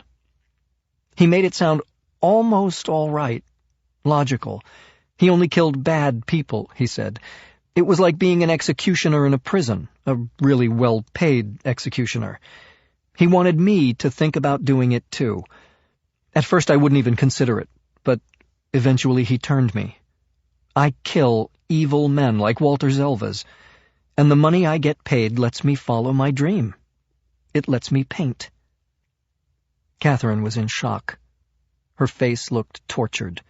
Tears were streaming down her cheeks. I can't believe it. You kill people? For money? And your father was doing it before you? She paused, and then she hit me with the same question I had asked my father. Did he ever tell your mother? Yes, I said. He said it took her years to get used to it.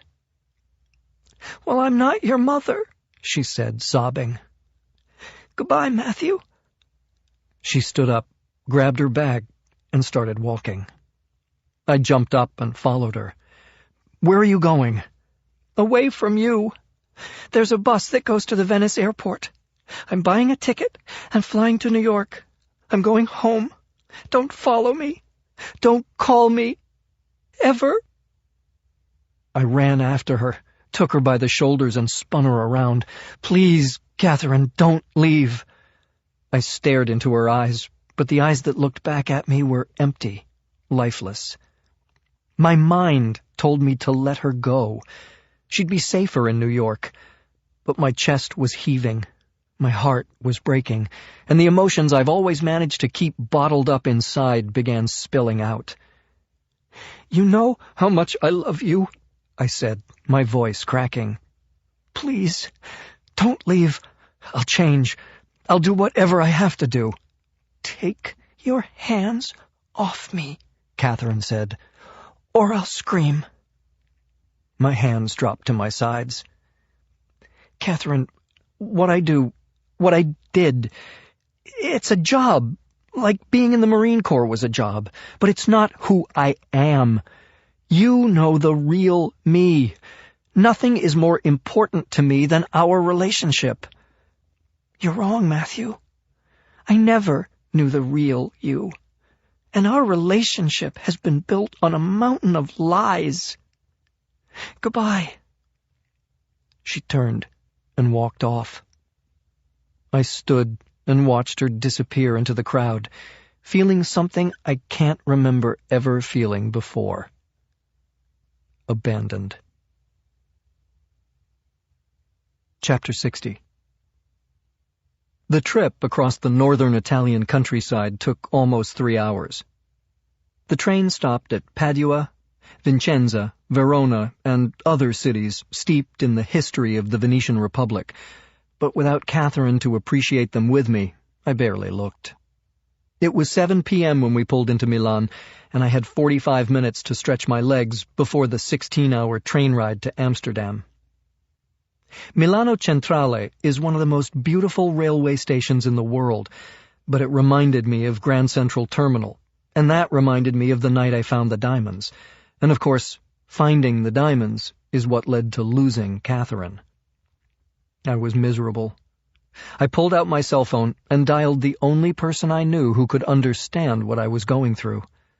It was 11 a.m. in Colorado, and my father picked up on the first ring. "How you doing, boy?" he said. "Been better," I said. "I made the mistake of taking my girlfriend on a business trip, and it didn't go well." "I'm guessing she found out what business you're in, and she's none too happy about it," he said. "You're pretty smart for an old jarhead." "Don't have to be smart if you're experienced," he said. "So lay some experience on me. I could use a little of that fatherly wisdom you enjoy beating me over the head with." "That's the thing about us devil dogs. We never did get much subtlety training," he said. "But I'll give it a shot. I got 3 questions for you." "Let's hear 'em." "First question," he said. "Do you love her?" "Of course I do. More than anything." "In that case, fatherly wisdom won't do it," he said. "Matthew, I could teach you how to shoot, how to live as a man, how to soldier. But when it comes to love, I'm as dumb as the next guy, who's as dumb as the guy next to him. Kind of like dominoes, men are dumber'n dirt when it comes to love." "So it's hopeless." "No, you just have to learn to understand how women think." "I'm listening." "Okay, good. Second question, then," he said. "How many pairs of your shoes did Jet chew up before you got her to quit?" I smiled. Jet was my favorite hunting dog, but she had a taste for shoes, especially the ones that smelled like me. "About a dozen." "But you didn't get rid of her after she ruined 2 pairs, or 4 pairs, or 10. "Hell no. I loved her, and I was determined to train her." "That's how women think," he said. "They love us, and they're determined to train us." Now he had me laughing. "So what you're saying is I just need to be housebroken?" "According to your mom, we all do," he said. "Last question. This business trip you're on, what's the degree of difficulty?" "It was supposed to be a slam dunk, which is why I brought Catherine along," I said. "But I have this aggressive competitor who'd like to put me out of business. Permanently." "In that case, it's time to beat you over the head with some professional advice. Snap out of it, boy. Put that girl out of your mind and focus on your business 110%. You can't afford to be pining away like a lovesick puppy when you've got chips on the table. You hear that?" "Yes, sir." He was right. As soon as Marta Krall found some dry clothes and a new gun, she'd come after me again. Being in a funk could get me killed. "So here's the wrap-up, boy," my father said. "You're a man, so Catherine expects you to be as dumb as the rest of us. She's a woman, so she's hardwired to fix you, which means you're going to get at least one more chance at redemption. Most important, if you don't watch your ass on this trip, there ain't ever going to be any grandkids. And if that happens, your mama will blame it all on me. Good advice, Dad, I said. I owe you one. You can pay me back right now, he said. I know exactly where you are. I figured he would. The station master's announcements in the background were a dead giveaway. I've been there a dozen times, he said. There's an old nun, Sister Philomena, sitting outside track 7. She used to be a mail drop for me. Put $100 or whatever that new Italian money is in her basket. Tell her it's from Colorado. Will do. I don't want to know where you're going, but is there anybody you want me to give your regards to? He said.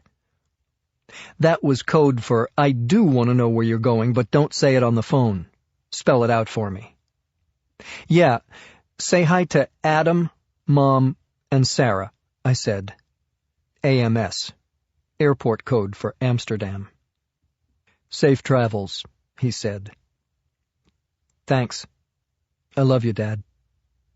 Semper Fi, boy. My father is old school.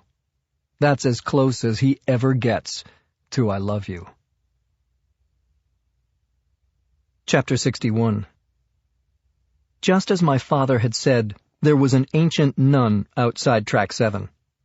She sat on a folding chair with her head bowed, but she looked up to thank anyone who tossed a coin in her basket. I dropped in a 100-euro note. Her head came up fast. Grazie mille. It's from Colorado, I said. Ah, Signor Colorado. Nice man. She studied my face carefully. You are the young Colorado, see? I'm his son, I said. She beamed and touched a bony, blue-veined hand to her heart, much the way I imagined she would have if she'd been in the maternity ward 30 years ago, when my father announced, "It's a boy." "Where are you going?" she said. I hesitated. "I'd rather not say, sister." She lowered her head and peered at me over rimless glasses. She smiled, amused at my lack of trust. The deep-set, watery eyes and crinkled paper skin put her somewhere north of 80, but her teeth couldn't have been more than a few years old. Straight white porcelain dentures that were so perfect, I imagined they could only have been the generous gift of a devout Catholic dentist. "It's okay," she said. "You can tell me. I will pray for you to St. Christopher." I trusted my father, so I trusted her. "Amsterdam," I said. She took my hand, closed her eyes, and mumbled a prayer. Then she opened her eyes, flashed another dazzling smile, and said, "Vai con Dio." I said goodbye, not sure if my father was paying her back for past kindnesses or buying me some travel insurance. I got my answer when I arrived in Amsterdam. The train ride had been uneventful, but as soon as I stepped up to the taxi stand at the station, a man called out, "Colorado!" I turned, ready to fight. The man held up both hands. "I'm a friend of Sister Philomena's," he said. "You don't want to take a taxi. They remember every passenger and write down every destination. I remember nothing." My father had been long retired, but his network was still open for business. My driver's name was Harold, and my ride was a spacious black Citroën that still smelled factory fresh. Harold was a professional. He asked no questions and spoke only when spoken to. He negotiated expertly through the midday traffic, and after driving me to the Zedak neighborhood, he handed me a business card that had nothing on it but a phone number. "Anytime," he said, "day or night." I reached for my wallet, but he wouldn't take my money. I got out of the car and did a slow 360, scanning the area. I hadn't been tailed. I silently thanked my father and watched as the wheelman he had sent turned the car around and disappeared into traffic. Chapter 62.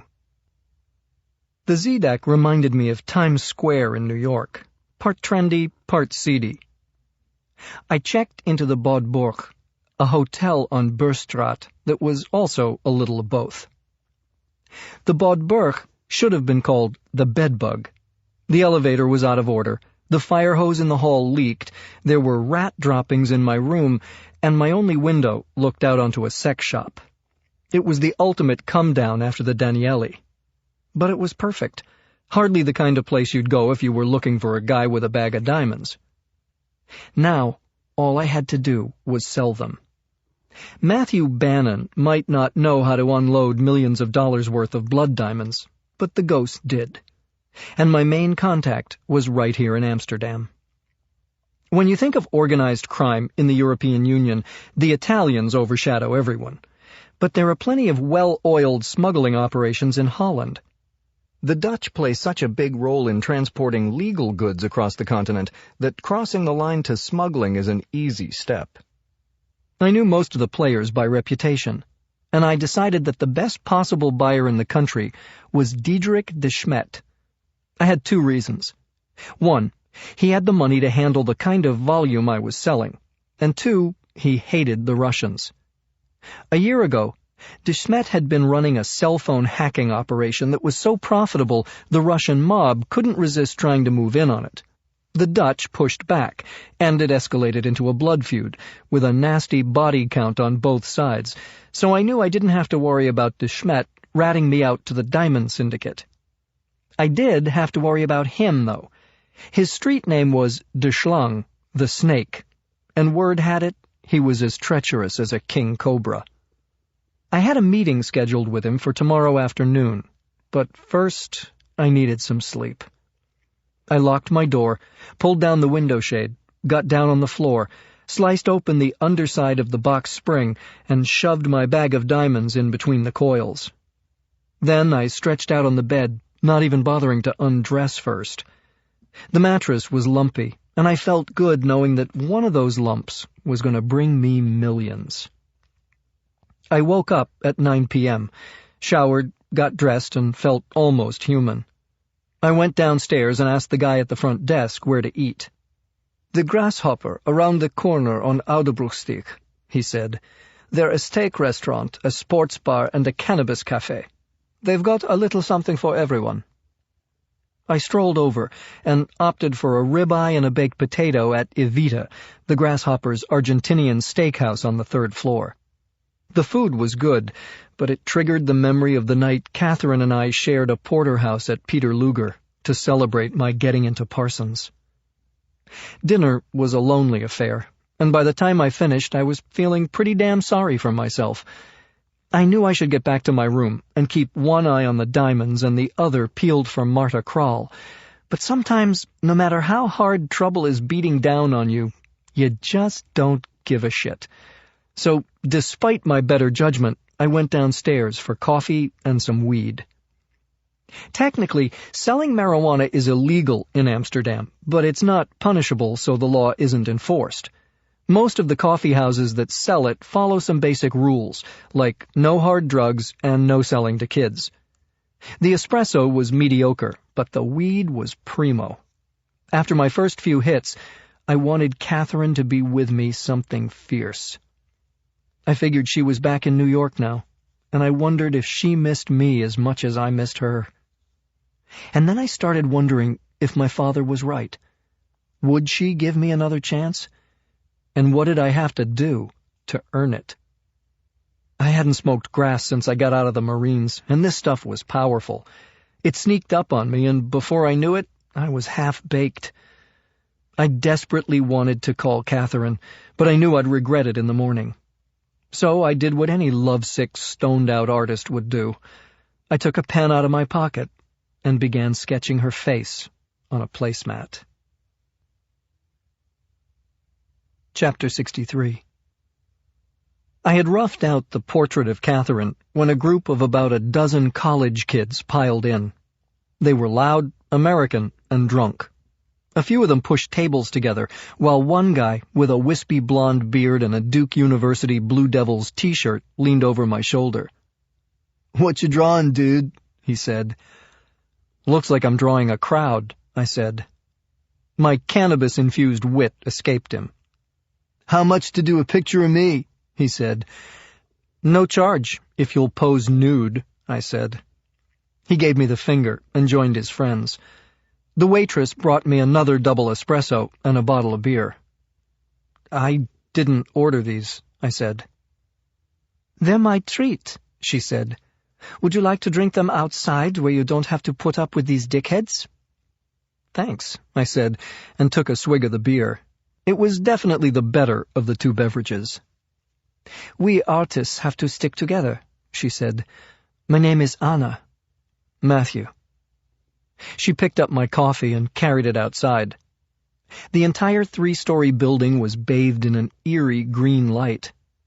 The owner loves it, Anna said, because it's the color of grasshoppers. Pretty ugly, right? Not to another grasshopper, I said. There were at least 40 tables, all empty. Anna set me up in the corner farthest from the noise and only 10 feet from the canal. A street lamp cast a soft yellow light on the table. Anna excused herself, then returned a few seconds later with about 20 clean white paper placemats. We're all out of sketch pads, she said. Thanks again. She looked at my drawing of Catherine. She's pretty. Who is she? Nobody, I said. I'm over her. I get off work in an hour. You want to come up to my apartment, look at some of my paintings, drink some wine? Anna had a lithe, athletic body, blue eyes, blonde hair pulled back in a ponytail, and a heavenly smile. So it took me a solid 5 seconds to answer the question. Thanks, I said, but I'm kinda tired. Anna was not the kind of woman men say no to, so she looked a little surprised when I turned her down, but she shrugged and laughed it off. She took another look at the sketch of Catherine. You're not as over her as you might think. She turned around and walked back inside to deal with the rowdy college guys. I took a long pull on the beer, picked up my pen, and started to work on a second drawing. I guess that's the last I'll be seeing of table service tonight, I said, as Catherine's face began to emerge from the page. I know you don't approve of my job, but at least give me some credit for not jumping into some other woman's bed. The sketch came to life quickly. I don't know if it was the pot or the pain I felt from losing her, but it was the best drawing of Catherine I'd ever done. Sometimes the difference between a piece of art and a piece of crap is the artist's ability to know when to stop. I worked furiously, and then I set my pen down. I had labored over hundreds of sketches of Catherine since we met, but this one had poured out of me in minutes. It was not only finished, it was inspired. I sat back and stared at her face. I wanted her in my life forever. I promised myself I'd do whatever it took to get her back. And then I felt the cold steel on the back of my neck. It looks like Miss Sanborn doesn't like this life you lead, does she, Mr. Bannon? A female voice with a thick German accent said. Don't worry, you still have me. I sat there, frozen. The party is over, pretty boy, Kral said. Now, tell me, where are Mr. Chukhov's diamonds? My assassin's playbook of options ran through my head. I'd been in life-or-death situations before. There's always a way out. But at the moment, I couldn't come up with a single one. I was that stoned. Chapter 64. I'll repeat the question, Marta said, digging the muzzle of the gun into the back of my neck. Where are the diamonds? I'm stoned, I said, not stupid. If I tell you where they are, you'll kill me. You're right, but if you give me the diamonds, it will be quick and painless. 1 bullet, she said, pressing the gun directly below my medulla oblongata.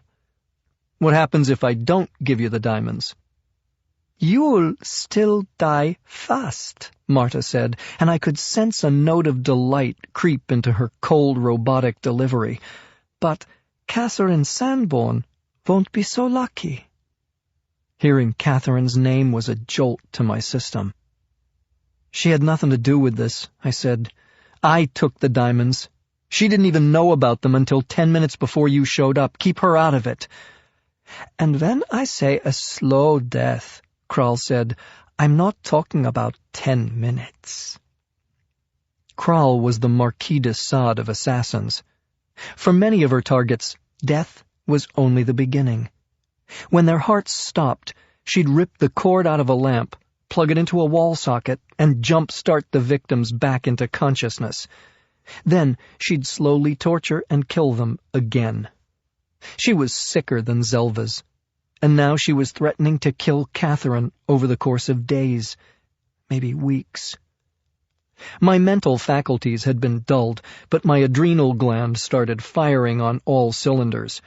I could feel the adrenaline rush as my body went into fight-or-flight mode. I am invincible, I thought. My brain shook off the effects of the marijuana, and I forced myself to think in straight lines. Somewhat straight, anyway. Maybe a little crooked. Marta Kral had a gun, but I had one small advantage. She still had no idea who I really was. If she knew I was the ghost, I'd be dead already. I'd gotten the best of her in Venice, but she probably figured that was my marine training. I was an amateur who got lucky. It wouldn't happen again. I had to convince her she was right. "I'll take you to the diamonds," I said. "Please don't hurt my girlfriend. You have to promise." "You have my word," she lied through her perfectly white teeth. I hid them." My body started to tremble, and my head shook from side to side. The trick was to look petrified and not let her catch me scanning the area for a weapon, anything I could use against her. But she was one step ahead of me. "Pick up the beer bottle," she said, "and lower it to the ground. Slowly." "Yes, ma'am." I did exactly what she asked. "Where did you hide them?" "Bus station. A locker." "Give me the key." "Sorry," I said. "I hid that too. It's in my hotel room." "Take me to it." "Promise me you won't hurt Catherine," I begged. "I already promised," she said, disgusted with me. This was not what she expected from a guy who had thrown her out of a 5th-story window. She relaxed. The gun was no longer pressed to the back of my neck. She stepped around to face me. I froze just looking at her, a deer in her headlights. My body language told her exactly what I wanted her to think. You won. "Not so brave now, are you?" "Are you?" I shook my head. "No, not so brave. Not brave at all. You're nothing but a dickless wonder, Matthew Bannon. Let's go," she said. I started to walk, but then stopped. "My picture, please." "What?" she said. "My picture. Catherine, I can't leave it here," I sniveled, acting stoned. "Can't leave it." By now, Kral was sick of me and ready to do whatever it took to get me to the bus station. "Take the fucking picture," she said. I turned, teetered unsteadily toward the table. I picked up my sketch of Catherine. Then I let out a moan. "Oh, no. Oh, God." "What now?" she said. I lowered my head. "I pissed my pants." "You're absolutely disgusting," she said. "Turn around. Let me see you." I turned, and her eyes dropped to my crotch for an instant. I grabbed the rapidograph pen from the table and wheeled, and plunged the steel tip directly into the gel of Marta Kral's right eye. She gasped, and I forced it deeper into her brain. Her long legs went out from under her. She collapsed into me, but I let her fall. I think she was dead before she even hit the ground. Her green eyes looked up at me. No movement. Nothing. Dead killer eyes.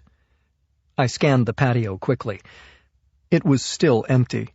There were no witnesses to what had just happened here. I couldn't help thinking, I'm damn good at this, killing bad guys. Even stoned.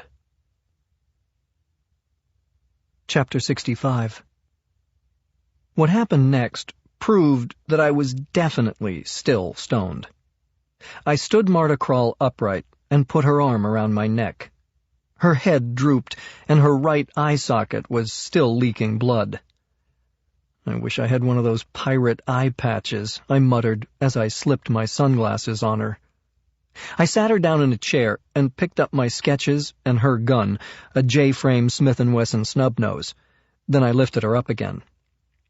"Here we go, sweetie," I said. "I'm going to find a nice place for you to sleep it off." The canal was only a few feet away, but I didn't have anything to weigh her down with. "Besides," I said to her, "I already had the fun of tossing you in the drink on our first date." We started walking along Bjørstraat, which was teeming with nightlife. 3 guys in Holy Cross sweatshirts were standing outside an internet cafe, saw us, and immediately started laughing their asses off. "Somebody's not going to get laid tonight," one of them called to me. "Hey, buddy," the second one yelled, "you're supposed to get him drunk, not put him in a coma." I played along. "She's a blind date," I said. "She wasn't blind when I met her, but she is now." That cracked them up, too. "Where'd you meet her?" the third one asked. "At an Alcoholics Anonymous meeting," I said. They whooped more laughter, and I kept walking. Marta and I were the entertainment of the moment, and people stopped what they were doing to stare at us. Not everybody said something, but those who did had a wisecrack. Nobody suspected she was dead. Marta and I turned onto a narrow side street that was lined with parked cars on both sides. "Oh, look, honey, here's our car," I said, grabbing the door handle on a silver Vauxhall Corsa. It was locked. I moved on to a second car. Locked. Same with the third. The fourth one was a faded red Volkswagen van. I was able to open the door after I smashed the side window with Marta's gun. I laid her flat on the back seat and retrieved my sunglasses. She stared vacantly at the roof of the van, her right eye a whole lot more vacant than the left. "Thank you for a memorable evening, Marta," I said, "but I'm afraid this is our last date." I shut the car door and headed back to my hotel to sleep off my buzz. I needed my wits about me tomorrow. I had diamonds to sell. Chapter 66. I checked out of the Bodborg Hotel at 6 a.m. and relocated to a quiet little bed and breakfast on the Gelderstraat in the heart of Amsterdam's Chinatown. I had about 8 hours to get ready for my face-to-face with Diederik de Smet, but first I had to change my face. Too many people were looking for Matthew Bannon. The homeless man disguise I used when I was stalking Zelvas was simple enough to do on my own, but this time I needed a total transformation that would stand up to close scrutiny. I've used the services of a dozen different makeup artists around the world, and one of the best was right here in Amsterdam, a Cuban expatriate named Domingo Famosa. Domingo had worked for Dirección de Inteligencia, the main intelligence agency of the Castro government. His job was to create special effects makeup, sometimes for the DI agents and sometimes for the face and body doubles who stepped in for Fidel when the assassination threat level on El Jefe was high. I took a cab to Domingo's studio on Valsteeg. He was in his late 60s and had a severe speech impediment that was reputed to have been caused by having his tongue seared with a red-hot poker. It's not clear whether the punishment was at the hands of the enemy or his own people, but whoever did it made their point. In the 6 hours I spent in the makeup chair, Domingo never uttered a word. He gelled my hair flat, glued on a bald cap, and covered my face with wet plaster bandages.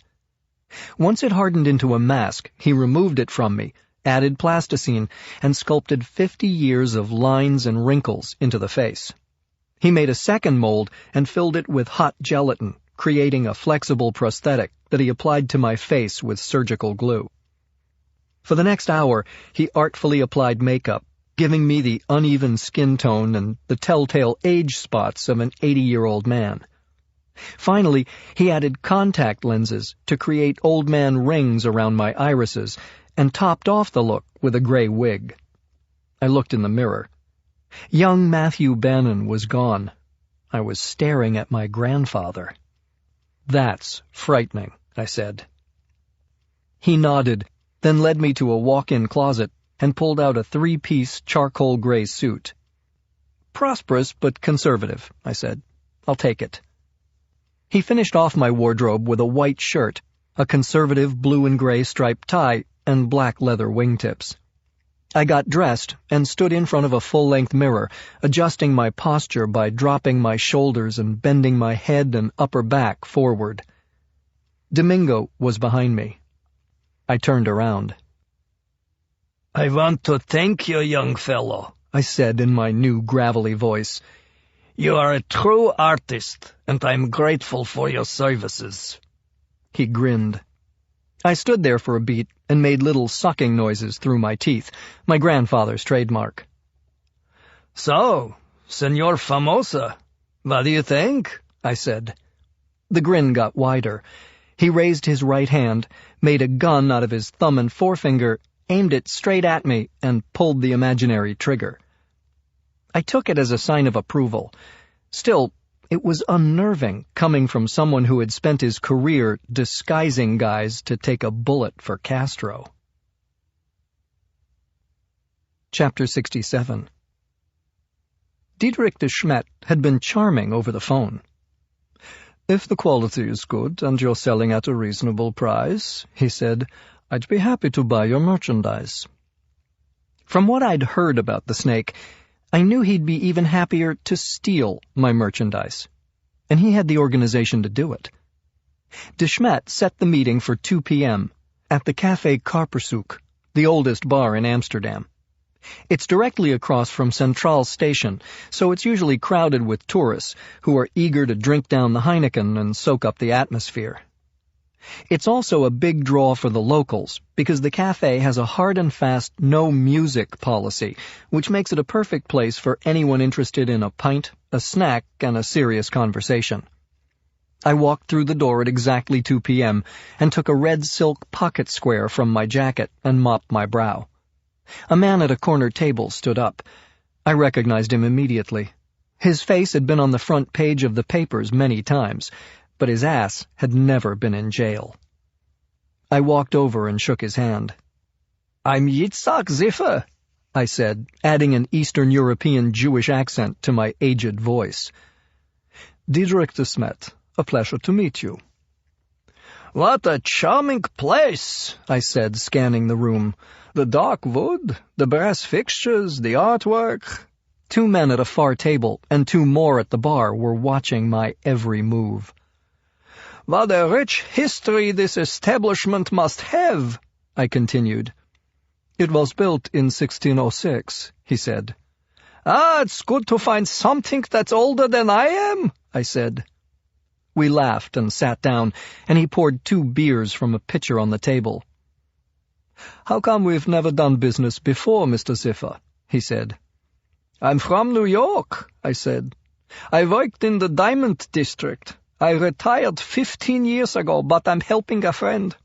He came into some lovely stones unexpectedly, and he doesn't know anything about the art of negotiating." De Smet smiled. He was about 45 and had a hawk nose, thin lips, perfect teeth, and enough gel in his thick black hair to wax a bowling alley. "I heard something about a young man who recently came into quite a few lovely stones," he said. "Can I see them?" "These are but a small sample," I said, handing him a velvet pouch that held about 30 diamonds. He rolled them through his fingers, then put a jeweler's loop in his eye and studied about 10 of them. "Lovely indeed," he said. "Good color, slightly included. Where are the rest?" I handed him photos I had taken before leaving New York. All the diamonds sat in a glass container on a scale. "Very impressive," de Smet said.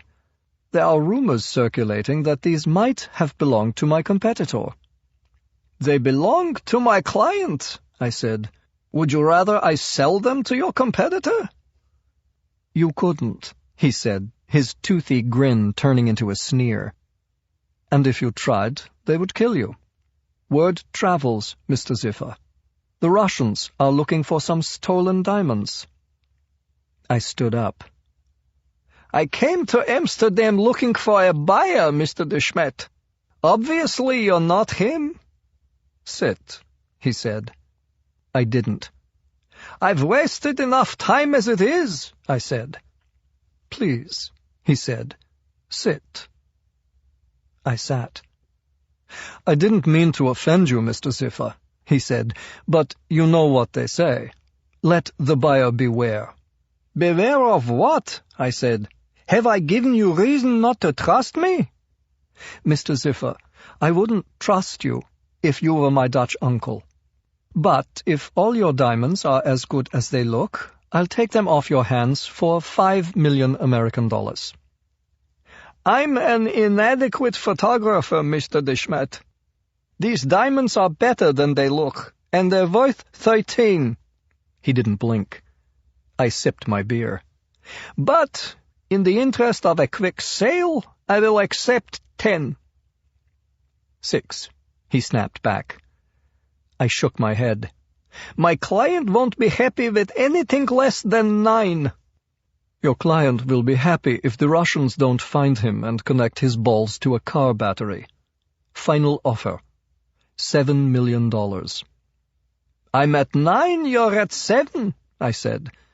"Let's meet at 8 million. "Let's not. 7 million. Take it or leave it. Either way, the beer is on me." "You're practically stealing them," I said, "but I never had a problem with stealing. I'll take it.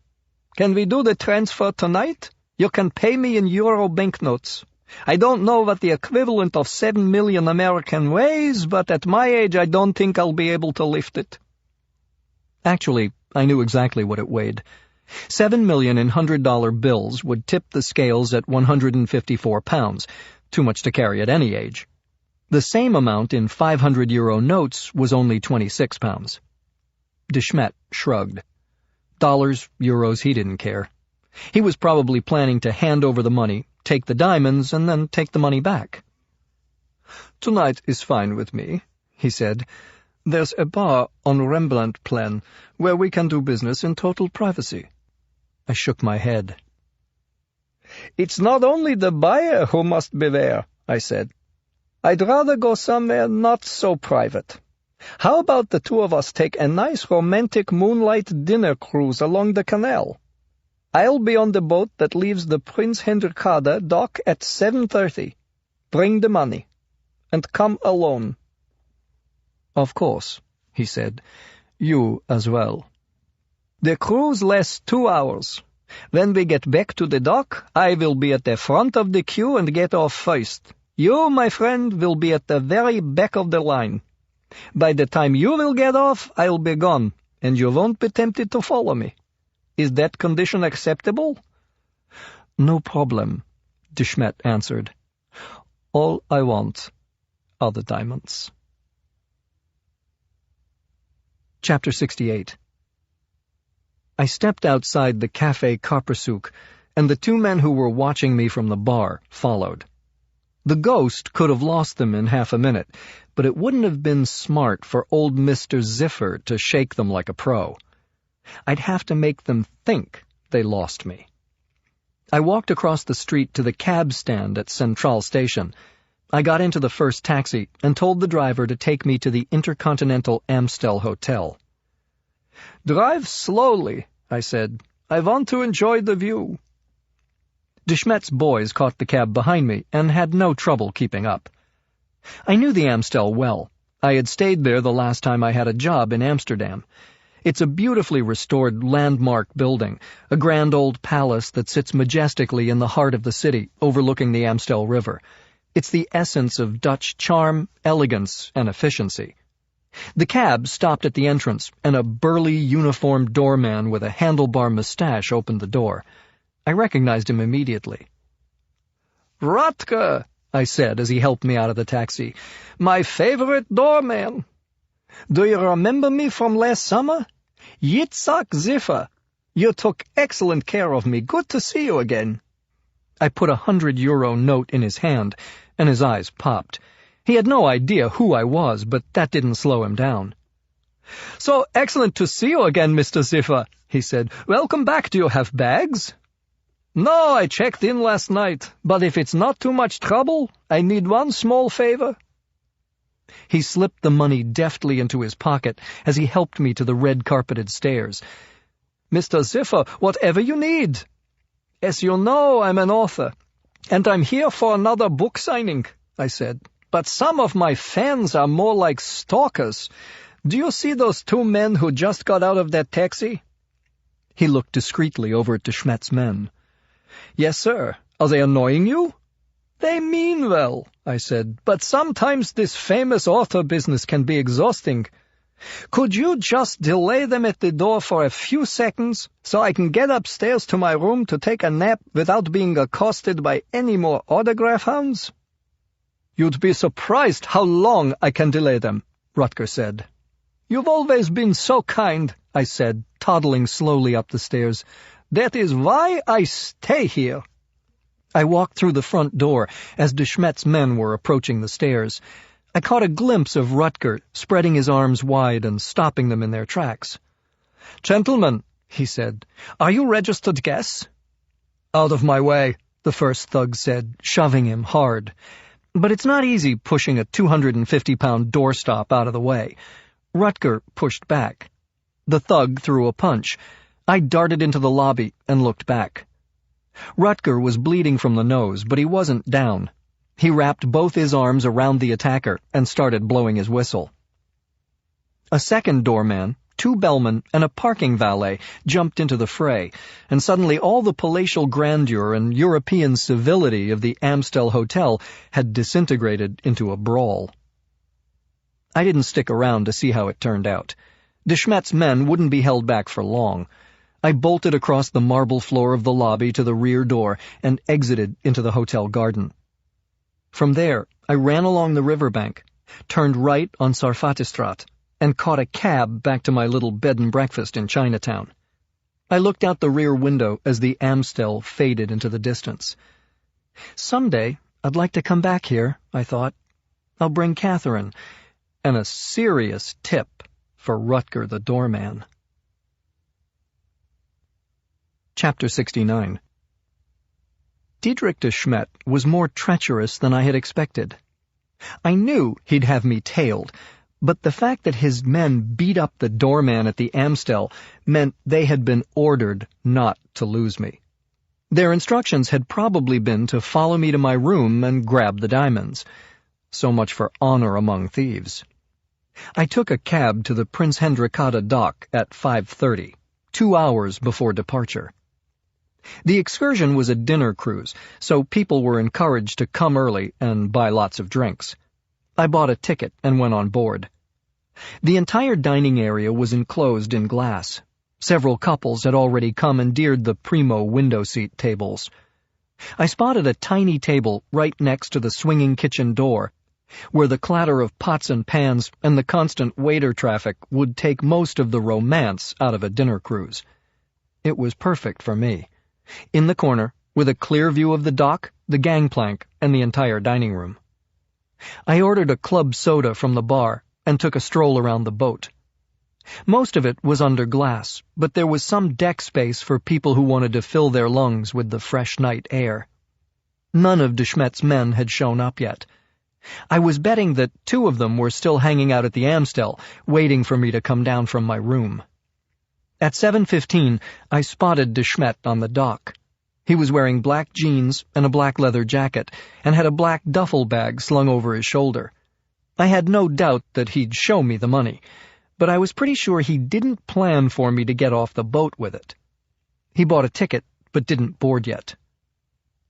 A minute later, Two of his men from the Café Karpersuk arrived. They bought tickets and stood a few yards away from de Smet, pretending not to know him, having a smoke and a chat. Finally, the two punks who had followed me to the Amstel showed up. They didn't buy tickets. One of them picked up a brochure and tried to look fascinated by it. 4 brutes with a passion for dinner cruises? The rest of the passengers were all boy-girl couples. How dumb did de Smet think I was? At 7:20, de Smet gave the signal, and his 2 hulks came on board. They stood at the front of the dining room and began eye-searching the tables. As soon as one of them spotted me, he gestured to the other, who dialed his cell phone. I watched as de Smet took the call, smiled, and came on board. Chapter 70. At 7:30 on the dot, the boat pulled away from the dock, and de Smet slithered into the dining room. He caught my eye, then headed directly from my table, all smiles. "Yitzhak," he said, shaking my hand. "Diedrich," I responded. We were obviously now on a first-name basis. He looked around the room. "This is an inspired place to meet," he said. "Crowded, but nobody will bother us, and we can enjoy a nice, leisurely dinner while we do business." You're so full of shit, I thought. "I'm so glad you like it," I said. "How did you come to think of it?" he asked. "My late wife and I took this same dinner cruise along the canals 50 years ago," I said. "I'm only in Amsterdam for a brief time, and I couldn't leave without coming back here." "A sentimental diamond merchant," he said. "Guilty as charged," I said. It was partly true. In an uncharacteristic fit of sentimentality, I had transferred the diamonds to a small Adidas sports sack. Zelvaz's doctor bag had changed my life, and I wanted to hang on to it as a memento. "But I'm also practical," I said. "Let's get down to business." I set the bag of diamonds on the table. De Smet took it, then passed his much larger duffel to me. I opened it and looked inside. It was filled with purple 500 € banknotes. "Would you like to count it?" de Smet asked. "Yes," I said, and stood up. "I'll be back in a few minutes. That should give you time to inspect the stones. I won't be far." The men's lavatory was at the opposite end of the dining room, but still easy to see from where de Smet was sitting. He didn't plan on letting me out of his sight. I took the bag into the lav and locked myself in a stall. I had no plans to count the money. Now that de Smet had the diamonds in his hands, I wouldn't have time. I set the duffel bag on the floor and climbed over the divider into the empty stall next to it. I stepped onto the toilet lid and crouched down. 20 seconds later, through the crack between the stall door and the wall, I saw de Smet's 2 heavies walk in. They looked at the 2 stalls, ignored the one that appeared empty, and leveled their guns at the one with the locked door and the duffel bag on the floor. They pumped 6 silenced rounds right where they expected me to be sitting, counting the money. One of them kicked open the stall door. I bet he was real surprised to find it empty, but I never got to see his face. I stood up on the toilet lid in the adjacent stall and fired a bullet straight down into his skull. Then I shot his partner. I jumped down and retrieved the duffel bag, which was sticky with blood. I stepped over the bodies and walked to the bathroom door. I opened it a crack. I could see de Smet sitting at his table, waiting for his men to bring back his 7 million. I pulled out my cell and quickly sent a text. I had a partner, and we had a plan. Then I bolted through the bathroom door and ran for the deck. De Smet saw me. He jumped up and followed in a big hurry. Most people were in the dining room, but there were a few couples strolling along the deck, oohing and eyeing at the illuminated bridges and the brightly lit houses along the canal. I crashed into them, knocking down one poor guy. De Smet was right behind me, the bag of diamonds in one hand, a gun in the other. He began firing on the run, not even bothering to aim. Glass shattered and wood splintered. My fellow passengers screamed and ducked for cover. I raced down the deck like a broken-field runner dodging tacklers, only I was avoiding bullets. De Smet was right behind me. "You're way out of your league, old man," he yelled. "Give me the bag." "And then what? Are you going to throw me over the side?" I said as I climbed onto the rail on the port side of the boat.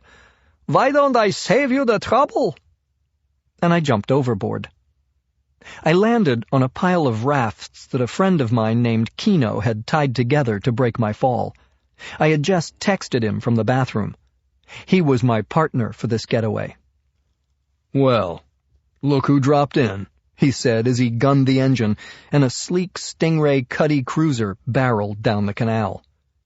Within seconds, the lights of the cruise ship and the outraged screams and wild gunshots coming from De Smet faded into the distance. "How'd it go?" Kino yelled over the roar of the 300-horsepower dual prop. "I got paid? He got what he paid for," I said. "Seems incredibly fair to me." "Sounds like a perfect evening," Kino said. "It was, but then it got wet. Very wet," I said. Kino shrugged. "Shit happens." "Yeah, it does," I said. I reminded myself not to explain it quite that way to Catherine when, that was, if, I ever saw her again. Chapter 71.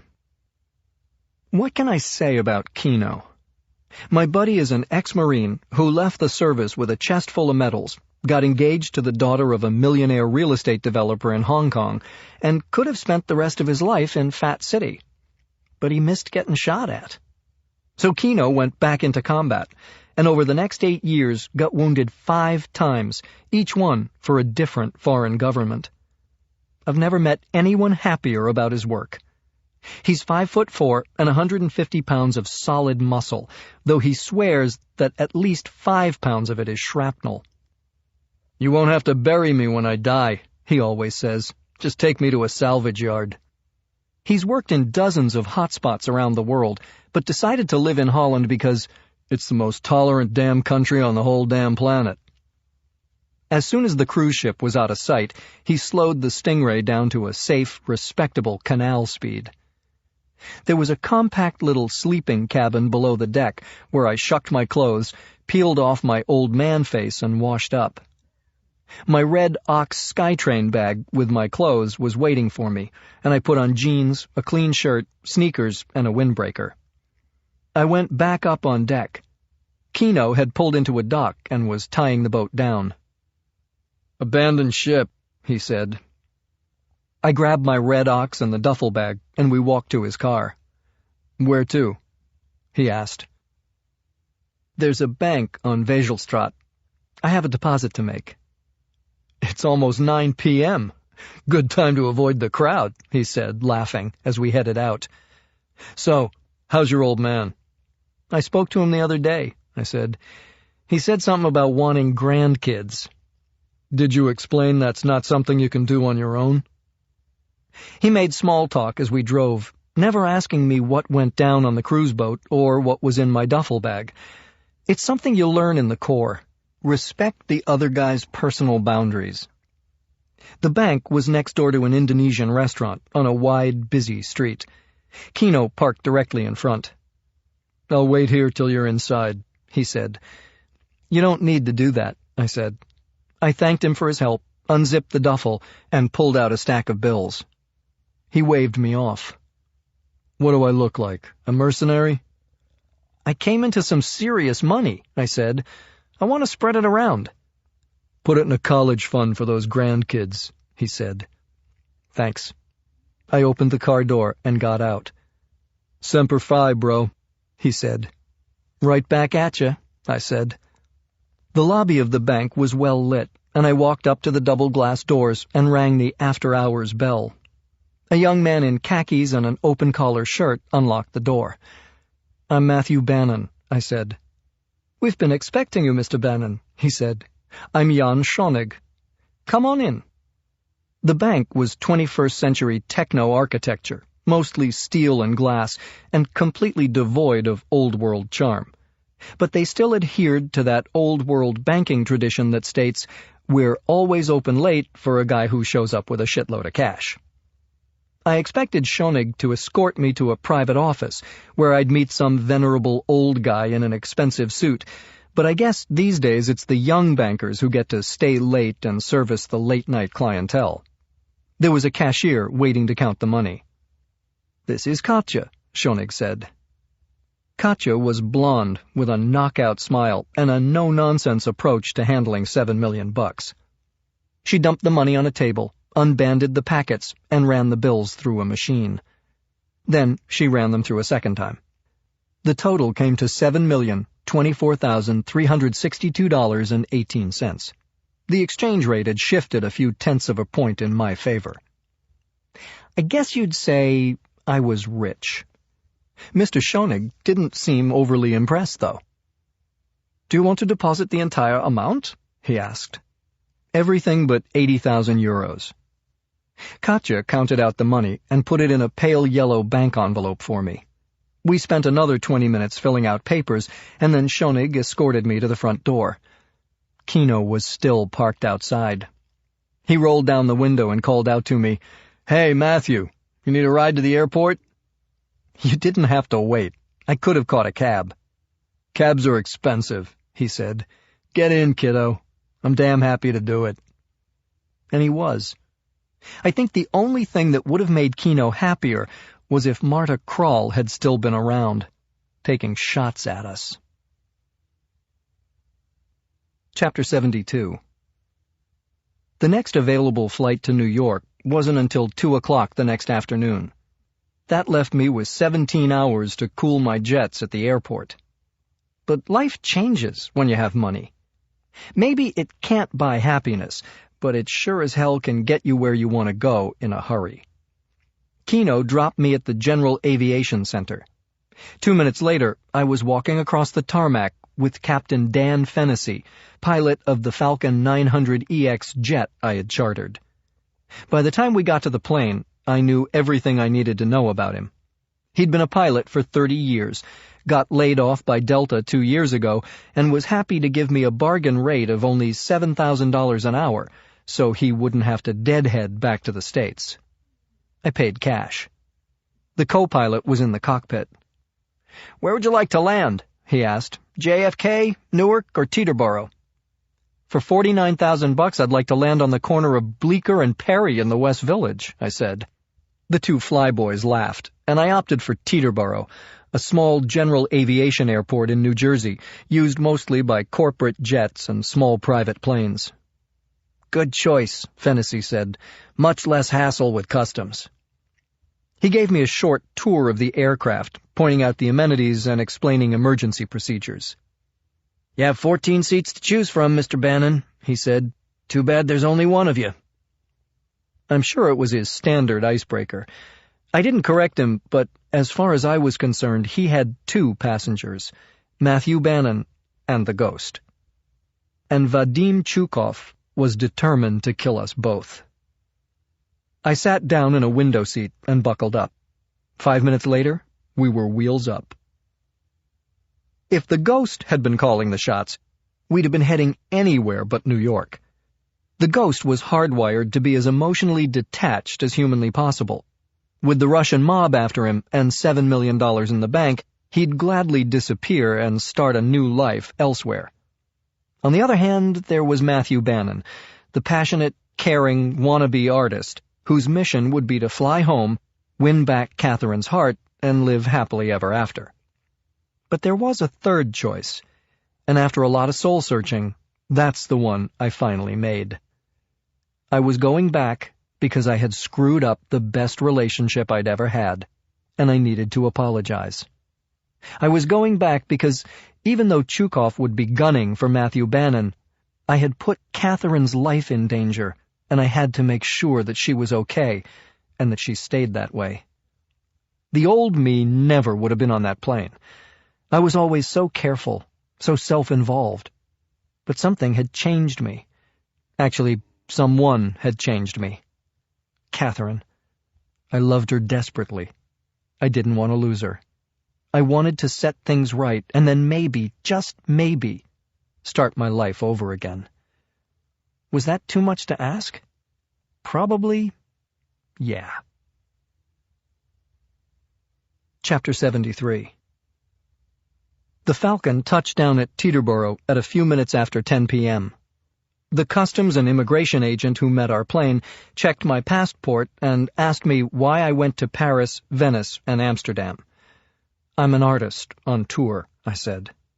He stifled a yawn. My name wasn't on his watch list, so he stamped my passport and sent me on my way. A customs agent asked me if I had anything to declare. Only that I'm happy to be back in the good old US of A, I said. He nodded like he'd heard it before. Welcome home, he mumbled. And that was it. Maybe in these times of young rock stars and baby-faced Hollywood celebrities, nobody wonders why a 30-year-old in jeans and sneakers flies in from Europe on his own chartered jet. Or maybe it was the end of a long day and nobody gave a shit. Captain Fennessy had ordered a town car for me, and the driver took the Jersey Turnpike to the Lincoln Tunnel, then went down 9th Avenue to Bleecker. I got out 3 blocks from my apartment and walked south toward Perry. I checked the cars and the windows along Bleecker. Nobody was staked out, waiting for me to come home. I unlocked the front door and climbed the stairs to my apartment. It was exactly as I'd left it. I dropped my bag and stashed what was left of the 80,000 euros I had taken from the bank in Amsterdam. Then I dug Marta Krall's Ruger out of my bag. I had been ready to ditch it, but there had been no security at Amsterdam and even less at Teterboro. It was a nifty gun, a definite keeper. And then I heard the scratching at the door. It was followed by a long, drawn-out meow. My cat was home. I opened the door a crack, and Hopper strolled in, looking well fed. "What's new, pussycat?" I said. I pushed the door shut, but it wouldn't close. I swung it open wide to see what was holding it back. And there they were, 3 men, armed to the teeth. "Welcome back," one of them said. Then they shoved their way into my apartment and shut the door. Chapter 74. Boy, am I glad to see you guys, I said. Zach Stevens, Ty Warren, and Adam Benjamin are Marine Corps, to the core. We met in boot camp, trained together, and fought side by side against ruthless fanatics in the mountains of Afghanistan and the streets of Iraq. Once I decided to become the Ghost, I knew I couldn't do it on my own. And there was nobody I trusted more than these 3. They were my best friends in the world. So I had hired them to be my backup and my bodyguards, and they've been living in apartment 1 ever since. They are loyal, lethal, and while you'd never know it to look at them, kinda lovable. We exchanged bro hugs all around. "You're lucky you didn't get shot sneaking in here," Adam said. "Why didn't you tell us you were coming back?" "I was going to knock on your door at a more civilized hour. How did you guys know I was home?" "You tripped the silent alarm," Zach said. "No, I didn't," I said. "I totally bypassed—" "Sorry, boss," Zach said. "I'm talking about the new silent alarm. I installed it on the 3rd step below the 5th floor landing." "You had a nasty-ass visitor the other day," Ty said. "We figured she'd be coming back." "What did she look like?" I said. Zach took a picture out of his pocket and handed it to me. It was a black-and-white screen grab from the closed-circuit camera at the front door. "Her name is Marta Krall," I said. "She tried to pass herself off as one of your art teachers," Zach said. "Well, I guess I taught her a few things," I said, "and we don't have to worry about her ever coming back. She flunked the final." None of them even blinked. Kill or be killed was in our DNA. "We've been at threat level red since she showed up," Ty said. "You think we should ease it back to orange?" "If Marta Krall was the only one who wanted me dead, I wouldn't even bother locking the front door," I said. "But I've made a lot of new enemies recently." "Don't worry about it, Captain," Adam said. "Nobody is getting in here."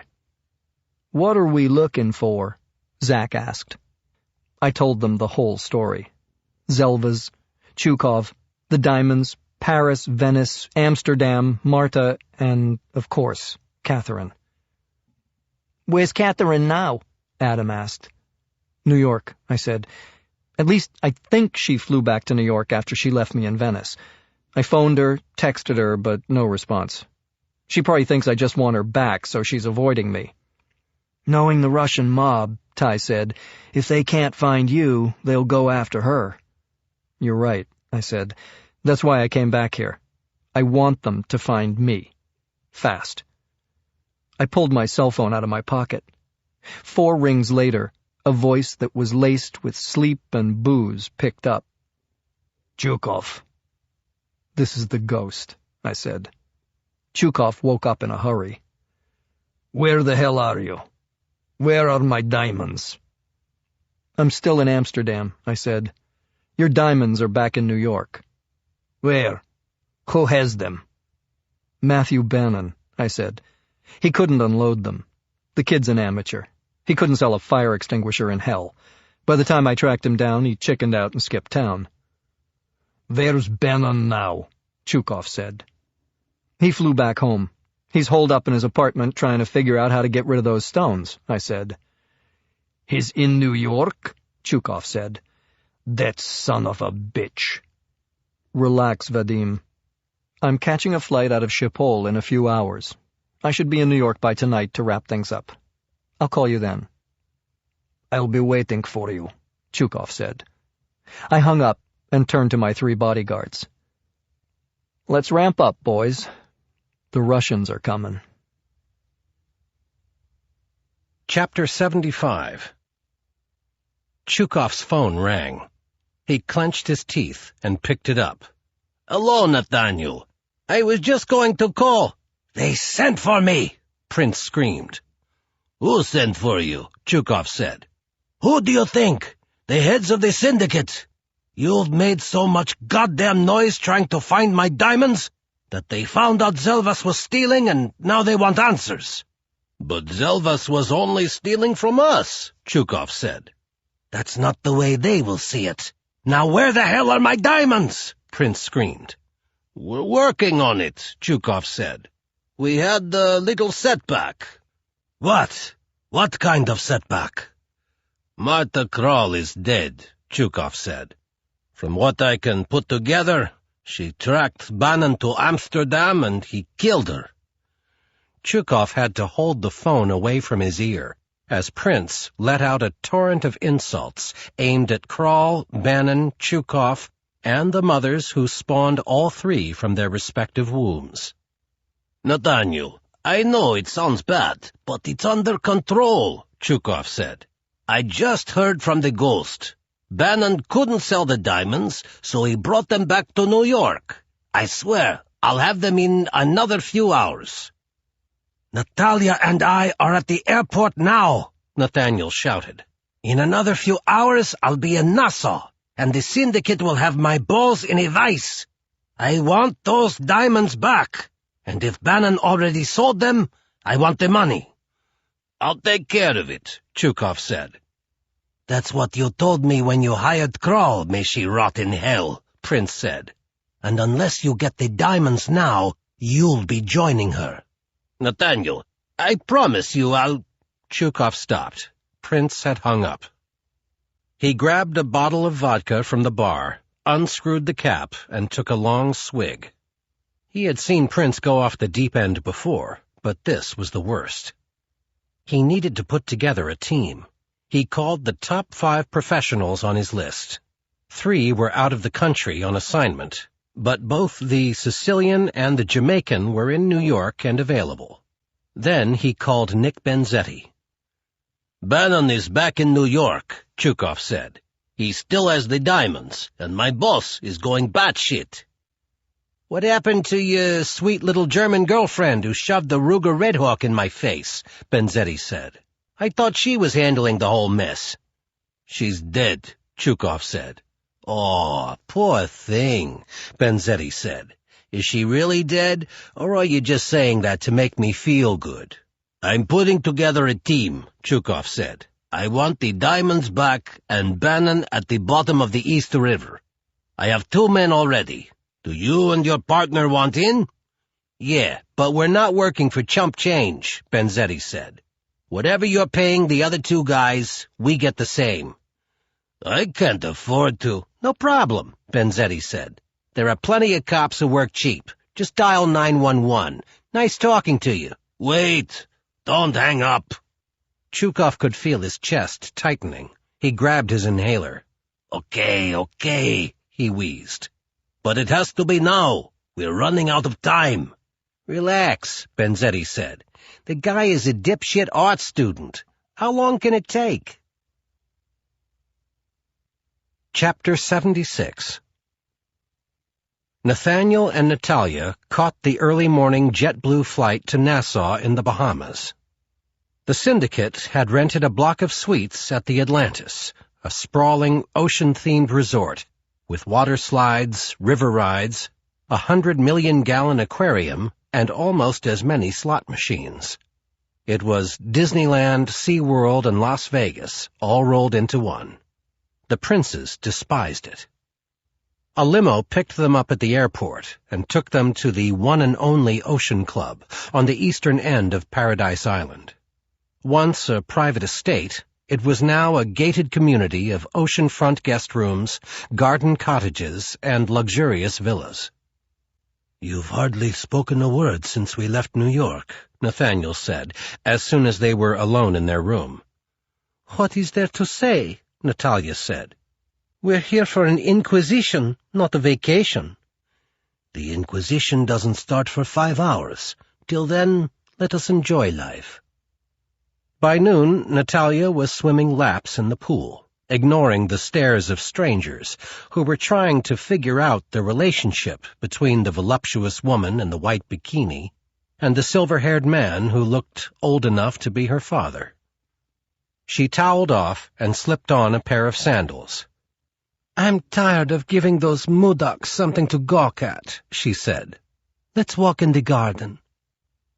Directly behind the pool were the lush, multi-terraced Versailles Gardens, the 35-acre centerpiece of the Ocean Club. They walked hand in hand past tropical trees, bronze and marble statuary, and a pond whose surface was graced with water lilies and lotus blossoms, until they reached the final terrace, the cloisters, a 12th-century monastery that had been shipped stone by stone from France and now stood overlooking Nassau Harbor. The air was fragrant with the scent of roses, hibiscus, and oleander. Natalia sat down on a stone bench. "Why are they persecuting you?" she asked. "Zelva shortchanged the customers and skimmed off the diamonds. You're the one who caught him. You're the one who had him killed."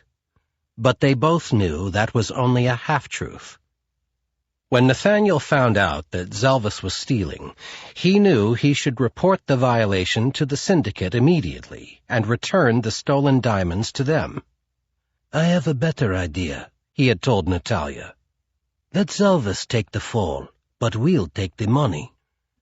He had recruited Natalia to get close to Zelvis. "How close?" she asked. Nathaniel didn't hesitate. "Whatever it takes." And so Natalia worked her magic. The big, ugly Russian fell in love, and the cache of diamonds grew fatter. It was all falling into place until the night Chukov got drunk and let Zelvis in on the family's most guarded secret. Natalia's lover, Nathaniel, was also her father. After that, it all unraveled like a Russian soap opera.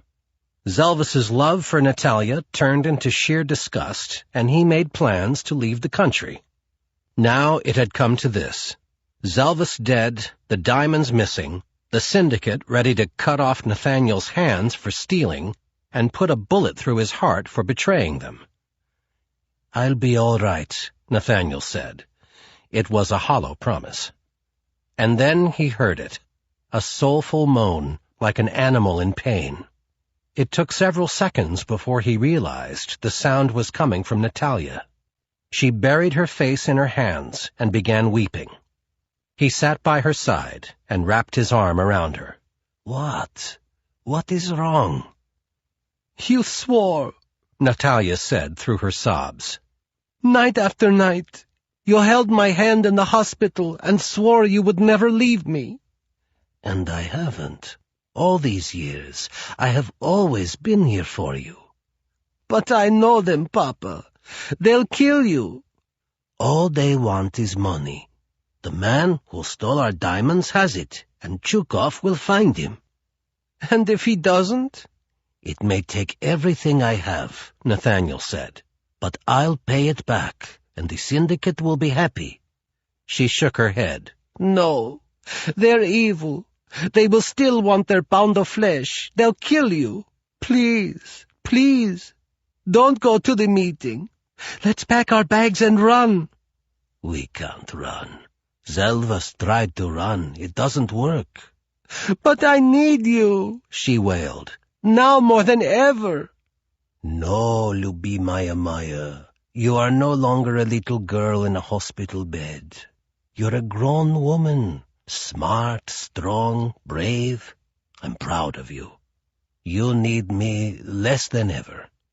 Natalia's body heaved with sobs. She wrapped her arms around his neck, and with tears streaming down her face, she kissed him again and again, his cheeks, his eyes, his lips.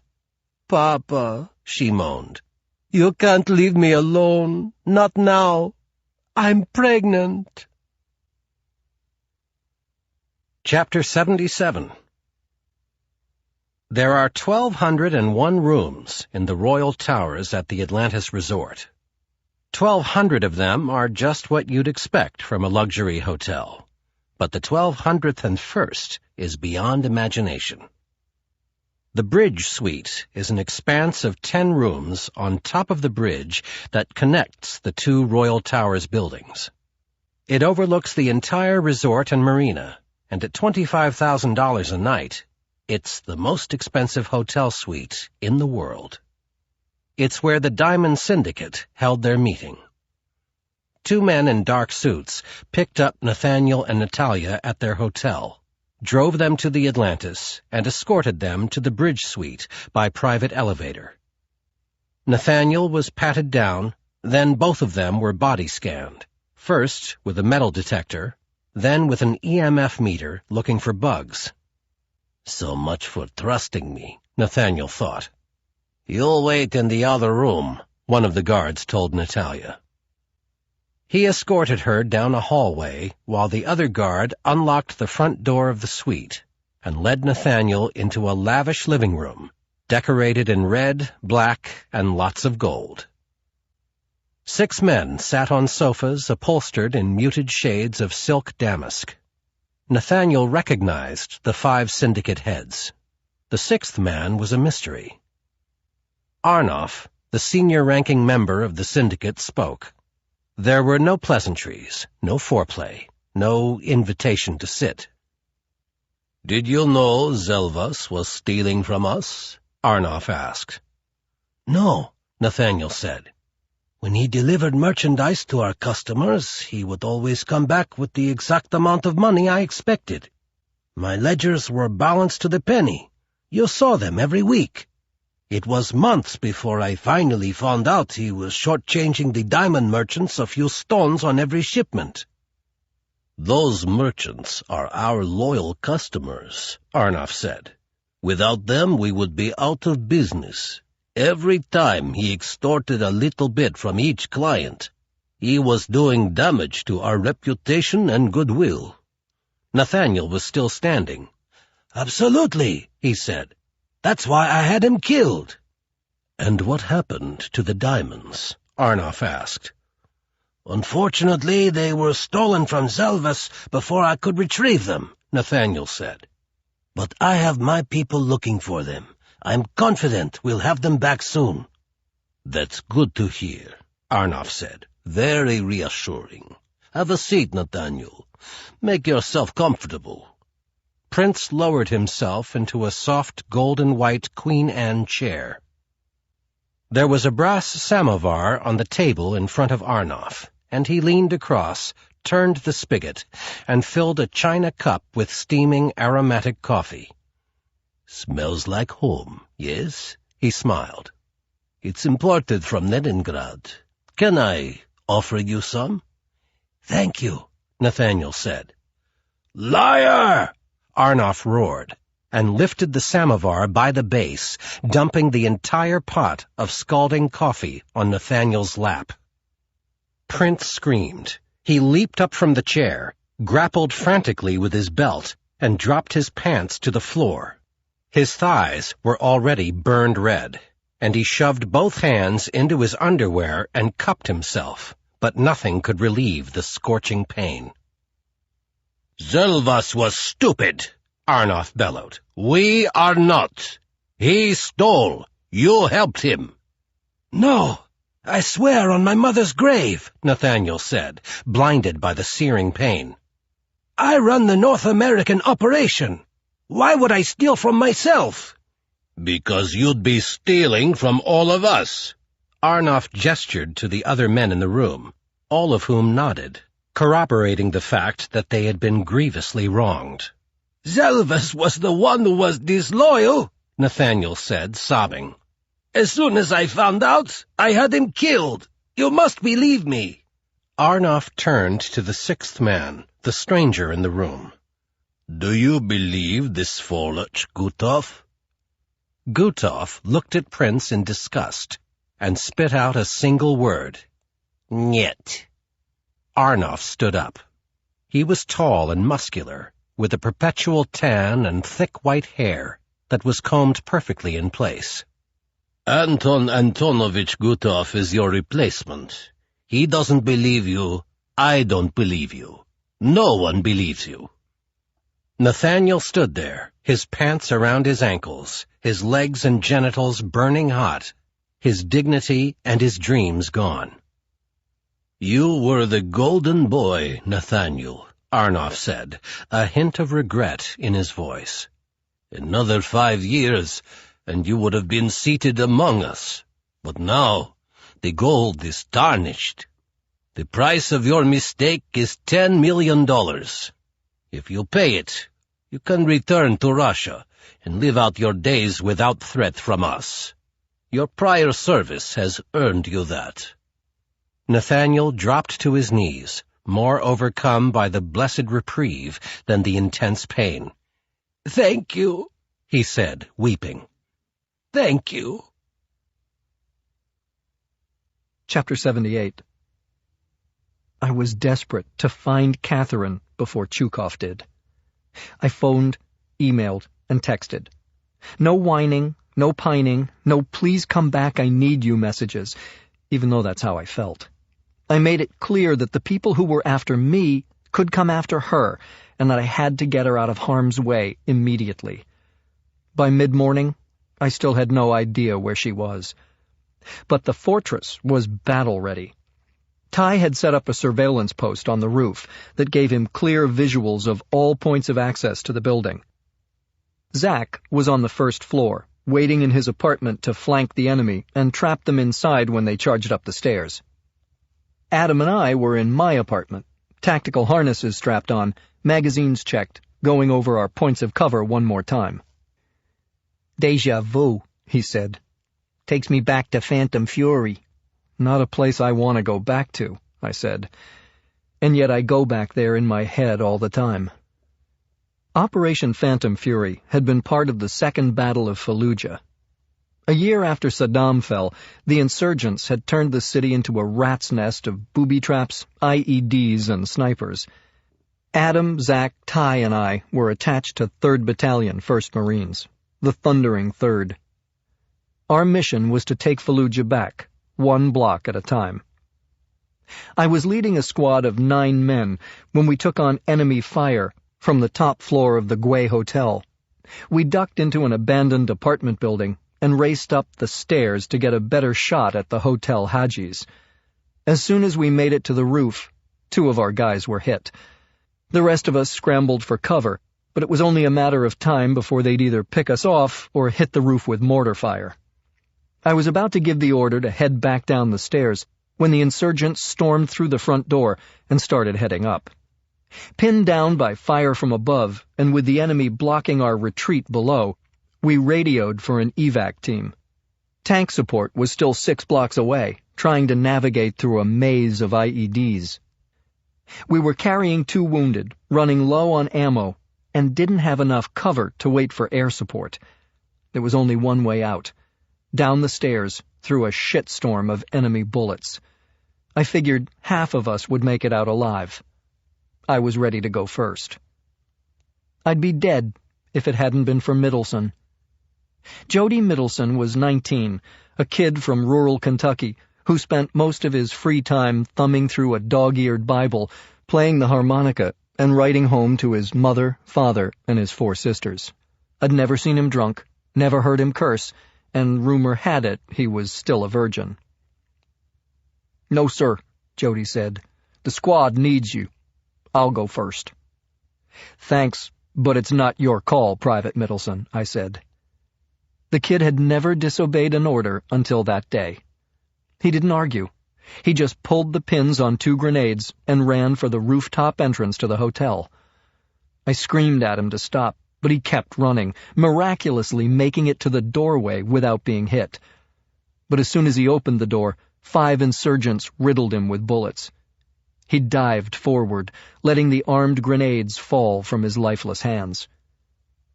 In all my years in combat, it was the finest act of courage I had ever seen.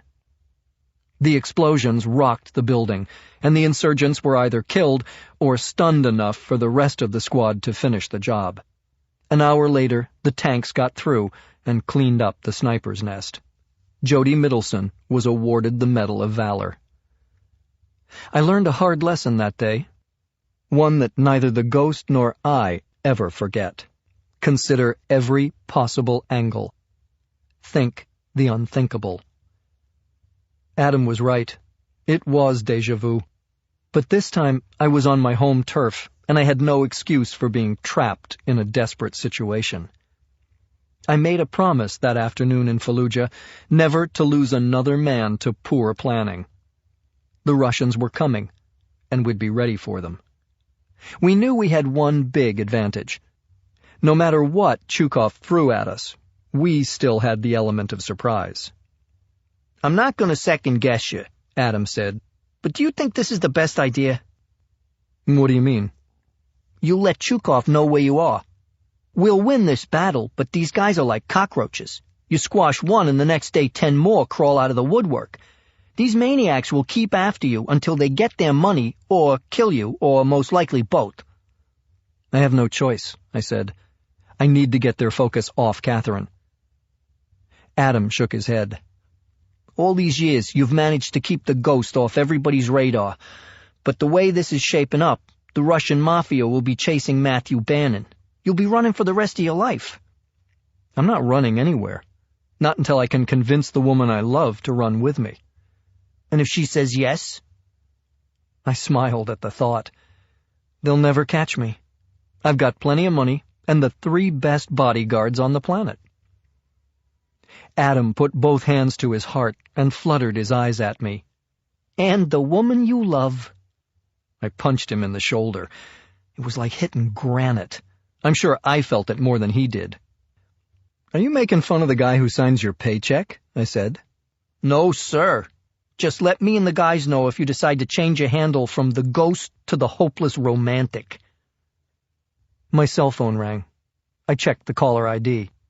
It was Catherine. I grabbed it. "Hello." I heard her say my name, but it was a terrible cell connection, and she was sobbing uncontrollably. "Catherine, what happened?" Leonard Carnes. They shot him. He's dead." This was no coincidence. Carnes was about 1 degree of separation from me, the same as Catherine. I had to get to her. "Where are you now?" I said. "Subway station. I just got off the—" And then the phone went dead. Damn it. I turned to Adam. "They killed one of the guys in my art class. An asshole, but still. We've got to find Catherine. We've got to find her right now." I started to dial again when my walkie-talkie crackled. "Bartender to DJ, over." It was Ty on the roof. Adam answered. "This is DJ. Go ahead, bartender." "I've got 5 dancers headed our way, looking to tango. They've come to the right place." "Roger that. We'll start the music. Have doorman let them in. Let's do what we do best, over and out." Chapter 79. They arrived in 3 cars, an Escalade, a Crown Vic, and a Mercedes S550, all black. They parked a block away, out of sight, but not out of camera range. Ty had a top-of-the-line Pelco surveillance camera pointed down onto Perry Street. Adam and I went to the video monitor. "Let's see couple number 1, Adam said. The 2 men in the Escalade were standing next to the car. Ty pushed the 22 times optical zoom in on the first one. A black guy with a scar running from his left ear down past his collar and beyond. "Umar Clark," Adam said. "Jamaican hitman. Operates out of Brooklyn." The camera panned to his partner. "Rosario Virzi," Adam said. "Complete scumbag. And from what I hear, racist. Chukov must be desperate if he threw those 2 together." "I'm pretty sure he's desperate," I said. "He owes somebody a lot of diamonds." "Couple number 2, Adam said. "Chukov likes to hire dirty cops," I said as Ty panned to the 2 men in the Crown Vic. The one in the FedEx getup is Nick Benzetti, partner is John Rice. "That's their play," Adam said. "Knock knock, who's there, FedEx? That's a goddamn insult. Do they think you're a complete idiot?" They probably figure all art students are as easy to pop as Leonard Carnes. I guess I owe Leonard a debt of gratitude. The driver of the Mercedes stayed behind the wheel.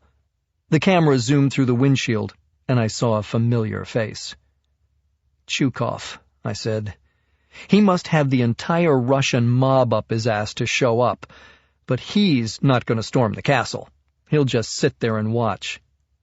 "You realize Ty could take him out right where he's sitting," Adam said. "Do you have any wiggle room in your don't clutter the neighborhood with dead bodies policy?" "None whatsoever," I said. "Okay, I'm headed back to the first floor. Once you've drawn them up here, Zach and I'll box them in from behind." "Bartender to DJ," Ty said over the walkie-talkie. "Cue the music." He pulled back to a wide shot. The 4 dancers were on the way. Tango time. Chapter 80. Benzetti, the cop in the FedEx outfit, entered the vestibule alone and rang my bell. I responded on the intercom. "Who is it?" "FedEx," he said. "I got a priority envelope from Matthew Bannon, that you?" "Yeah," I said, "but I'm about to jump in the shower. Just leave it at the front door. I'll get it later." "No can do, fella," he said. "Needs a signature." "Who's it from?" I said. "Catherine Sanborn." "Damn," I said. "I can't come down. Do you mind walking up 5 flights of stairs?" "No problem." I buzzed him in. He opened the door. He was oblivious to the CCTV camera, and I watched him slap a piece of duct tape on the latch. The door closed, but it didn't lock. A few seconds later, the other 3 followed him into the building. Zach called in from apartment 1. "FedEx man and 2 others on the way up. They left a sentry at the front door." 30 seconds later, Benzetti rapped on my apartment door. "FedEx." "Door's open," I said. 3 of them stormed in, Benzetti, Clark, and Virzi, pistols drawn and silenced and ready to shoot. But there was nobody to shoot at. They slowly fanned out around my living room. "Where are you?" Benzetti called out. "I got deliveries to make." "Be right out," I yelled. "I'm in the John." Hearing my voice, Virzi pushed Benzetti aside and rushed to the bathroom door. Planting his boot inches above the doorknob, he splintered the jamb and sent the door crashing inward. I put a bullet through his head before the door even struck the wall. He never crossed the threshold. As soon as Virzi hit the floor, I could see the Jamaican charging toward me from behind him. I fired, but the bastard was quick. He lunged straight at me, his body going horizontal, narrowly ducking my shot. He plowed into my midsection, and we both went down in a heap on my bathroom floor. Benzetti, more accustomed to shakedowns than shootouts, began firing in our direction. I'm sure he didn't care if he killed the Jamaican too, as long as he kept himself alive. But Umar Clark cared. When a bullet shattered the tile an inch above both our heads, his eyes grew wide, and the scar on his face seemed to flush. He turned his attention away from me and fired a pinpoint shot at Benzetti. The bullet passed through Benzetti's thigh, and the cop fell back against the wall. Benzetti staggered toward the door, and the Jamaican turned to me. We had both held onto our guns, but his knee was pressing mine to the floor. I desperately grabbed his wrist, twisting the barrel of his gun away from my face. He pressed so hard I felt the trigger guard of his Beretta jammed under my nose. He strained to turn the barrel a few more inches so he could fire a 9mm slug through my left eye. If he had been smart, he would have hauled back and pistol-whipped me. It might have stunned me and given him the edge he needed to get off a shot. But he wasn't smart. He was strong. Stronger than I was, and he knew it. And as he forced the barrel of the gun closer and closer to my face, he grabbed me by the jaw and twisted my head, trying to angle it for a better shot. I could see he was determined to win this one on brute strength alone. Macho bullshit. Not my style. Certainly not my father's style. Rule number 1, according to Dad, was, there are no rules. Do whatever you have to win. Kick him, pull his hair, gouge his eyes out, fight like a girl, bite him. I bit him. With his giant palm pressed under my jaw, his fingers digging into my face, I got my teeth around the first joint of his thumb and clamped down hard. Real hard. They passed through the skin, through the flesh, and right between the joint of his first knuckle. I spit the end of his thumb straight in his eye. The Jamaican yanked his bloody hand to his chest, and as his body lurched backward, his knee lifted off my gun hand. I shoved my gun under his nose and fired. At point-blank range, one bullet was more than enough. Covered with blood and bits of gray matter, I reeled out of the bathroom and toward the door in pursuit of Benzetti. His leg was bleeding, and he was limping toward the top of the steps. Adam was standing directly below him on the 4th-floor landing, a 9mm Glock in his hand. Benzetti fired his gun. Adam fired his. The only difference was that Adam took the time to aim. Benzetti toppled forward and bounced noisily down the stairs. Rice yelled up from the 1st floor. "Nick! Nick, you okay?" Then I heard him running toward us. I counted 10 frantic steps before I heard the whispered pop of Zach's gun. It was over. And since everybody used silencers, there was almost no noise. Just death. The walkie-talkie sprang to life. "Bartender to DJ. Chukov knows there's trouble. One of his guys must have entered the building with a wire or an open cell connection. He jumped in the Benz and drove up. He's right in front of the building. I can drop him." "Stand down, bartender," Adam said. "Hold your fire." I expected Ty to say, "Roger that," but instead he came back with, "Oh shit. Matt, it's Catherine." I grabbed the walkie. "What do you mean, it's Catherine?" "Big as life," Ty said. "She's walking down Perry, headed straight for us." Zach's voice came on. "Matt, I'm going out there to get her." "Stand down! Stand down!" Ty yelled. "Chukov has a gun trained on the door. He'll drop you before you get to the top step." "Where's Catherine now?" I said. 30 feet from the building," he said. "Oh, shit! He sees her. No question, he recognizes her." So much for my good neighbor policy. I keyed the walkie. "Take him down," I said. "Now." "I don't have a shot," Ty yelled. "He grabbed her." Zach jumped in. "I'm going after him. Cover me." "Oh, shit! He has her, Matthew! He took Catherine in his car. She's gone." Chapter 81. "Matt, I'm really sorry," Zach said, and my friend looked incredibly sad. I should have... I held up my hand. No apologies. You couldn't have seen this coming. I should have, though. Oh, man. Catherine is Chukov's negotiating tool. He'll trade her for the diamonds. Almost on cue, my cell rang. It was Catherine. "Where are you?" I said. "I don't know," she said. "I'm in a car. A man grabbed me." "Bitch!" It was Chukov's voice. "Give me the phone." I could hear Catherine crying as Chukov grabbed the phone and screamed at me. "Bannon, can you hear what's happening to your girlfriend?" "Let her go," I said. "This is between you and me."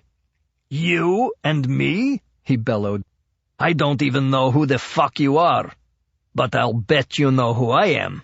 I'm Chukov, the man whose diamonds you stole, and I want them back." Okay, just don't hurt her." "I haven't hurt her. Not yet. Right now she's in the front seat of my car, stretched out nice and comfortable, with her head in my lap."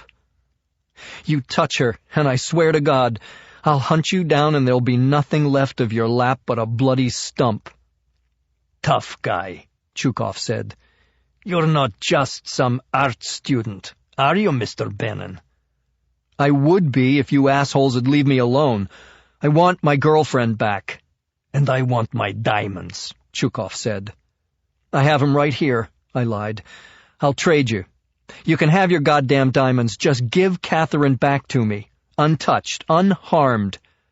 "Now you're getting smart," Chukov said. "There's a self-storage warehouse under the Williamsburg Bridge." "No. I'll bring the diamonds to the exact same place where I found them," I said. "The main concourse of Grand Central." "Too crowded," Chukov said. "I like a crowd," I said. "It's safer.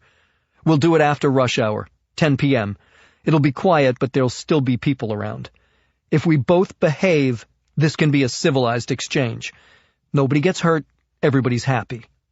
"I'm happy right now, Mr. Bannon," Chukov said. "You know, your girlfriend has a beautiful ass." I heard a smack, and Catherine screamed. Chukov belched out a sickening laugh. 10 o'clock, Bannon. Chapter 82. I had set the grand finale exchange with Chukov for the main concourse, center stage at Grand Central Terminal. Chukov wasn't too happy about it, but he agreed. He probably believed that Matthew Bannon, the art student, would feel safer surrounded by people walking through the terminal. But the reality was that Matthew Bannon, the ghost, had picked the spot because it offered the best field of fire. Adam and Zach were already scoping out the building when Ty and I arrived. Then we worked together to map out the best possible combat plan. Ever since the night I threw those smoke grenades and turned Grand Central into total pandemonium, security had been beefed up. This meant that 4 strapping ex-Marines standing in the middle of the main concourse on a recon mission would definitely attract cops. So we opted for aerial surveillance. A table for 4 at Michael Jordan's steakhouse on the north balcony of the terminal, overlooking the rendezvous spot. It was an excellent vantage point. Plus, we were all starving. We ordered, then sat there and quietly studied the traffic patterns below. When you're standing in the middle of the terminal, it seems like people are crisscrossing the concourse without rhyme or reason, but from 20 feet up, the perspective changes, and they begin to look more like a colony of ants, each one racing about with purpose.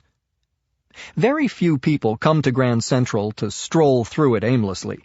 Everyone is on a mission, headed for a stairwell, a train, a Starbucks, an exit.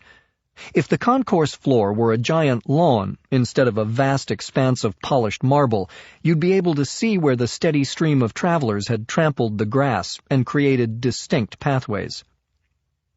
"Right down there," I said, pointing at an area where almost no one had walked for 15 minutes. "That looks like the smartest place to make the exchange." Adam nodded slowly. "The exchange," he said, a sardonic little smile crossing his lips. "Which exchange are we talking about? The one where Chukov trades us Catherine for the diamonds?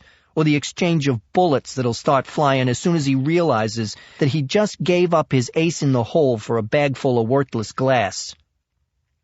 I couldn't show up completely empty-handed, could I? So in the afternoon, we had found a theatrical prop shop on 12th Avenue that sells loose rhinestones for $25 a gross. Zelvaz's medical bag was now filled to the brim with them. "How long do you think it'll take Chukov to realize he's been played?" Ty asked, digging into a bowl of Louisiana crawfish chowder. The rest of us were chowing down on the only thing you go to a steakhouse for, meat. "They look like the real thing from a distance," I said. "That'll help me get close to Catherine, but I guarantee that Chukov will know they're bogus as soon as he gets his hands on them." "And I guarantee you that as soon as he does that," Adam says, "he and his squad of Russian goons will start shooting up Grand Central Terminal." That was our biggest challenge, collateral damage. You do your best to minimize it, but sometimes it's unavoidable. Innocent people getting killed is part of the reality of war. As dangerous as this operation was, it was complicated by the potential for civilian casualties once the bullets started flying. And knowing how desperate Chukov was, that seemed inevitable. I'd be wearing a vest, but some weary advertising executive trudging out of the Gray Bar building toward Track 17, hoping to catch the 1014 to Larchmont, wouldn't have the benefit of Kevlar. And neither would Catherine. Chapter 83. We left Zach behind to patrol the area in and around Grand Central and call us if he saw any sign of Chukov's men arriving early and taking up positions. The rest of us took the subway back to the fortress. There was only one thing more intimidating than facing Chukov and his Russian triggermen.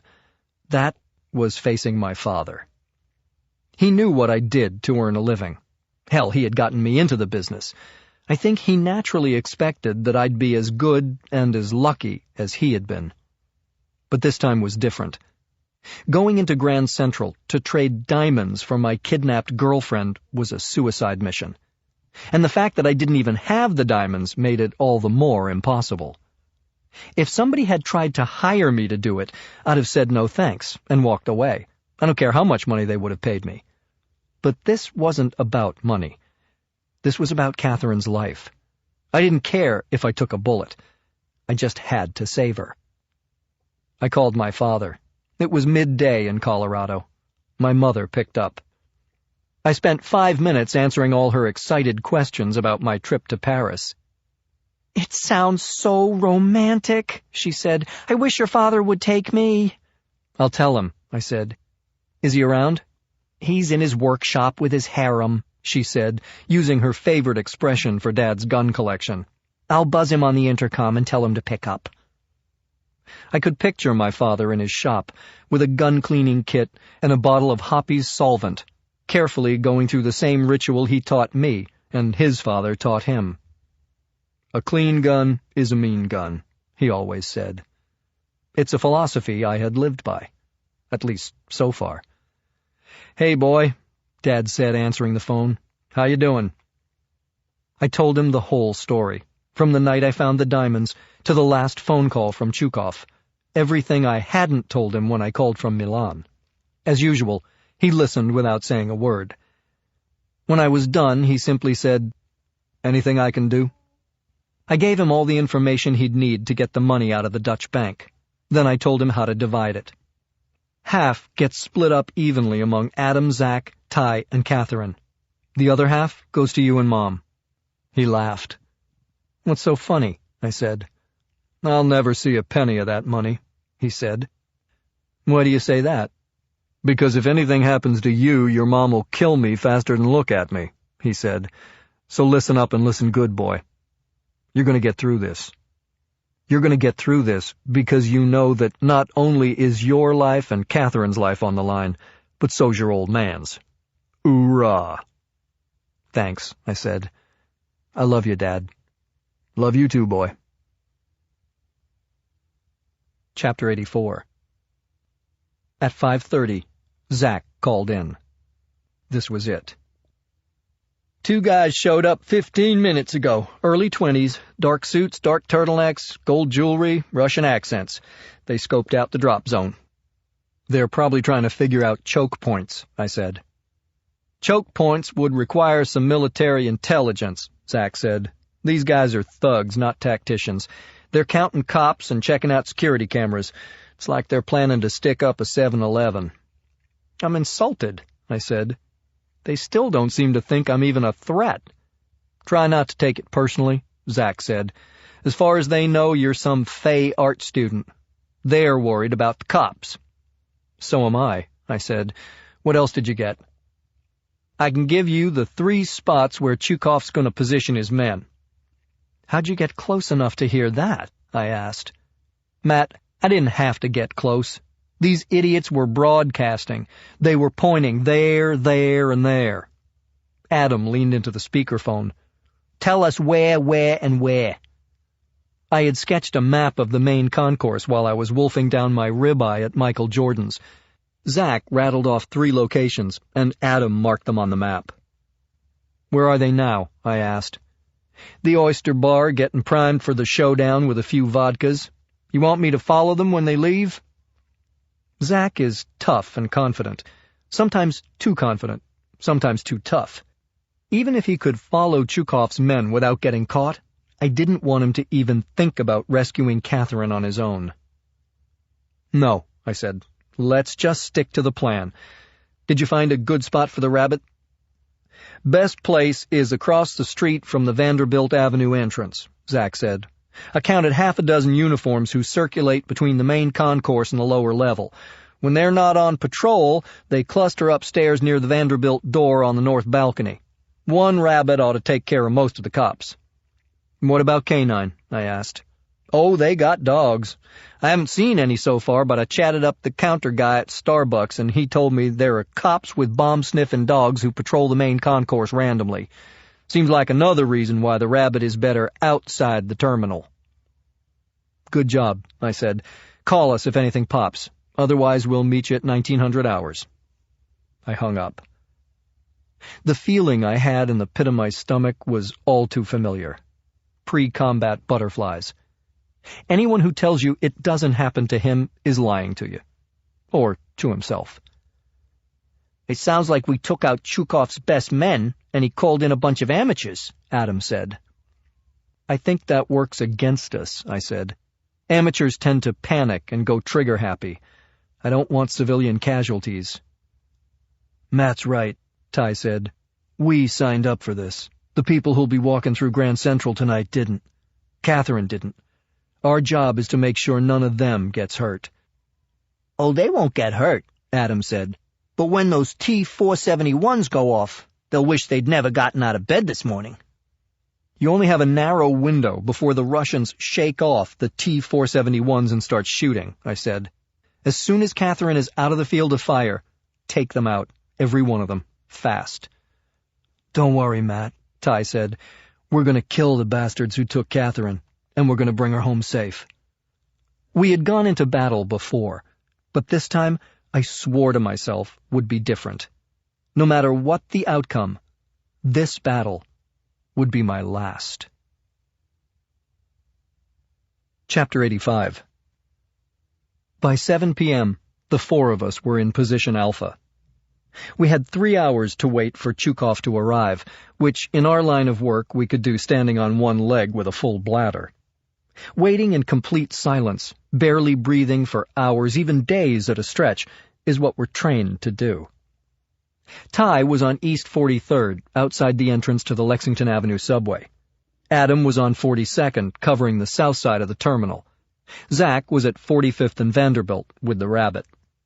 I was inside, my hand clutching the medical bag, my eyes scanning the commuters who poured out of the MetLife building to take the escalator down to the main concourse. The 4 of us were fitted with the same wireless communication system the Secret Service uses, micro-earbuds, transmitter necklaces under our collars, and invisible microphones in our lapels. The protocol was for each of us to check in with an update every quarter hour. 10 o'clock came and went. 10:15, 10:30, 10:45, No sign of Chukov. At 11 o'clock, Adam was the first to check in. Cab 42 to dispatch. Our passenger is still MIA. What do you make of it? I radioed back. Dispatch to 42. He'll be here. He just wants to see me sweat. It isn't working. One of the most critical skills a combat Marine has to hone is patience. I had once sat in a sniper's nest for 72 hours without moving. This assignment was much harder. Knowing that Catherine was in the hands of a sadistic maniac like Chukov made every minute drag and every quarter hour endless. I paced from one end of the waiting area to the other. The escalator from the MetLife building whirred quietly. No one had set foot on it for 20 minutes. The traffic in Grand Central had thinned out dramatically. That, at least, was a plus. Fewer people, less chance of hitting an innocent bystander. I was ready. My team was ready. But where the hell was Chukov? 11:15. 11:30. 11:45. At 3 minutes before midnight, my cell rang. The caller ID said it was coming from Catherine's phone. I answered. The voice on the other end was ice-cold and menacing. It was Vadim Chukov. "It's over," he said. "Over? Where are you?" I said. "I've been standing here in Grand Central with your diamonds since 10 o'clock. "Shove them up your ass," he said. "What are you talking about? We have a deal." "The deal is off," he said. "You lied. You sold the diamonds in Amsterdam." "That's crazy," I said. "I tried, but I couldn't. I have them right here in my hand." "You want to know what's in my hand, Bannon?" Chukov said. "A 7-inch carbon steel knife. And as soon as my men have finished gangbanging your pretty little girlfriend, I'm going to use it to slit her throat." He hung up. I stood there, shaking, unable to breathe, sweat pouring off me. Chapter 86. 43 to dispatch. It was midnight, and Ty was doing his quarter-hour call-in from Lexington Avenue. "Slow night," he said. "No passengers." "This is dispatch to all cabs," I said. "I just got a call. The Russian isn't coming. He's backing out of the deal." None of us said a word as each man on the team let the bad news penetrate. And then Adam broke the silence. 42 to dispatch. We may have some signals crossed. You said the Russian isn't coming, but his Benz just pulled into the loading zone at the Grand Hyatt. The Hyatt was next door to Grand Central. "There are a lot of Benzes in this city," I said. "Are you sure it's his?" "Hold on," Adam said. "Let me put on my reading glasses." Adam's reading glasses were a $3,000 pair of 13 times Steiner sniper-grade binoculars. "Affirmative," he said. "He's in the front seat, passenger side. There were people in the back seat, but I can't get an angle on them." 45 to dispatch. It was Zach calling in from Vanderbilt. "I have 3 men looking for a taxi. I recognized 2 of them from this afternoon. You should see them in a few seconds." Even as he spoke, 3 men in dark suits walked through the Vanderbilt entrance and down the stairs. One of them pointed to the 3 spots we had targeted on the map, and each headed for his assigned place. I tried to process the new information. Chukov was outside the terminal. His men were taking their positions inside. I was trying to make sense of it all when my cell rang. It was Chukov. "So, Mr. Bannon," he said, "do I have your attention?" "Undivided," I said. "It's painful when you think that something you love is gone forever, isn't it?" He didn't wait for an answer. "That's how I felt when you ran off with my diamonds. You have experienced only a moment of pain, but I have the power to make your pain last a lifetime. Do you understand?" "Perfectly," I said. "I want to see Catherine." And I want to run my blade from her perky little nipples to her creamy white thighs. Let's see which one of us gets what he wants.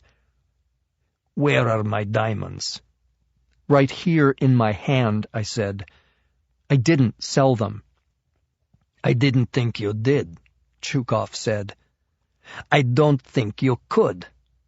You know why? Because you don't have the brains and you don't have the balls. Where are you now, Bannon? I gave him my exact location. He hung up. A few seconds later, Adam reported in. The Russian just got out of the bends. The back doors are both opening. People are getting out. One man, a second man. I held my breath. Finally, Adam came back on. And a woman. Matt, it's Catherine. She's headed your way. I exhaled and gave the command I had been waiting to give all night.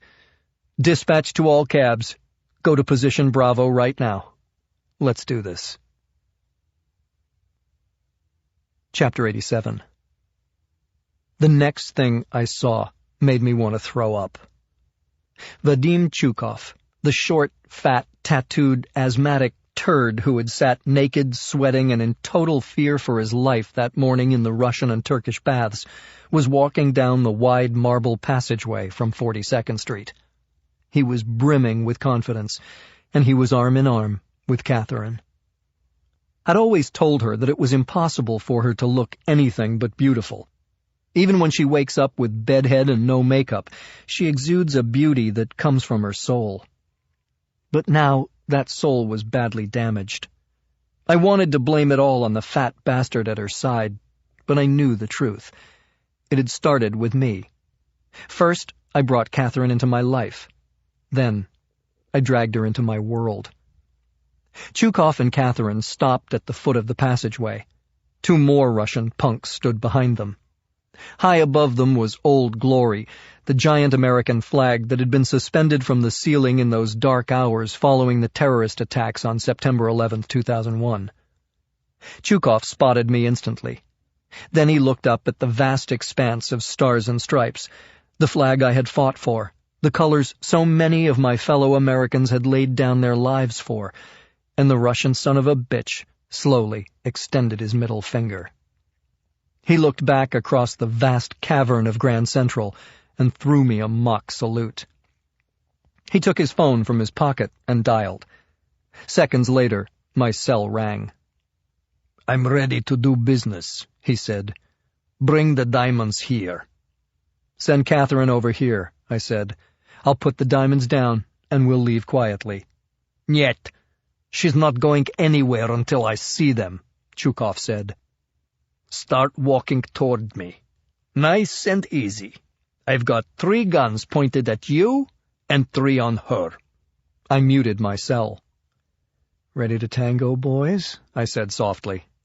Ty's voice came back first. "In position Bravo, dancing shoes on." Then Adam. "I was ready to stomp all over him as soon as he gave the flag the finger."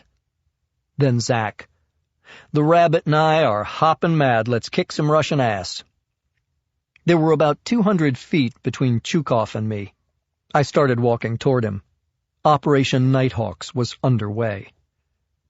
The city that never sleeps was living up to its name.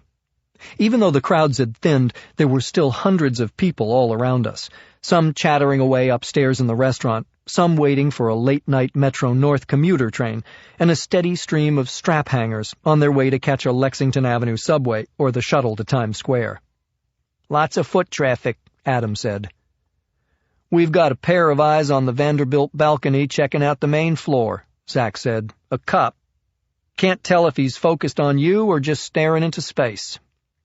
I was halfway there, 100 feet to go. I didn't look up at the cop. I just kept walking. I could see Catherine clearly now. Her tan pants were stained with dirt and grease, her hair was matted from sweat, and her eyes were red, puffy, and filled with dread. When I got 30 feet away, I stopped and unmuted my cell phone. "This is as far as I go, Chukov," I said. I put the phone down, unlatched the medical bag, tipped it forward, scooped up a fistful of rhinestones, and let them trickle through my fingers and run back into the bag. A smile spread across his jowly mug, and I knew that the worthless glass had passed for the real thing. I closed the bag and picked up the phone. "You wanted to see them?" I said. "You've seen them. Now send one of your men over here with Catherine, and he can have the diamonds." Chukov hesitated. "Don't take too long," I said. "There's a cop on the west balcony who's starting to get interested in this little tableau, and I think we should all get out of here before he decides to ask embarrassing questions." Chukov looked up at the cop, who was standing on the balcony. He turned to one of his men, a big, burly, stoop-shouldered Eastern European. "Grigor," he said. That was all I understood. The rest was in Russian. Chukov let go of Catherine's arm. Grigor stepped in, gently tapped her shoulder, and said, "We go, please." They walked toward me and stopped less than 2 feet away. I could feel the fear coming off Catherine's body. "Take the bag," I said to Grigor. "Take it back to Chukov, and get the hell out of our lives." I waited for him to bend down and pick it up. He didn't. Instead, he nudged it into position with his foot, then kicked it hard. It skittered across the floor and stopped directly at Chukov's feet. It would take Chukov less than 10 seconds to open the bag and realize the diamonds were fake. Grigor stood silently, one hand on his gun, the other on Catherine. I tilted my head down toward my lapel. "Release the rabbit," I said. Chapter 88. The best way to get a greyhound to race around a track is to give him a mechanical rabbit to chase. Our rabbit was an olive-drab rucksack packed with smoke grenades, like the one I had thrown the night I found the diamonds. As soon as Zack pushed the remote detonator, it exploded outside the prestigious Yale Club at 50 Vanderbilt Avenue, across the street from the terminal. Our mission was to create chaos outside Grand Central before all hell broke loose inside. It worked like gangbusters. The explosion wasn't much more than noise and smoke, but the ear-splitting boom was enough to cause a coronary a block away, and the billowing, acrid cloud of smoke could have blanketed a football field. The blast was far enough away that down on the main concourse it sounded like a muffled car backfiring. Those who heard it waved it off, a classic case of, "This is New York, I have my own problems. That noise ain't one of them." Not so with the cops at the door. For them, standing around hour after hour, day after day, night after night, this was a holy shit moment, the shoe they had been waiting to hear drop. And despite the fact that the streets of New York are the sole jurisdiction of the NYPD, the MTA state cops bolted out the door like a pack of greyhounds from the starting gate, racing to nail the exploding rabbit. Catherine heard it, too. If she could be any more petrified than she already was, the noise pushed her to the edge. After her body twitched from being startled, fresh tears made tracks over the ones already dried on her dirty cheeks. I desperately wanted to wrap my arms around her and apologize for the pain and suffering I had caused, and vow to spend the rest of my life making amends for it. But all I could do now was make that promise to myself. I turned my attention back to Chukov. The noise didn't faze him. He was too busy opening the bag. He reached in and grabbed a handful of the glittering stones. A second later, his head snapped around, and he screamed at me. The words were in Russian, but I needed no translation. It was the cry of a man who had just come up with a fistful of worthless glass. "Light it up!" I yelled into the wireless. Chukov flung the rhinestones to the floor and went for his gun. I reached for Catherine and screamed, "Close your eyes! Cover your ears!" as I shielded her with my body. She was too dumbfounded to follow through with my instructions. I pressed her face to my chest, covered her ears with my arm, and braced myself. Unlike the benign smoke grenades that had drawn the cops onto the street, the ALST-471 Magnum Ultra-Flash grenade produces a brilliant flash, a deafening concussive blast, and a shower of white-hot sparks.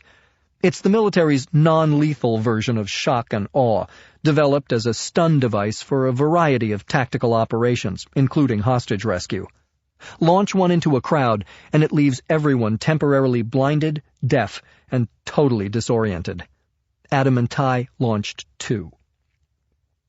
The flash grenades hit their marks and rocked the place. Even with my eyes closed and my ears covered, the white light and the thunderous noise were like a lightning strike. The shrieks and cries of the throng who were caught by surprise bounced off the marble walls and echoed from the domed ceiling. I screamed into my wireless for Zach, opened my eyes, and saw him running toward me. "You're safe! You're safe!" I yelled at Catherine as I passed her over to Zach. "Zach, don't let her out of your sight! Go, go, go!"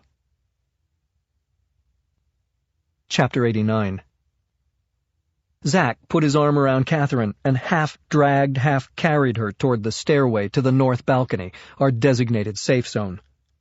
The rest of us had 6 incensed Russians to deal with. Like everyone around them, they were still stunned, unable to fight back. First, Grigor. He was flailing, still blinded, trying to get his bearings. I gave him a vicious chop to the larynx with the blade of my hand. The blow drove quantities of blood into his lungs. He dropped to his knees, gasping for air and coughing up thick red puddles. I grabbed his jaw with one hand, put my other hand behind his neck, and twisted. Hard. Harder than I would if I were trying to get a stuck lug nut off a wheel. Even over the screams echoing through the cavernous train station with its high ceilings, I was close enough to hear the wet pop, and I let him fall to the floor. "Tango down," I told my team. A volley of gunfire reverberated through Grand Central. It was coming from above. Adam and Ty had raced up the stairs into Michael Jordan's steakhouse. They'd taken positions on the north balcony. One of Chukov's young punks had parked himself under the New Haven Line departures board. He was still dazed from the flash grenade when Adam fired. The man's chest tore open like a pumpkin that's been hurled off a rooftop. His shirt turned red, and he dropped in a heap. "Tango 3 is on the west balcony," I said. Ty came back. "I don't see him." "He hit the ground when the grenades went off. He's hiding behind the marble balustrades." Ty kept talking. "Chicken shit bastard is socked in good. I can see a sliver of his punk ass between the 6th and 7th column." The balustrades were only inches apart, and Ty was at least 200 feet away. Hitting the target would be like driving a golf ball through a chain-link fence. "Do you have a shot?" I asked. "No." Then there was a loud crack. "But I took one anyway," he added. "Tango 3 is down." I watched as a trail of blood flowed through the marble balustrades on the west balcony and dripped to the floor below. "Nice work," Adam said. The place was sheer bedlam. I had used flash grenades in combat and seen the effect it had on the enemy, but this was 100 times worse.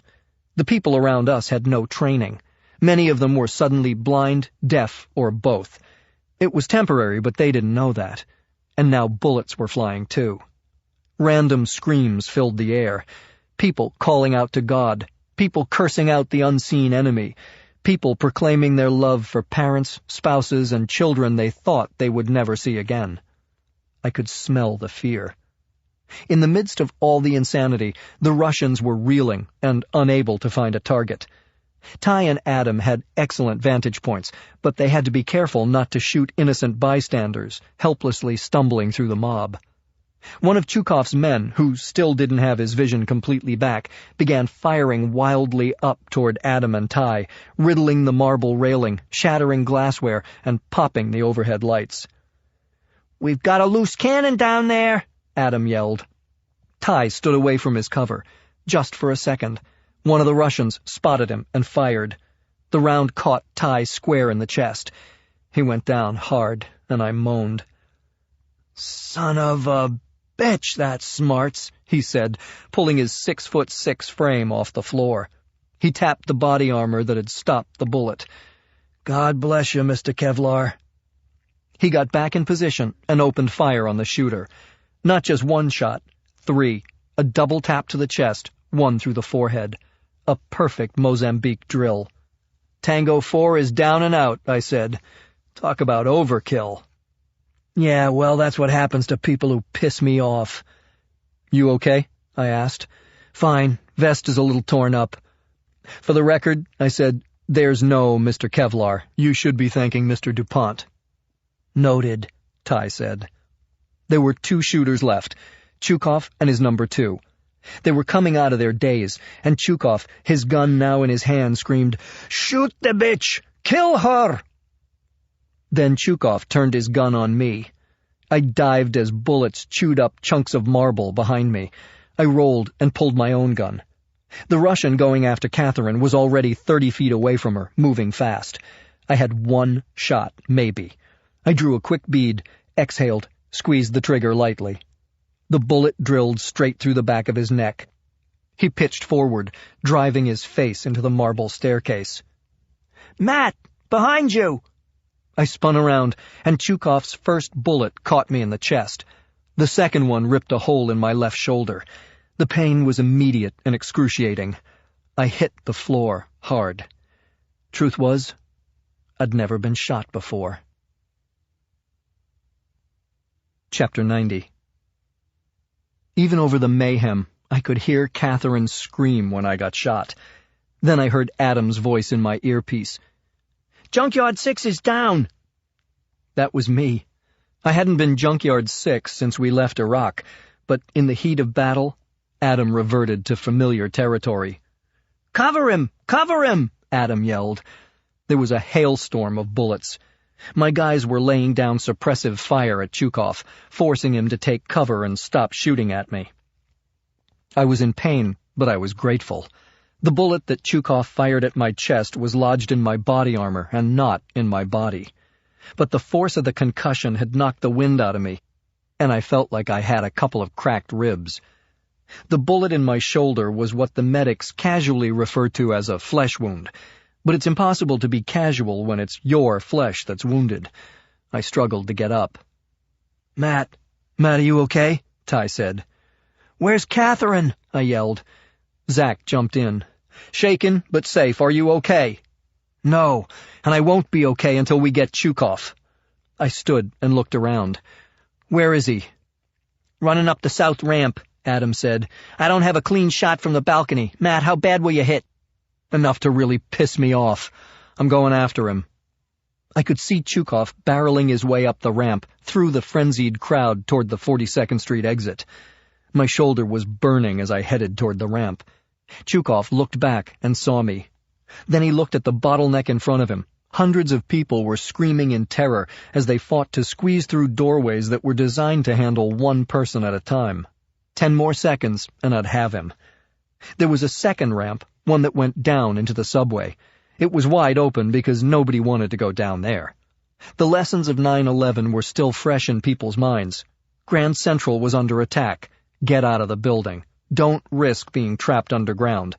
Only a crazy person would head down there. The mob kept clawing at the front doors. One crazy person broke off from the pack and raced down the ramp toward the spider web of subways below. Chukov. He had realized he'd never make it out the narrow door. A second person, bleeding, in pain, and probably just as crazy, followed. Me. Chapter 91.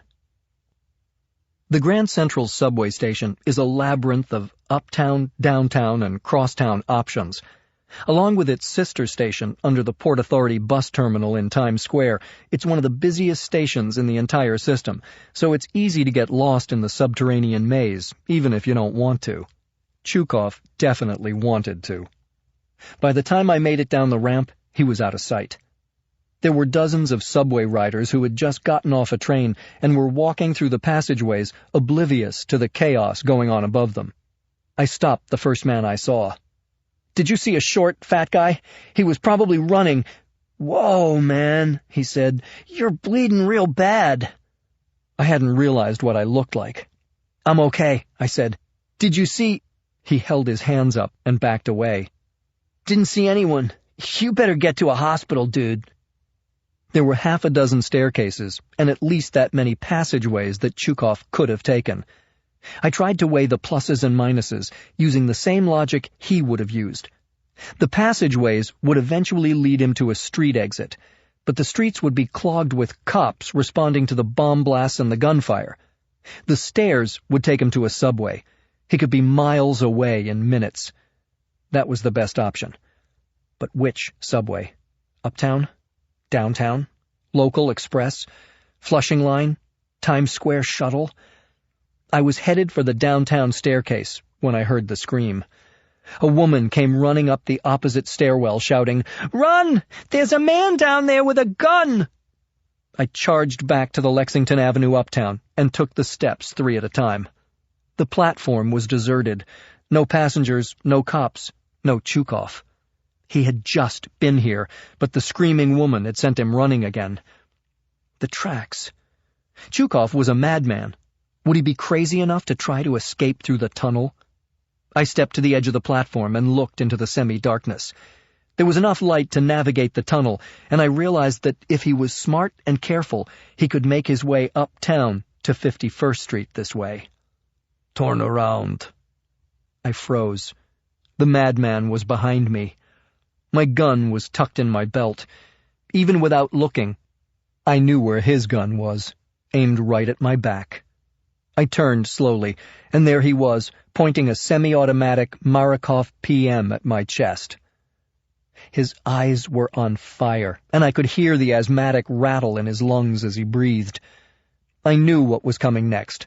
The diatribe, the rant, the blistering harangue cataloging every injustice I had inflicted on him, followed by threats of retribution he would bring down on me and everyone connected to me. And then one last negotiation. He still wanted the diamonds, and even though I had duped him on the exchange, he still believed I had them. Scream at me all you want, I thought. I need as much time as I can get to figure a way out of this. But I was wrong. He didn't utter a word. He just aimed the gun at my heart and squeezed the trigger. The bullet slammed into the shock plate of my body armor and blew me backward off the platform onto the tracks. The pain was unbearable, but once again the vest under my sweater had saved my life. But only for a few seconds. Chukov stepped up to the edge of the platform and pointed the Marikov at my head. "Do svidaniya, motherfucker," he said. Chapter 92. Bulletproof vests save lives, but they don't do much for bones.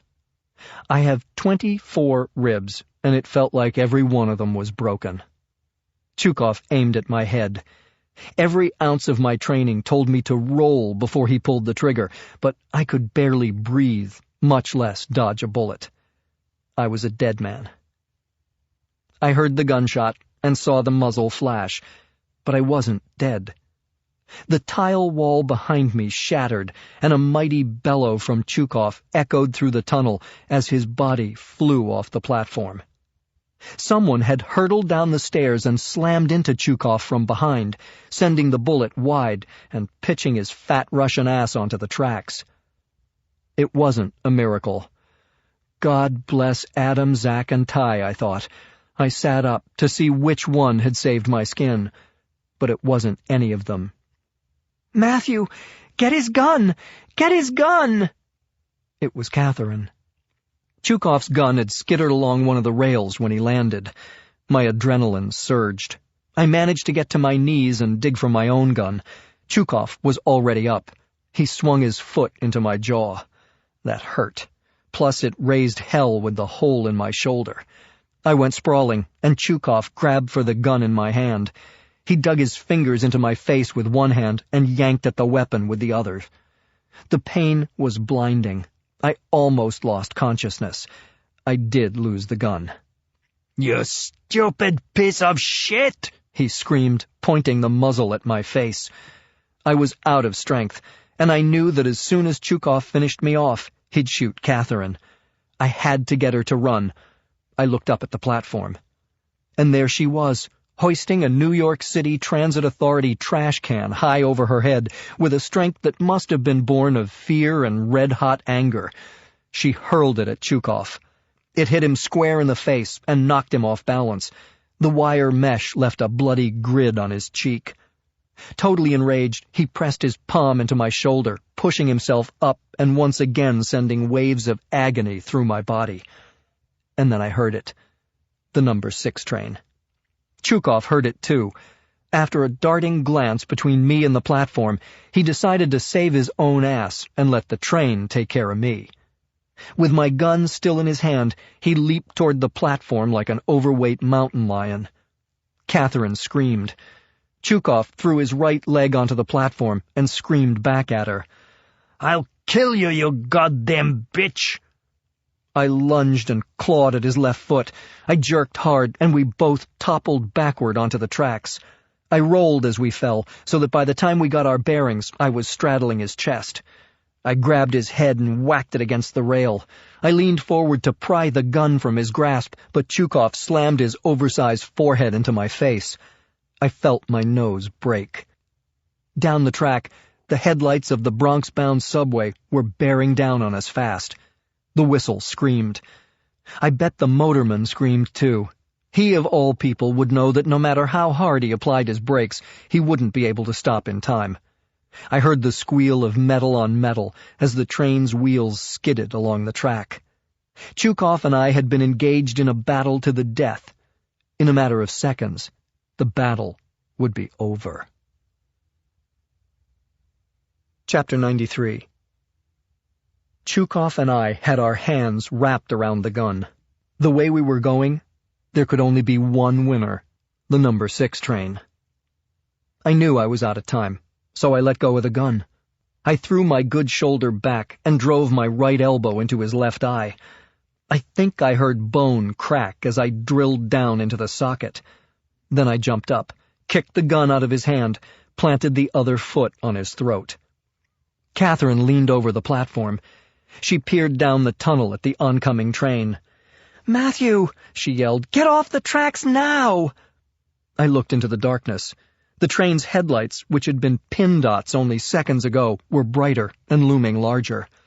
Chukov struggled to get up, but I had weight and leverage on my side.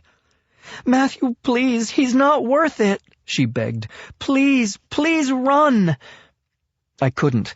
If I took my foot off Chukov's throat, he'd still have enough time to vault the platform. I had to finish this. And then I remembered. I pictured Chukov sitting in the steam room with the bronchodilator on his lap. Chukov, the asthmatic. I lifted my foot off his throat and slammed it down on his chest. The compression was more than his lungs could take. He began gasping for air. I reached down and scooped up a fistful of the black dirt and subway soot that lay between the ties. And just as Chukov inhaled deeply, struggling to breathe, I flung it in his face. He sucked it all in. I grabbed another handful of the powdery filth and threw it at his nose and mouth. He was now in a full-blown asthma attack, choking, spitting, screaming half-gurgled Russian. His eyes bulged with fear. I leaned in close to his face. "What's the matter, Vadim? You look like you've seen a ghost." Chukov's eyes grew even wider as the truth sank in, and he realized whom he had been up against all along. I took one final look into the face of evil and drove both fists into his failing lungs. "Dos vidanya, motherfucker," I said. I started to run. Chukov didn't follow. "Matthew, hurry!" Catherine yelled. "The train is coming!" As if I needed a reminder. The whistle screamed and screamed and screamed. I turned as best as I could. I could see sparks flying off the wheels as they scraped the metal rails. I could even make out the outline of the motorman in the front cab. I could only imagine the sheer horror in his eyes. The front of the station was maybe 500 feet away. I'd never make it. I couldn't get out of this. I was going to die. Chapter 94. I ran for my life anyway. Catherine ran right alongside me on the platform. "Take my hand," she screamed down. "I'll pull you up, Matthew." "No," I shouted. "I'd pull you down." "I don't care," she said. Her words rushed over me, and if they were the last ones I'd ever hear, I'd die happy. Well, maybe not happy, but a little more at peace with the world. "I'm sorry for everything," I yelled, hoping she could still hear me over the roar of the No. 6 train. "I love you." And then I broke into a sprint, or as much of a sprint as I could muster with multiple fractures and heavy blood loss. Grand Central is a 4-track subway station. 2 single tracks on each side and a double set of tracks in the middle. If I had been on the center set of tracks, I could have stood between them and let the train pass me. But the outer track is a death trap. A platform on one side and a wall on the other. The only possible escape was a service door set in the wall. I could see one, 20 feet ahead. I looked back. The train had just entered the station, sparks flying, whistle blowing, and now I could see the motorman's face. Absolute panic when he saw one man lying on the tracks and another running down the tunnel. And then I heard the thump. If Chukov had any air left in his lungs, he might have screamed when the train hit him, but he didn't. All I heard was a flat, dull whoomp, like a tennis racket slapping a mattress. It was unmistakable. Chukov was dead. I reached the service door that was tucked into the tunnel wall. I pulled the handle. Locked. Another 100 feet still lay between me and safety. The train was slowing down. Maybe I could outrun it after all. And then my foot caught a railroad tie, and I fell face first into the bed of debris and muck between the tracks. It was over. I took comfort in knowing that the most evil son of a bitch in the world was dead, and the most wonderful woman in the world was alive and safe, which was what I had set out to do. Mission accomplished. The squeal of the brakes was deafening now. Even an art student knows a little physics. The train couldn't stop in time. Inertia wins. I lose, and die on the train tracks.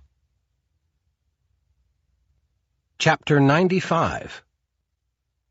Zack heard the crying before he reached the platform. He raced down the stairs. It was Catherine. She had her face buried in Ty's shoulder and was sobbing uncontrollably. "Ty, am I glad you found Catherine," Zack said. "Matt would kick my ass if I let anything happen to her. Let's round everybody up and get the hell out of here." "Zack," Ty hesitated.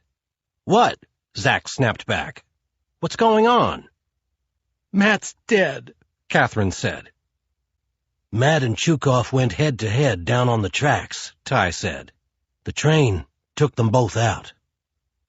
The last 3 cars of the No. 6 train were still inside the tunnel. The doors to the train remained closed. A handful of passengers were pressed against the front window, wondering why the motorman was on the ground, his back against a steel column, his legs stretched out in front of him. A transit cop was kneeling beside him. "Oh, God," the motorman said, breathing hard. "Oh, God, I can't believe it." "Try to stay calm, Mr. Perez," the cop said, putting her hand on his arm. "The paramedics are on the way." "Paramedics," he said. "For what? They're both dead." "For you," she said. "They'll be here for you. Try to calm down." "I had green lights all the way from 34th, Perez said. "So we were moving, but legal, 100% legal." Catherine let out a mournful wail. The cop turned sharply and looked at her. "I'm trying to get a statement here. Can somebody please—" "Hey!" Ty snapped at the cop. "Hey, I'm sorry," she said, "but we got a situation here." She turned back to the motorman. "Did they fall? Did they jump? What happened?" "I don't know. They were already there when I saw them. One guy was on the track and couldn't get up. It looked like maybe the other guy was helping him. I hit the brakes as soon as I saw them, but the man on the tracks was too close to the rear of the station. He never had a chance." He closed his eyes and buried his head. "And the second guy?" the cop said. "He started running. The train had slowed down to 4 miles an hour. He could have made it, but he fell. It wasn't my fault." 5 cops came bounding down the stairs. One was a sergeant. "Sarge," the cop said, "we have 2 civilians under the train. The motorman is in shock. I told the conductor to keep the doors closed until I can get someone here for crowd control." "Any witnesses?" the sergeant said. "That woman," she said, pointing at Catherine. By now, a dozen passengers had moved forward to the front car. One started pounding on the window and yelling, "Let us off! Let us off!" The others immediately picked it up. "Keep her on ice," the sergeant said. "Let me deal with the passengers first." "I'll wait with her," Adam said, and put his arm around Catherine. "We have to get you out of here," he said in a whisper. "Now, while the cops are still busy." "I can't," she whimpered. "Matthew's still down there. His body's there." "Catherine, you don't want to see him," Zach said. "He's gone," Adam said. "We can't do anything for the captain. He wanted us to keep you safe. That's what we're going to do." He tried to move Catherine toward the stairs, but she dropped to her knees. "Matthew, I love you so much. I love you," she said, sobbing. "And I forgive you." A faint voice came from under the train. "If you can find someone who can get this train off me, you can tell me in person. I love you too." Chapter 96. I was lying right under the second car, maybe 20 feet from Catherine. I had managed to fall flat into the track bed. 40-odd tons of the 6 train had passed over me before it finally came to a stop. I don't know how long I was unconscious. Between losing blood and whacking my head when I fell, I was out of it for a while, probably. But when I came to and heard Catherine saying she loved me and forgave me, I had another reason to get out of there. Up on the platform, I could hear Catherine crying, and my guys laughing and screaming, and then orders from someone in charge. "Don't move," the voice said. "Don't worry," I responded. "I'm not going anywhere." "Matt!" It was Adam. "You okay?" "No," I said. "You know how disgusting it is on these tracks? I'll probably die from being face down in subway grunge." I heard Ty next. "At least we know his sense of humor is still awful." It took half an hour before the power to the third rail was turned off, so the fire department guys could pull me out. EMT laid me on a stretcher on the platform. I looked up, and the next person I saw was Catherine. "Nice shot with that trash can," I said. She knelt down and pressed against my filthy, foul-smelling, bloody body. She kissed my face a dozen times before the EMT guys pried her off. "Ma'am, we've got to get him to the hospital. You can ride with us." 4 firefighters and 2 EMTs lifted the stretcher, and we headed for the stairs. "Wait, I have to talk to him. That guy there." It was the motorman. He came forward and stood over me. His face was ashen. He was crying. "I'm sorry. I couldn't see you till it was too late. I'm so sorry." I was the one who should have apologized. It was I who had left Chukov gasping for air on the tracks and made this poor man an executioner. "Don't apologize," I said. "That guy on the tracks, he was evil. He tried to kill this beautiful woman, Catherine. He was on the tracks trying to kill me. You saved both of us. Thank you." He nodded, but his expression didn't change, and I knew his life would never be the same. He was a killer now, too. Chapter 97. They took me to Bellevue Hospital, where the ER docs removed the bullet from my shoulder, gave me a blood transfusion, and told me that my broken nose and 3 cracked ribs would heal on their own in about 6 weeks. Then they pumped me full of painkillers and let me sleep. Catherine slept in the chair in my room, and my 3 buddies spent the night in the hospital, taking turns standing guard at the door. At 4 p.m, I had my first visitors. Detectives Steve Garber and Nathan Watt, NYPD. "We're trying to piece together what happened last night," Watt said. "Do you mind if I ask you both a few questions?" "It's all a blur," I said. This crazy man attacked me and my girlfriend. I tried to fend him off, but the New York subway finished the fight." Catherine nodded in total agreement. "Did either of you know this guy?" Watt said. "No." Watt smiled. "Vadim Chukov. He had a record on 2 continents. Smuggling, arson, robbery, murder, the list goes on. But this is the first time he ever tried to pick a fight with an innocent young couple waiting for the subway. Are you sure you didn't know him?" "I don't know anyone like that," I said. "I'm just a struggling art student." "A struggling art student and a war hero Marine who served in Iraq and Afghanistan," Garber said. "My Marine days are over," I said. "Were you aware that Chukov and 5 of his men launched some kind of terrorist attack in Grand Central Terminal earlier last night?" Garber asked. "It was in the paper this morning," Catherine said. "Was anybody hurt?" I asked.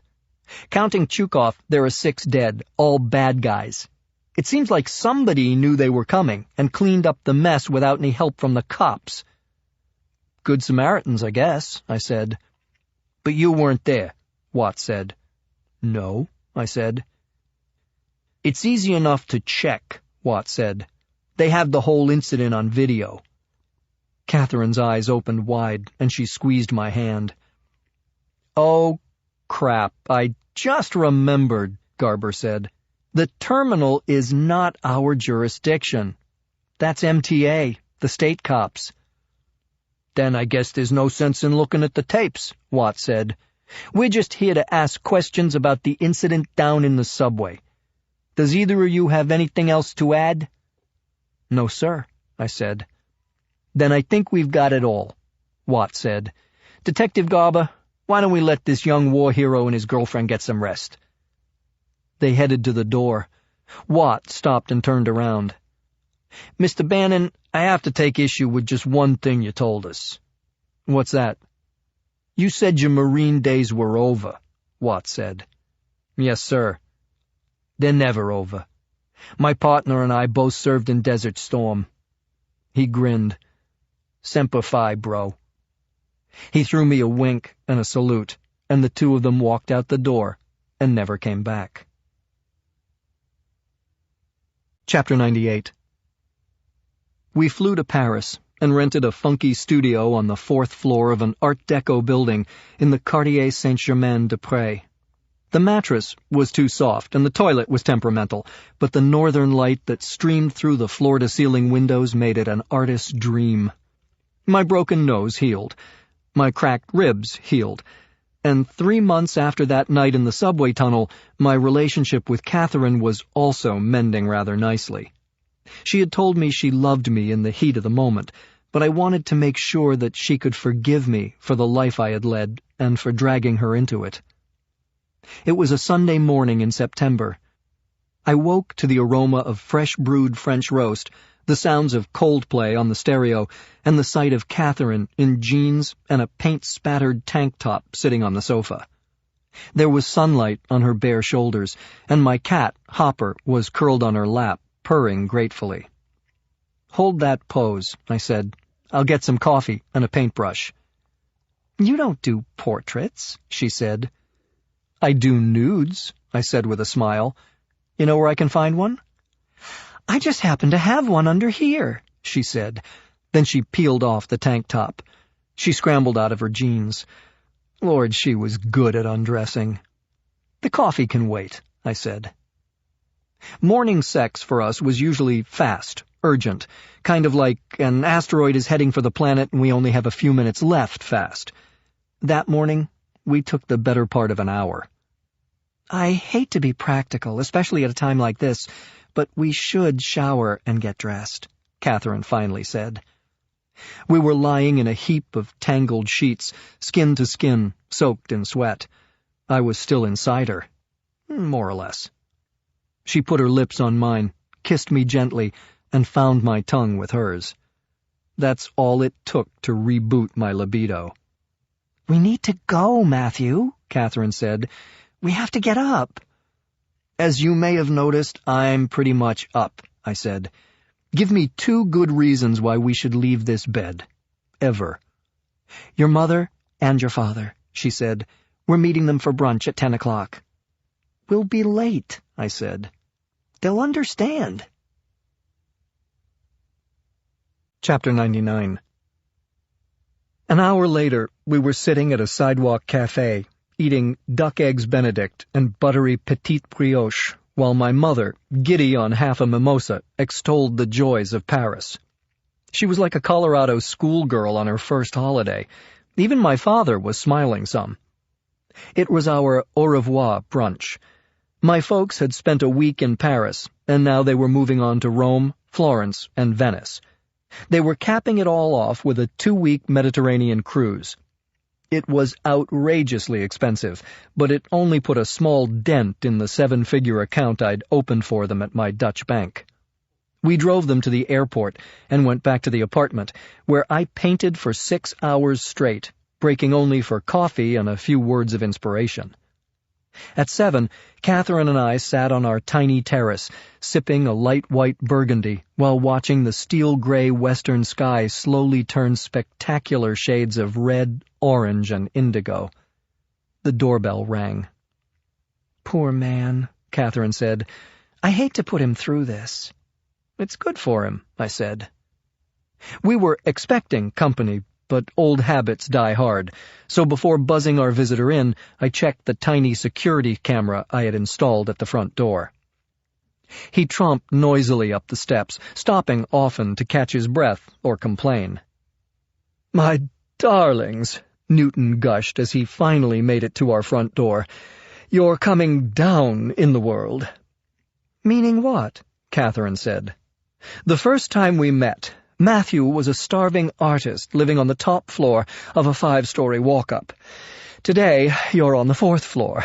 I look forward to the day when you are rich and famous, and I can ride the elevator to your penthouse in the sky." "You're full of shit, Newton," Catherine said. "The day Matthew is rich and famous is the day you'll go off and find another poor struggling artist with no money and lots of stairs to climb." Newton laughed. "She's right. Now, let me see what I came for." He stepped in. "Oh, my," he said as he took in my latest work. "Oh, my. Genius." "Really?" Catherine said. "You think Matthew is a genius?" "Oh, heavens, no. I'm the genius. I said he'd get better, and he has. The lad has discovered color, and hope, and passion." "Keep talking, Newton," Catherine said. "Every word of praise is going to cost you more money." Newton shrugged. It wasn't his money. He picked out 5 paintings. "Someday these will be worth millions," he said. "Until then, I'd peg them at 10 grand apiece."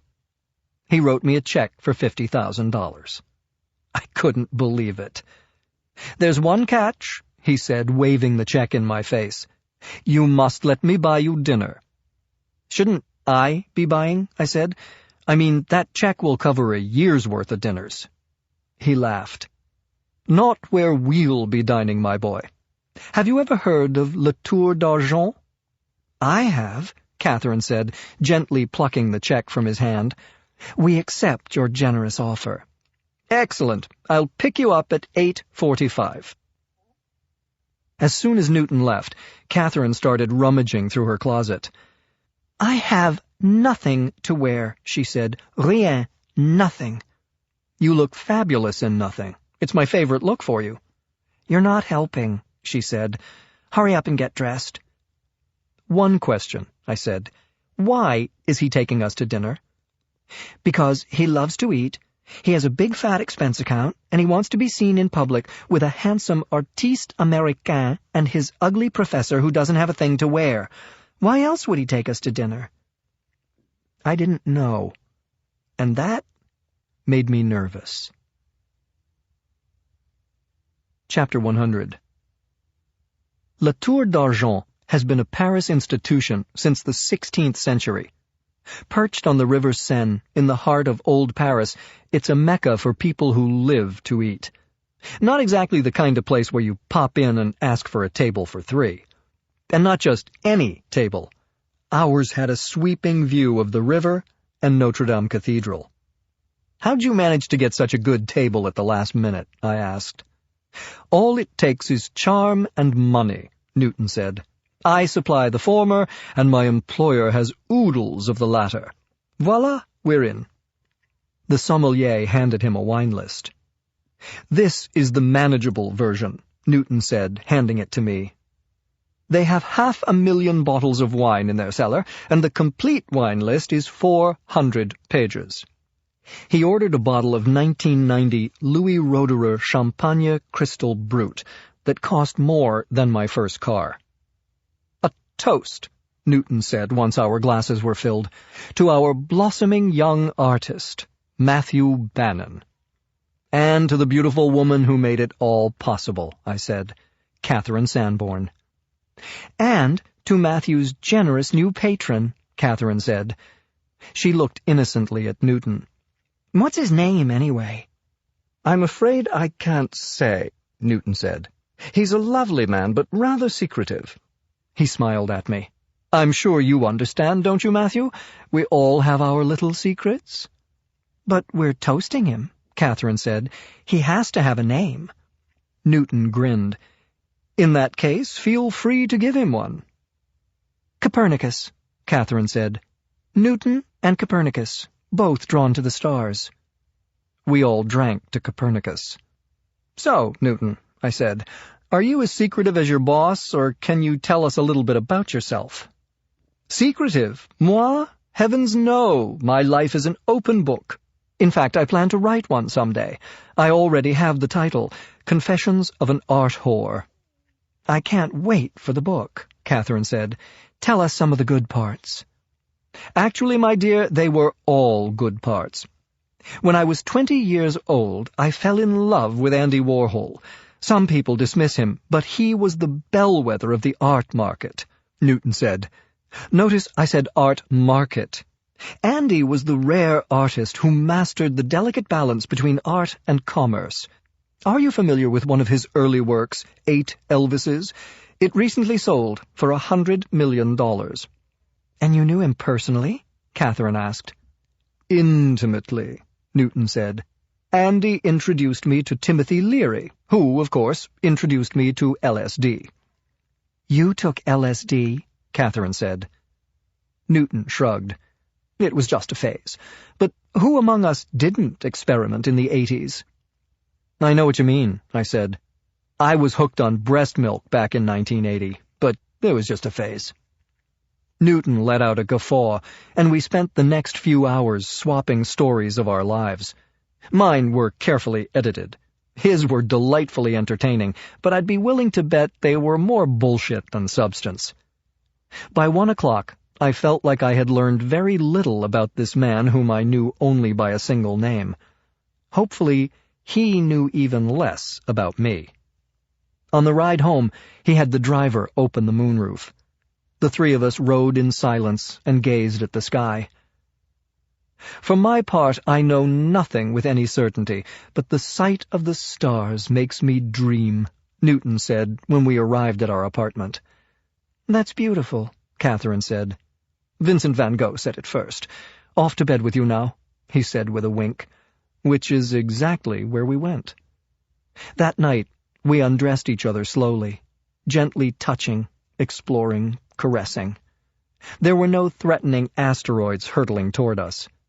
I knew in my heart there would be lots and lots of bright, beautiful tomorrows. At least, that's what I wanted to believe on that perfect night in Paris.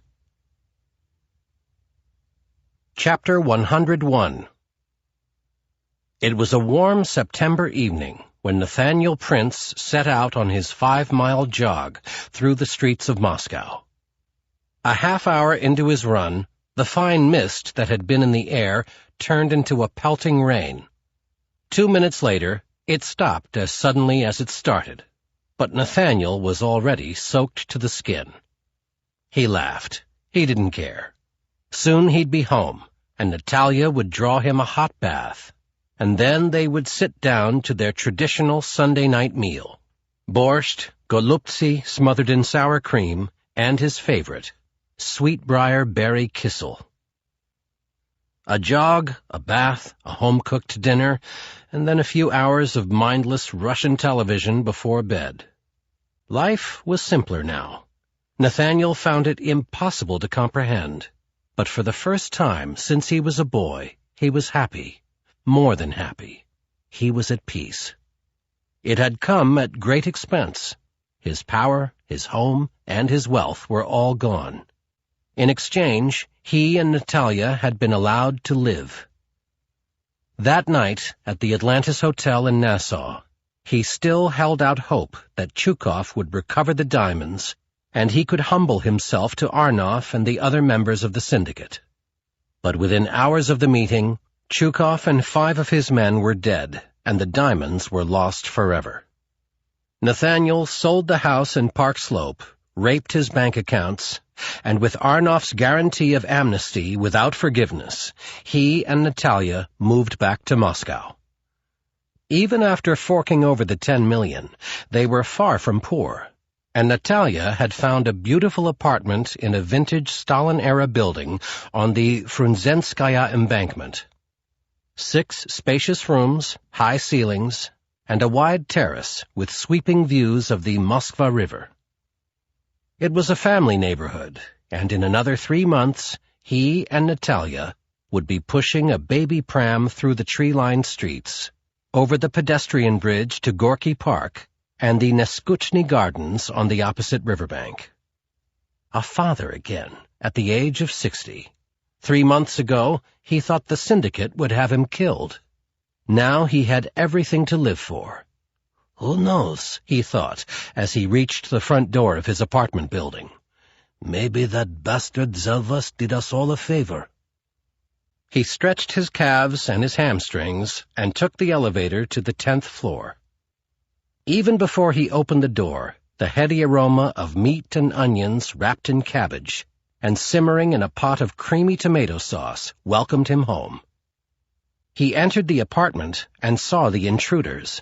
Instinctively, he reached for his gun, but of course he didn't have one in his wet jogging suit. The men in the apartment had guns, all 4 of them. Natalia was sitting in the middle of the living room, tied to a dining room chair. Her eyes were red and puffy, her mouth taped shut. "How dare you!" Nathaniel screamed. "What is the meaning of this? Do you mushiks know who I am?" He charged forward to untie his daughter. One of the men slammed him in the face with a gun barrel, and Nathaniel reeled backward, spitting blood and teeth. Nathaniel studied his attacker. One side of the man's face was covered with scars and skin grafts. It was a face that was difficult to look at, but Nathaniel knew that if he had ever seen it before, he would surely remember it now. But this man was a stranger. "Sit," the man said. A second dining room chair was pushed under him, and Nathaniel was shoved into it. "Who authorized this? Who sent you?" Nathaniel demanded, as one of the other men tied him to the chair. The man with the scarred face seemed to be in charge. "Nobody sent us," he said, winking at the others. "We heard there was a party tonight, so we came on our own. No invitation." The other 3 laughed. But Prince didn't see the humor. He was incensed. "I gave those syndicate assholes $10 million, and they agreed to let me live in peace as long as I never returned to the United States again," he said. "We had a deal, ironclad, bound by the Vorovskoy Zakon." "I see," the leader said. "A deal. An agreement between the Diamond Syndicate and the illustrious Mr. Nathaniel Prince. Or should I call you Mr. Nikita Primakov?" It had been decades since Nathaniel had heard his real name. "I don't care what you call me. Just untie me and get out. You've made a big mistake. None of the senior members of the syndicate would ever choose to violate the Vorovskoy Zakon." "That may be true," the gunman said, punching Nathaniel in the mouth and shattering more teeth. "But we are not from the Diamond Syndicate." Chapter 102.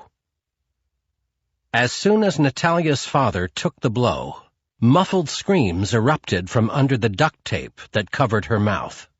One of the men slapped her face. "Shut up, bitch!" Prince strained against the ropes the men had tied around him.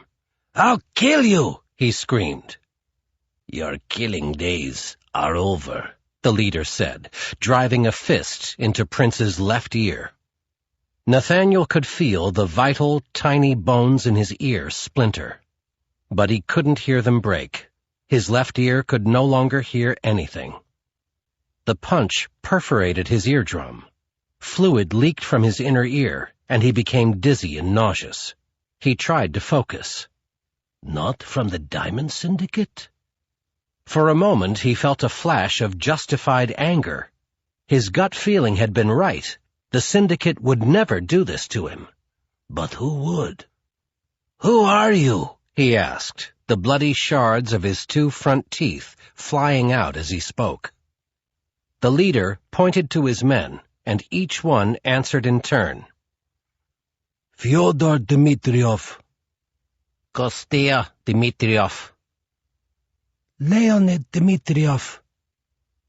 "And I am Maxim Dmitriov," the leader said. "We are what remains of the Dmitriov Cab Company. You murdered my father and my uncles. You killed our brothers, our cousins, and my son," Kostya growled. "My only son, Alexei. He was 18, and he died in the fire that morning in the garage." "I was late for work that day," Maxim said. "By the time I arrived, the garage was an inferno. 27 of my friends and family were locked in a storeroom. I tried to get to them, and this is all I got for my efforts." He rolled up his shirt sleeves. Covered in skin grafts, his arms looked even more gruesome than his face. "My bride-to-be was locked in that storeroom," Maxim said. "She didn't even work there. She came to show me photos of our wedding cake. We were going to be married in 2 more days. You killed her." Not me, Nathaniel said. It was Chukov. Vadim Chukov. A swift cuff to the right eye silenced him. "Chukov was your puppet," Maxim said. "You pulled the strings. You lit the match." What happened was not my fault, Nathaniel said. I swear, I was in the hospital. My own family had just been run down by one of your drivers. "One," Maxim screamed. "Not 27. Not 3 generations of an entire family." I know your pain, Nathaniel said. We were both injured parties. Let me try to make it up to you. I have money. Not a lot, but some. I could make restitution for Chukov's evil deeds. "Money? You think we're here for money?" Everybody needs money, Nathaniel reasoned. Tell me what you want. You took what we want. You murdered what we need. Now, like they say in America, you have to face some music. He took a cassette player from his pocket and pressed a button. "Wedding music," Maxim cried out. Even with only one good ear, Nathaniel could make out the fiddle, the mandolin, and the garmoshka, playing the joyful sounds of his homeland's traditional folk music. "Everyone," Maxim said, "a toast to the bride." The 4 men lifted their imaginary glasses. "Na zdorovye," they shouted. Then they began to dance around the bride, Natalia. "This is the wedding dance you stole from me," Maxim shouted. Fluid was seeping out of Nathaniel's inner ear. The room was spinning, and watching the 4 men dance in a circle around Natalia made him even dizzier. Maxim ripped the tape from Natalia's mouth, and she gasped for air. "Raise the bride up high," he bellowed. The 4 men each grabbed a leg of the chair and hoisted it almost to the top of the 10-foot ceiling. Natalia screamed in terror, "Papa!" And in that moment, Nathaniel knew. "Please," he begged, "I'll give you everything I have. $3 million. You can have every penny." "This will be payment enough," Maxim said, as the 4 men danced toward the terrace door. Leonid kicked it open, and now Natalia, too, realized her fate. "Please," she screamed. "You can see I'm pregnant."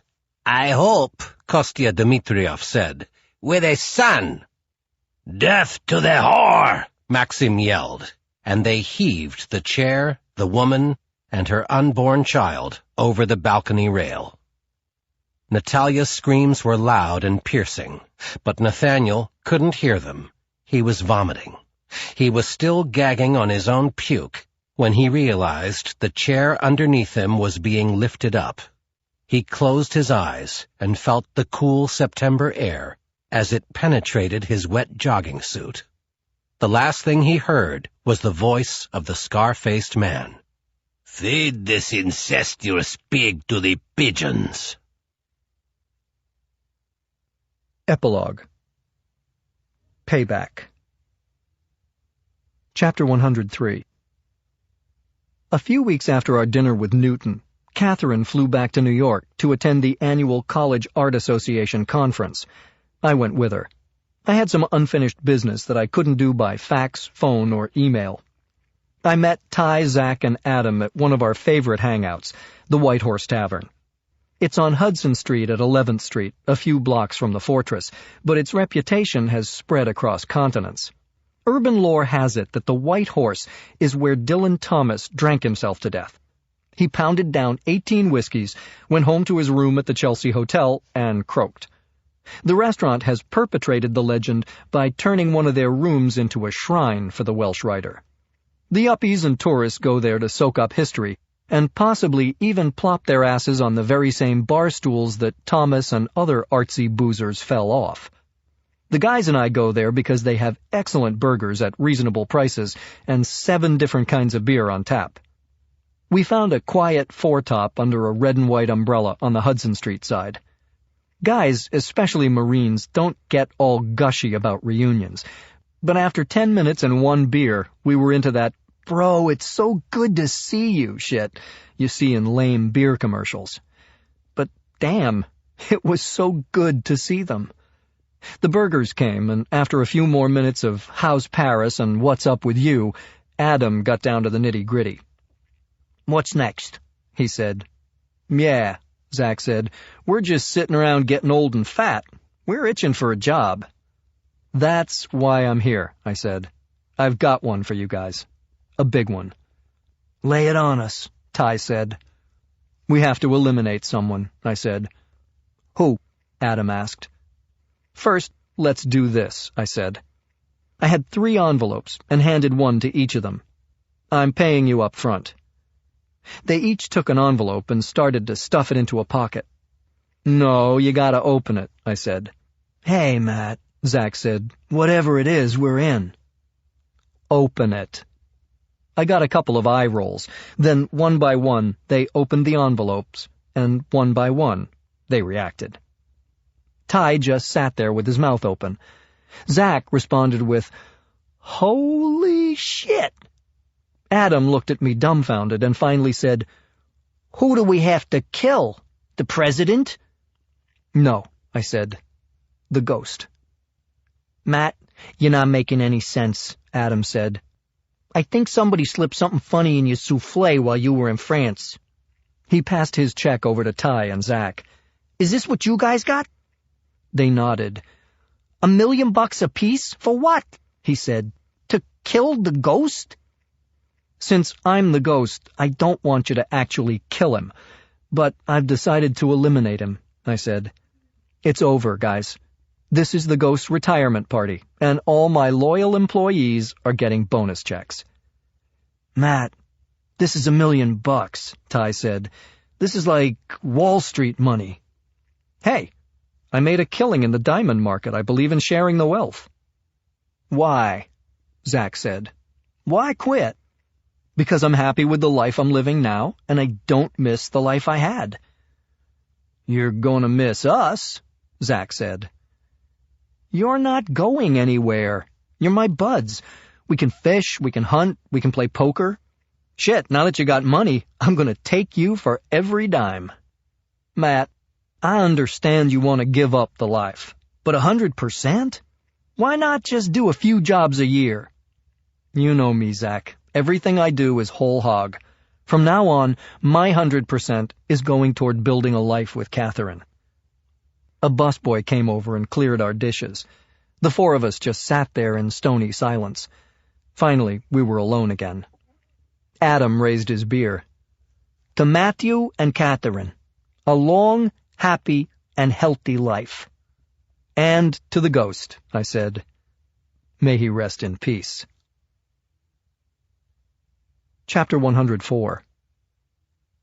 After lunch, I walked to 6th Avenue, caught the uptown F train toward Jamaica, and settled in for the 45-minute ride to the Union Turnpike station. I emerged on Queens Boulevard, one of the busiest roads in the borough, and with 12 lanes of bus, car, and truck traffic, one of the deadliest. I weaved my way through streets I'd never seen before, but I'd mapped them out and committed them to memory that morning. I love my fortress in Lower Manhattan, but it was nice to walk the streets of New York and not be surrounded by Soho chic models, aging hippies, or Trump wannabes. I walked along Metropolitan Avenue, past a United Nations of food options that in one block alone offered up Mexican, Chinese, Korean, Italian, Caribbean, and glot kosher. The only thing missing was a sign that said, "Real people live here." I turned right at the Yeshiva Tiferet Moshe onto 118th Street and saw him, the person I was looking for. He was wearing cutoffs and a Mets t-shirt and raking up the few leaves that had fallen onto his tiny plot of grass. He saw me and dropped the rake. "Matthew Bannon," I said. "Remember me?" "Until the day I die," he said, wrapping his brown arms around me. "It's good to see you vertical. I'm sorry I didn't visit you in the hospital. I was just too... I don't know. I was kind of messed up for a while." "Hey, Mr. Perez, Manny." "Manny. No apologies necessary," I said. "How are you doing now?" "I'm on disability. The unions said they can't fire me, but I'm not sure when I'll be ready to go back to driving a subway. Maybe never." "You getting any help?" "The transit gods sent me to a lady shrink. She's young and cute, and she gave me some antidepressant pills for the PTSD, but I never took them. How about you?" "I decided to take my broken bones and my girlfriend to Paris for a while." "Sweet. Manny, do you know anything about the other guy who was on the track that day?" "On the track? I like that. You mean the guy I killed? They said he was some kind of a Russian businessman. No family. That was the good part." "There are no good parts to that man. He was a murderer, a thief, a smuggler, an arsonist, you name it. Vadim Chukov lived a life of crime, and the only thing you did was help put it to an end." "I'll remember that when I wake in a cold sweat at 2 a.m. "I was in the Marines," I said. 3 combat tours, so I know what you're going through. Middle of the night is when a guy can really get self-destructive." He looked away, and I knew I'd hit a hot button. The good Catholic had been wrestling with thoughts of suicide. "But you can get better. It won't happen overnight. You need a good therapist, one who's experienced and smart, not young and cute.